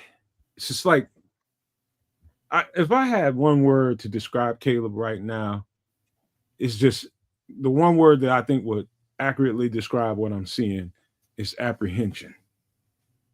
He's just apprehensive about uncorking that bad boy, and he just cuffs it when he shouldn't. He just should be throwing the ball.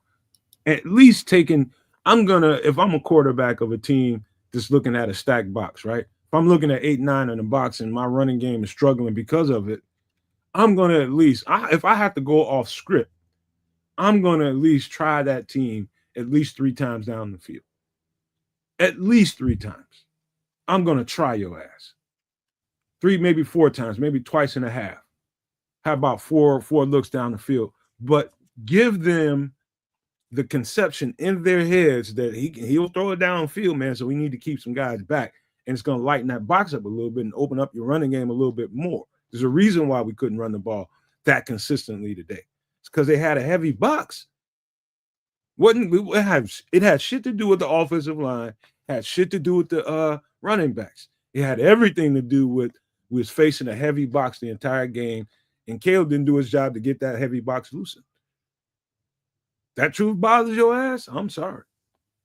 No, it's the clear and obvious facts, right? It was a situation where, remember that time, I don't remember who it was, and I don't care to remember who said it, but remember when they said, we made Justin Fields play quarterback today?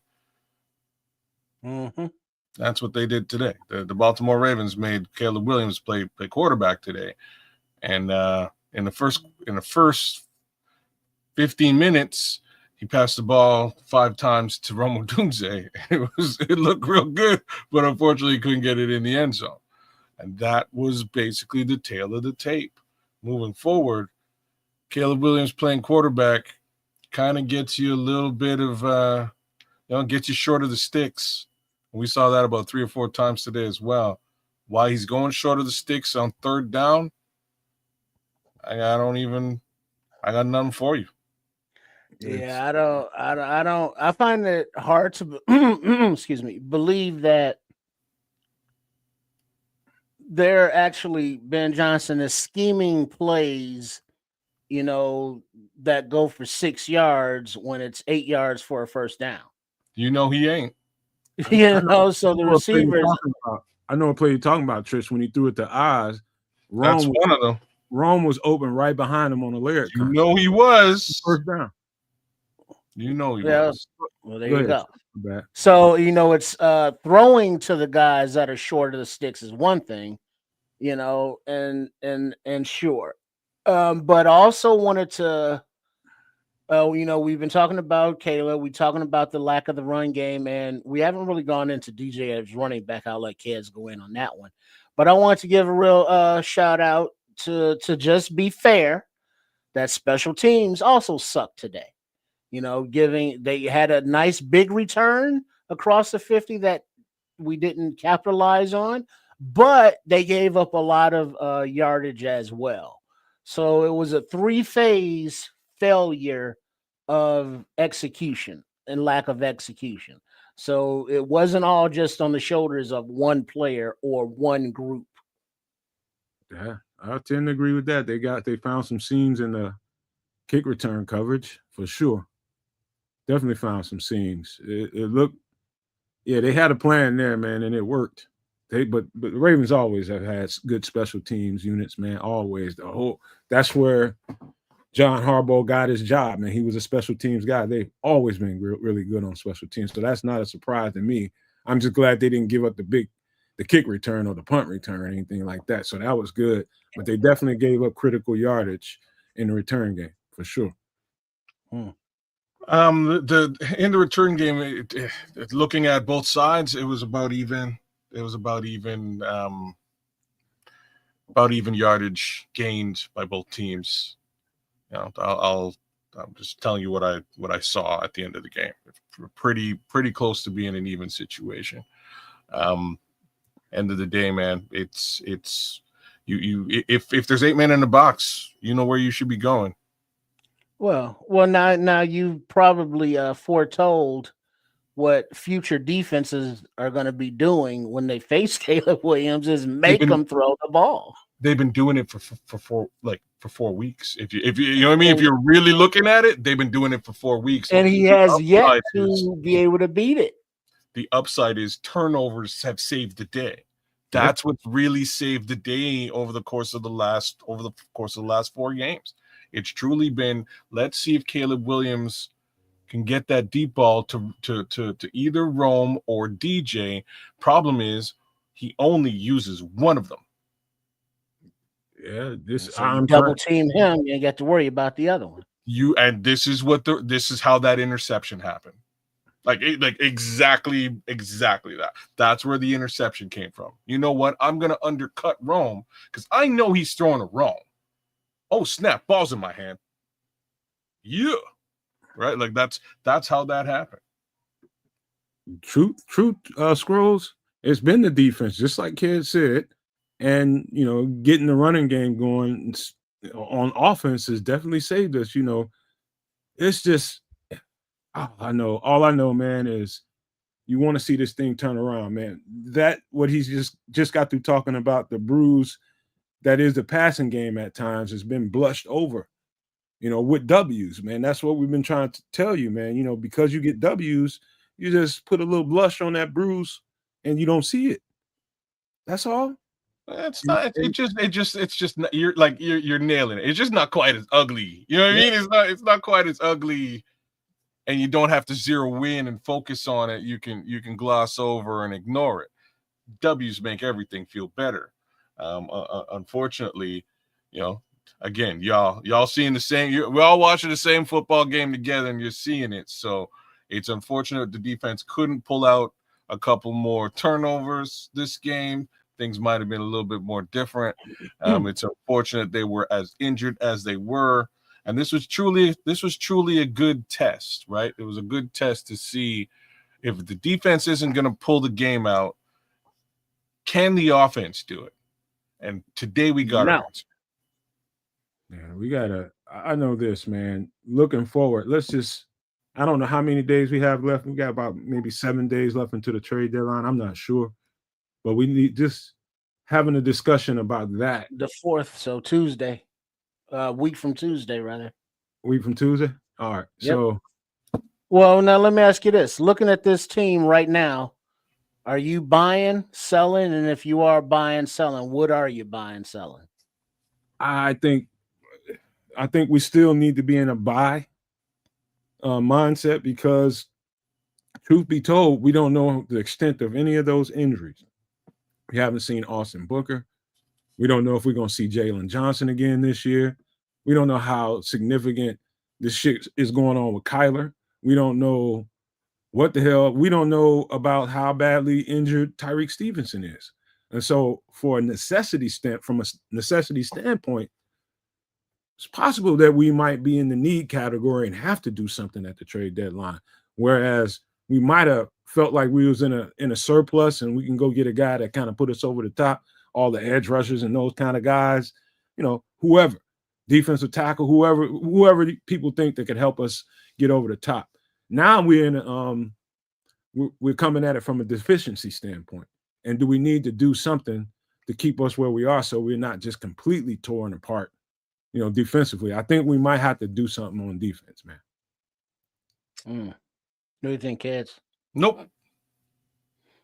I would be Okay, so if they won this game handsomely, which is what I was hoping that they would do, I was hoping we would see I was hoping we were going to see the offense today.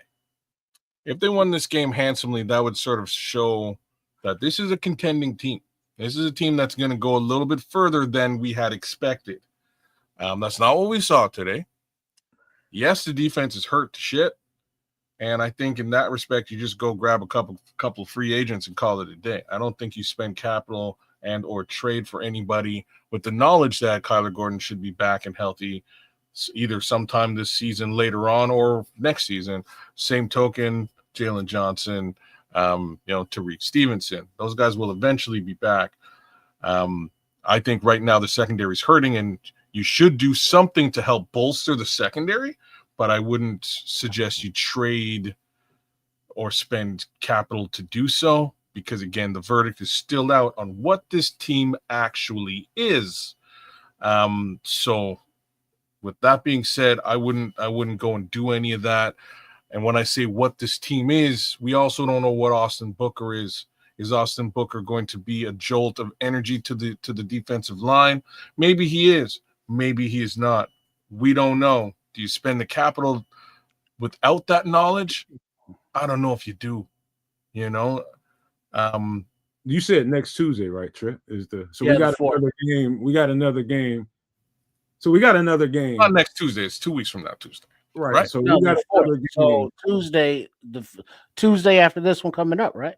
Tuesday after this one. Yeah. So okay. we got another game to get to see if this is just a symptom, something that we can clean up, which I don't know about that, or is it something that's plaguing us and we're not the team we hope we will be at this point in time. In that case, Cass is probably right. We don't go make a major trade because if you don't think you can push for something this year and you think that this plague in this quarterback and the offense is going to keep on going, then you don't do nothing crazy. Now you do go to maybe some free agent situation or some practice squad somewhere and see if you can get a piece or two, whatever it is, just to make sure you got bodies. But let's say we turn this around and next week things look a whole lot better than they did this week. Then you're back in that conversation, in my opinion.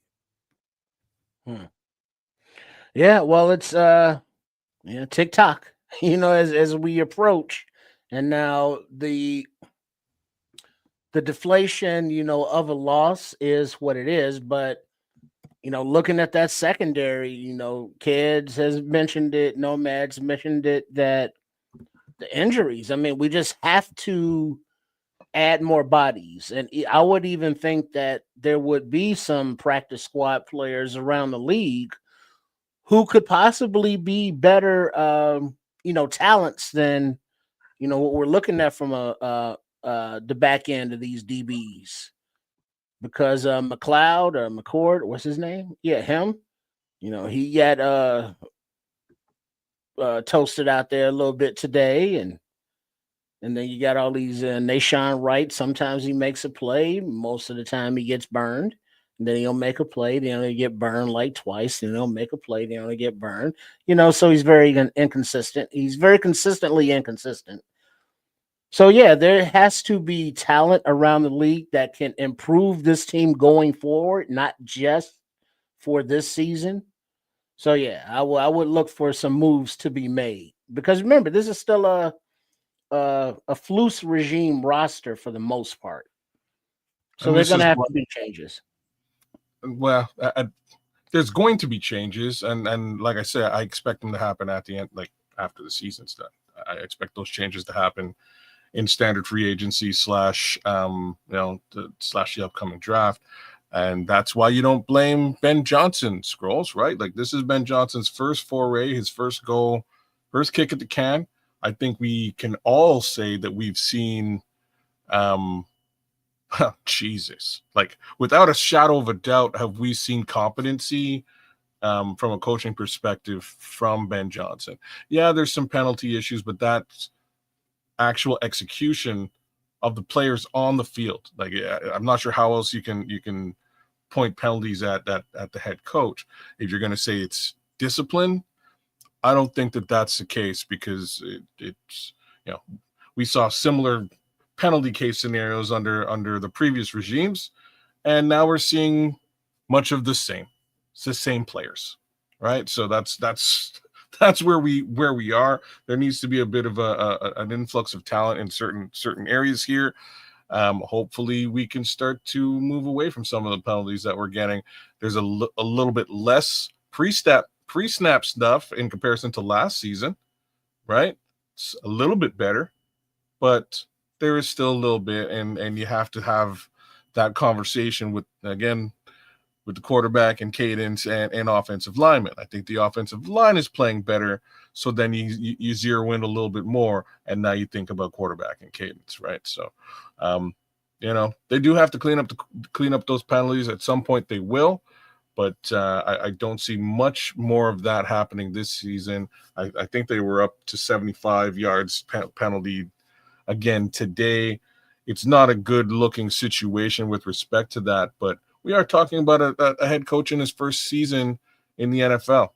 So, you got to give him a little bit of, the amount of slack we're giving Caleb Williams, you got to give him a full season, a full season of slack.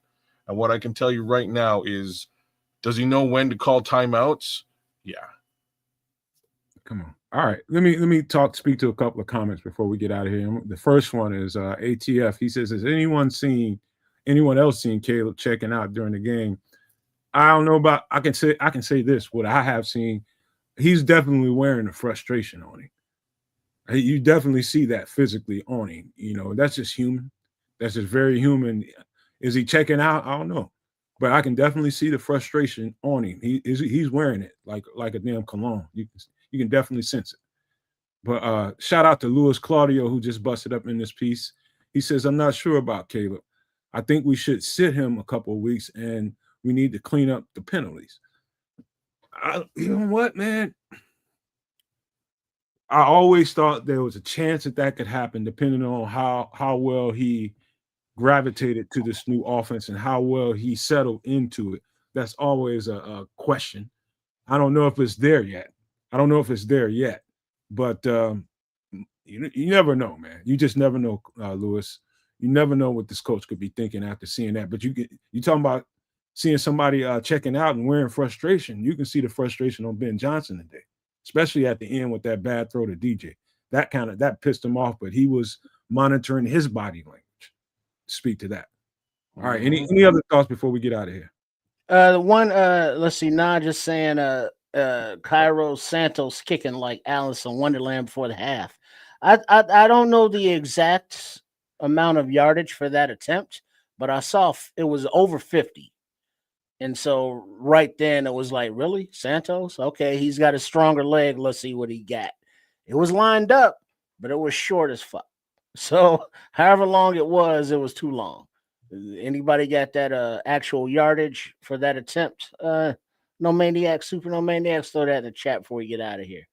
Shout out to Marlon Johnson, Super No Maniac. He says, hey, Nomad, you got any of those hoodies? We got a boatload of slew incoming for you. The stuff you saw on the previous website is going to be a lot more to come with that, man. So very, very soon, I want to say Wednesday, I might have to freaking do that. Because I'm tired of waiting. We prepared to put the stuff out there. We're just waiting on some other stuff to happen so we can do it in conjunction. That's all. They said 58 yards. Cairo Santos 58-yarder. Get the fuck out of here. that was doomed from the start. So yeah. So like we gotta get ready to wrap this thing up. I haven't eaten nothing. Y'all motherfuckers ask something to eat. Yeah, no, we can close her down, man. Just touch base on some of these quick little things. Yeah, I'm gonna have to say I'm definitely in the Jake Moody camp. Like I just put that out there now. Jake Moody came in and was lights out for a couple of weeks, no questions, no misses. And second Cairo come back, he was a 47-yard miss. It was a miss. There was. You're right. There was a miss, but that was hey, shit happens. Yeah, I'm still Jake Moody though. I think Jake Moody would have nailed that kick today. That's my thoughts. I think he's got a bit of a bigger leg. Beyond that, under no circumstances am I, even though I've been a little bit critical of Caleb here today, I believe the three of us have. Under no circumstances would I even suggest for a second that we sit the kid or that we bench him. Not for a second. All right. Because they put the capital in him, and we need to get to the end of this experiment. We need to see who he is. And we will. Pleasantry, sir, because I'm starving like a motherfucker. I will. All right. So, hey, y'all. Bear down. Been another game. Unfortunately, this time it was a L as a result, as opposed to a W. But we'll get to a couple more of these W's on our way towards the end of this season. And like I said, at some point we're gonna figure out who this quarterback is and what he can do, and we'll rock with him all the way through to the end. That being said, big shout outs to ATF out there. The Immortal Nodge is with us tonight. Big shout out to you. Louis Claudio, thanks for coming. The Scrolls, he's a super no maniac. You should be as well. So is the good Marlon Johnson. Thanks for coming through. Timothy Basemore is also a super no maniac. Shout out to Smitty Q. Shout out to AC Adam. FFG styles out there. Big ups to you, FFG. Mad respect. Rex Smith held it down with us today. Who else is out there? Oh my God, Ricky LaFleur. Big shout outs to Ricky. Big ups to the Blue Jays, y'all. Some Canadian love. We gonna beat y'all and take away that pennant. Mad respect. Who else is out there? Pete Jones came through. Marco King's doing the darn thing. He's a super no maniac as well. Shout out to the good minister Charles Johnson. Be Cool's in the chat tonight. Thank you for coming through. Neil Red, shout out to you as well. Shout out to Cloud Chasers Radio. No love whatsoever for Don Burr. Ice Craft, shout out to you. Give us a like, share, subscribe out there. We would appreciate that. Big shout outs to Cornelius Squalls. Number 2 no maniac. Mad love to Cornelius. Always good having you in the chat. Victor Dragon was with us tonight. Thank you for coming as well. Who else is out there that am I missing? Jay Krillin, shout out to you, Jay Krillin. Thanks for coming through. Hey, it's baby kids, man. He got himself a guitar and is that a map down there and a Jamaican? Oh, shout out to everybody in Jamaica dealing with Hurricane Melissa, man. Stay safe. Drink Jamaican rum and forget it ever happened. Big up to my Guy Foster covers, our Guy Foster covers. Mad respect to you. Black Rain jumped in the chat for a little bit. Mad love to him as well. Who else? Am I missing anybody here? Oh, Mr. Mayhem was out there with us. So was Melon Smasher doing the darn thing with us here tonight. Man, all right. So that's the bulk of it. I'm sure I could get deeper and find a few more human beings out there. Thought I saw Berlissimo for a minute. Shout out to Berlissimo. It's always love, man. Always love. Chris Franklin was with us tonight too. But that being said, Vomit Pig as well. Big ups to the Vomit Pig. But and Larry T, man. Mad love to Larry T and Miguel and James Hunter. But that being said, I'm not overreacting, and I'm saying when I say kid is being slow because I'm hungry. Yeah, well, he's not being slow. He's just being methodical and mentioning thorough, man. I'm being thorough. You know, the thing is, being thorough is because there's so many. I didn't even catch Coach T, man. I'm giving you hell, man. I'm giving you hell because I'm hungry. There's Coach T out there, man. Good to see Coach T. Aunt Moss was out there. Curtis Harrell. There are all kinds of human beings out there that I'm not giving love to because you're hungry. But anyway, since the homie's hungry, we're gonna get the hell out of here. And I'm going to get some alcohol because it's that kind of week. It's going to be that kind of week. Anyways, y'all. Love about it, man. We got this promo. Hello. This is Chef Trips. Please join us on the last Wednesday of every month on the Nomad Network for the show Some Extra Sauce for my live cooking segment, MFR in the Kitchen, where we make inexpensive but tasty foods that will be beautiful. And I look forward to seeing you there. There that's this week. So make sure you are and the place to be for some extra sauce for MF in the kitchen. And then also, if you want to support Chef Trips and by extension at Sports Chicago Style, go to at Chef Trips. That's his channel there on the YouTube, where you can find healthier comfort food with beautiful flavors. So make sure you subscribe, and we look forward to seeing him in a scant few days with a menu item suggested through one of the No Maniacs during a past MF in the Kitchen segment. So look forward to that. And then also, please make sure to subscribe to Sports Chicago Style or at Triple RSCS. That's the at thing, the handle, if you will. For the fun content, I got to hook up with the fellas in a little bit to record our post game show. If you have not seen the pregame or any other previous content, please do so at Sports Chicago Style. Not tonight, not tonight, ladies. The Bears lost, so it's one of those weeks where the alcohol isn't like that happy alcohol; it's that sad alcohol. Leave me You alone. It's instead of like, "Hey, how you doing? I love you." No, it's opposite. I know that, like I said earlier, that flight back from Baltimore is going to be quiet. As now, I will be quiet and turn it over to the Nomad. Both of you guys got full stomachs. I haven't even sniffed a crumb. I want to say, I have a little more time in me, man. I wouldn't mind kicking it for a little while, but my stomach is touching my damn back. I haven't eaten anything today. I've watched these dudes eat, listened to these dudes eat. Now I want to eat. But man, listen, I want to say this to everybody. Please maintain optimism. With all the criticisms we gave to the offense and Caleb Williams today, don't mistake that for not believing in the young kid's talent. Don't mistake that for that. It's just being objective and being honest about what you see and giving a fair analysis to it. That's all it is. And, I hope you all can see it as that way. Don't forget, man, Wednesday night, we got some extra sauce, my favorite show that we do, period. That's just a ball to do that show, and I hope you all have a good time, too. That's the idea, to come in there and have a good time. Maybe we might need that show more than we think come Wednesday, man. So let's look forward to that and have a good time with it. Have Halloween right there on the purview. So should be a good time, man. Don't forget to subscribe if you're listening to the show and not chatting. Hit the subscribe button. It's absolutely free for all 3 channels, man. Make sure you hit the like button and make sure you just support everybody, because that's what we do.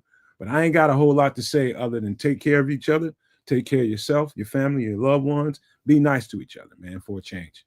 And so before we get out of here, I want to leave you guys with these famous words. If you can think it and you can see it, there's no reason in the world why you cannot absolutely manifest it. Do not, and I repeat, do not be a prisoner of your own mind. But with that being said, we are out. Oops, didn't hit the end stream.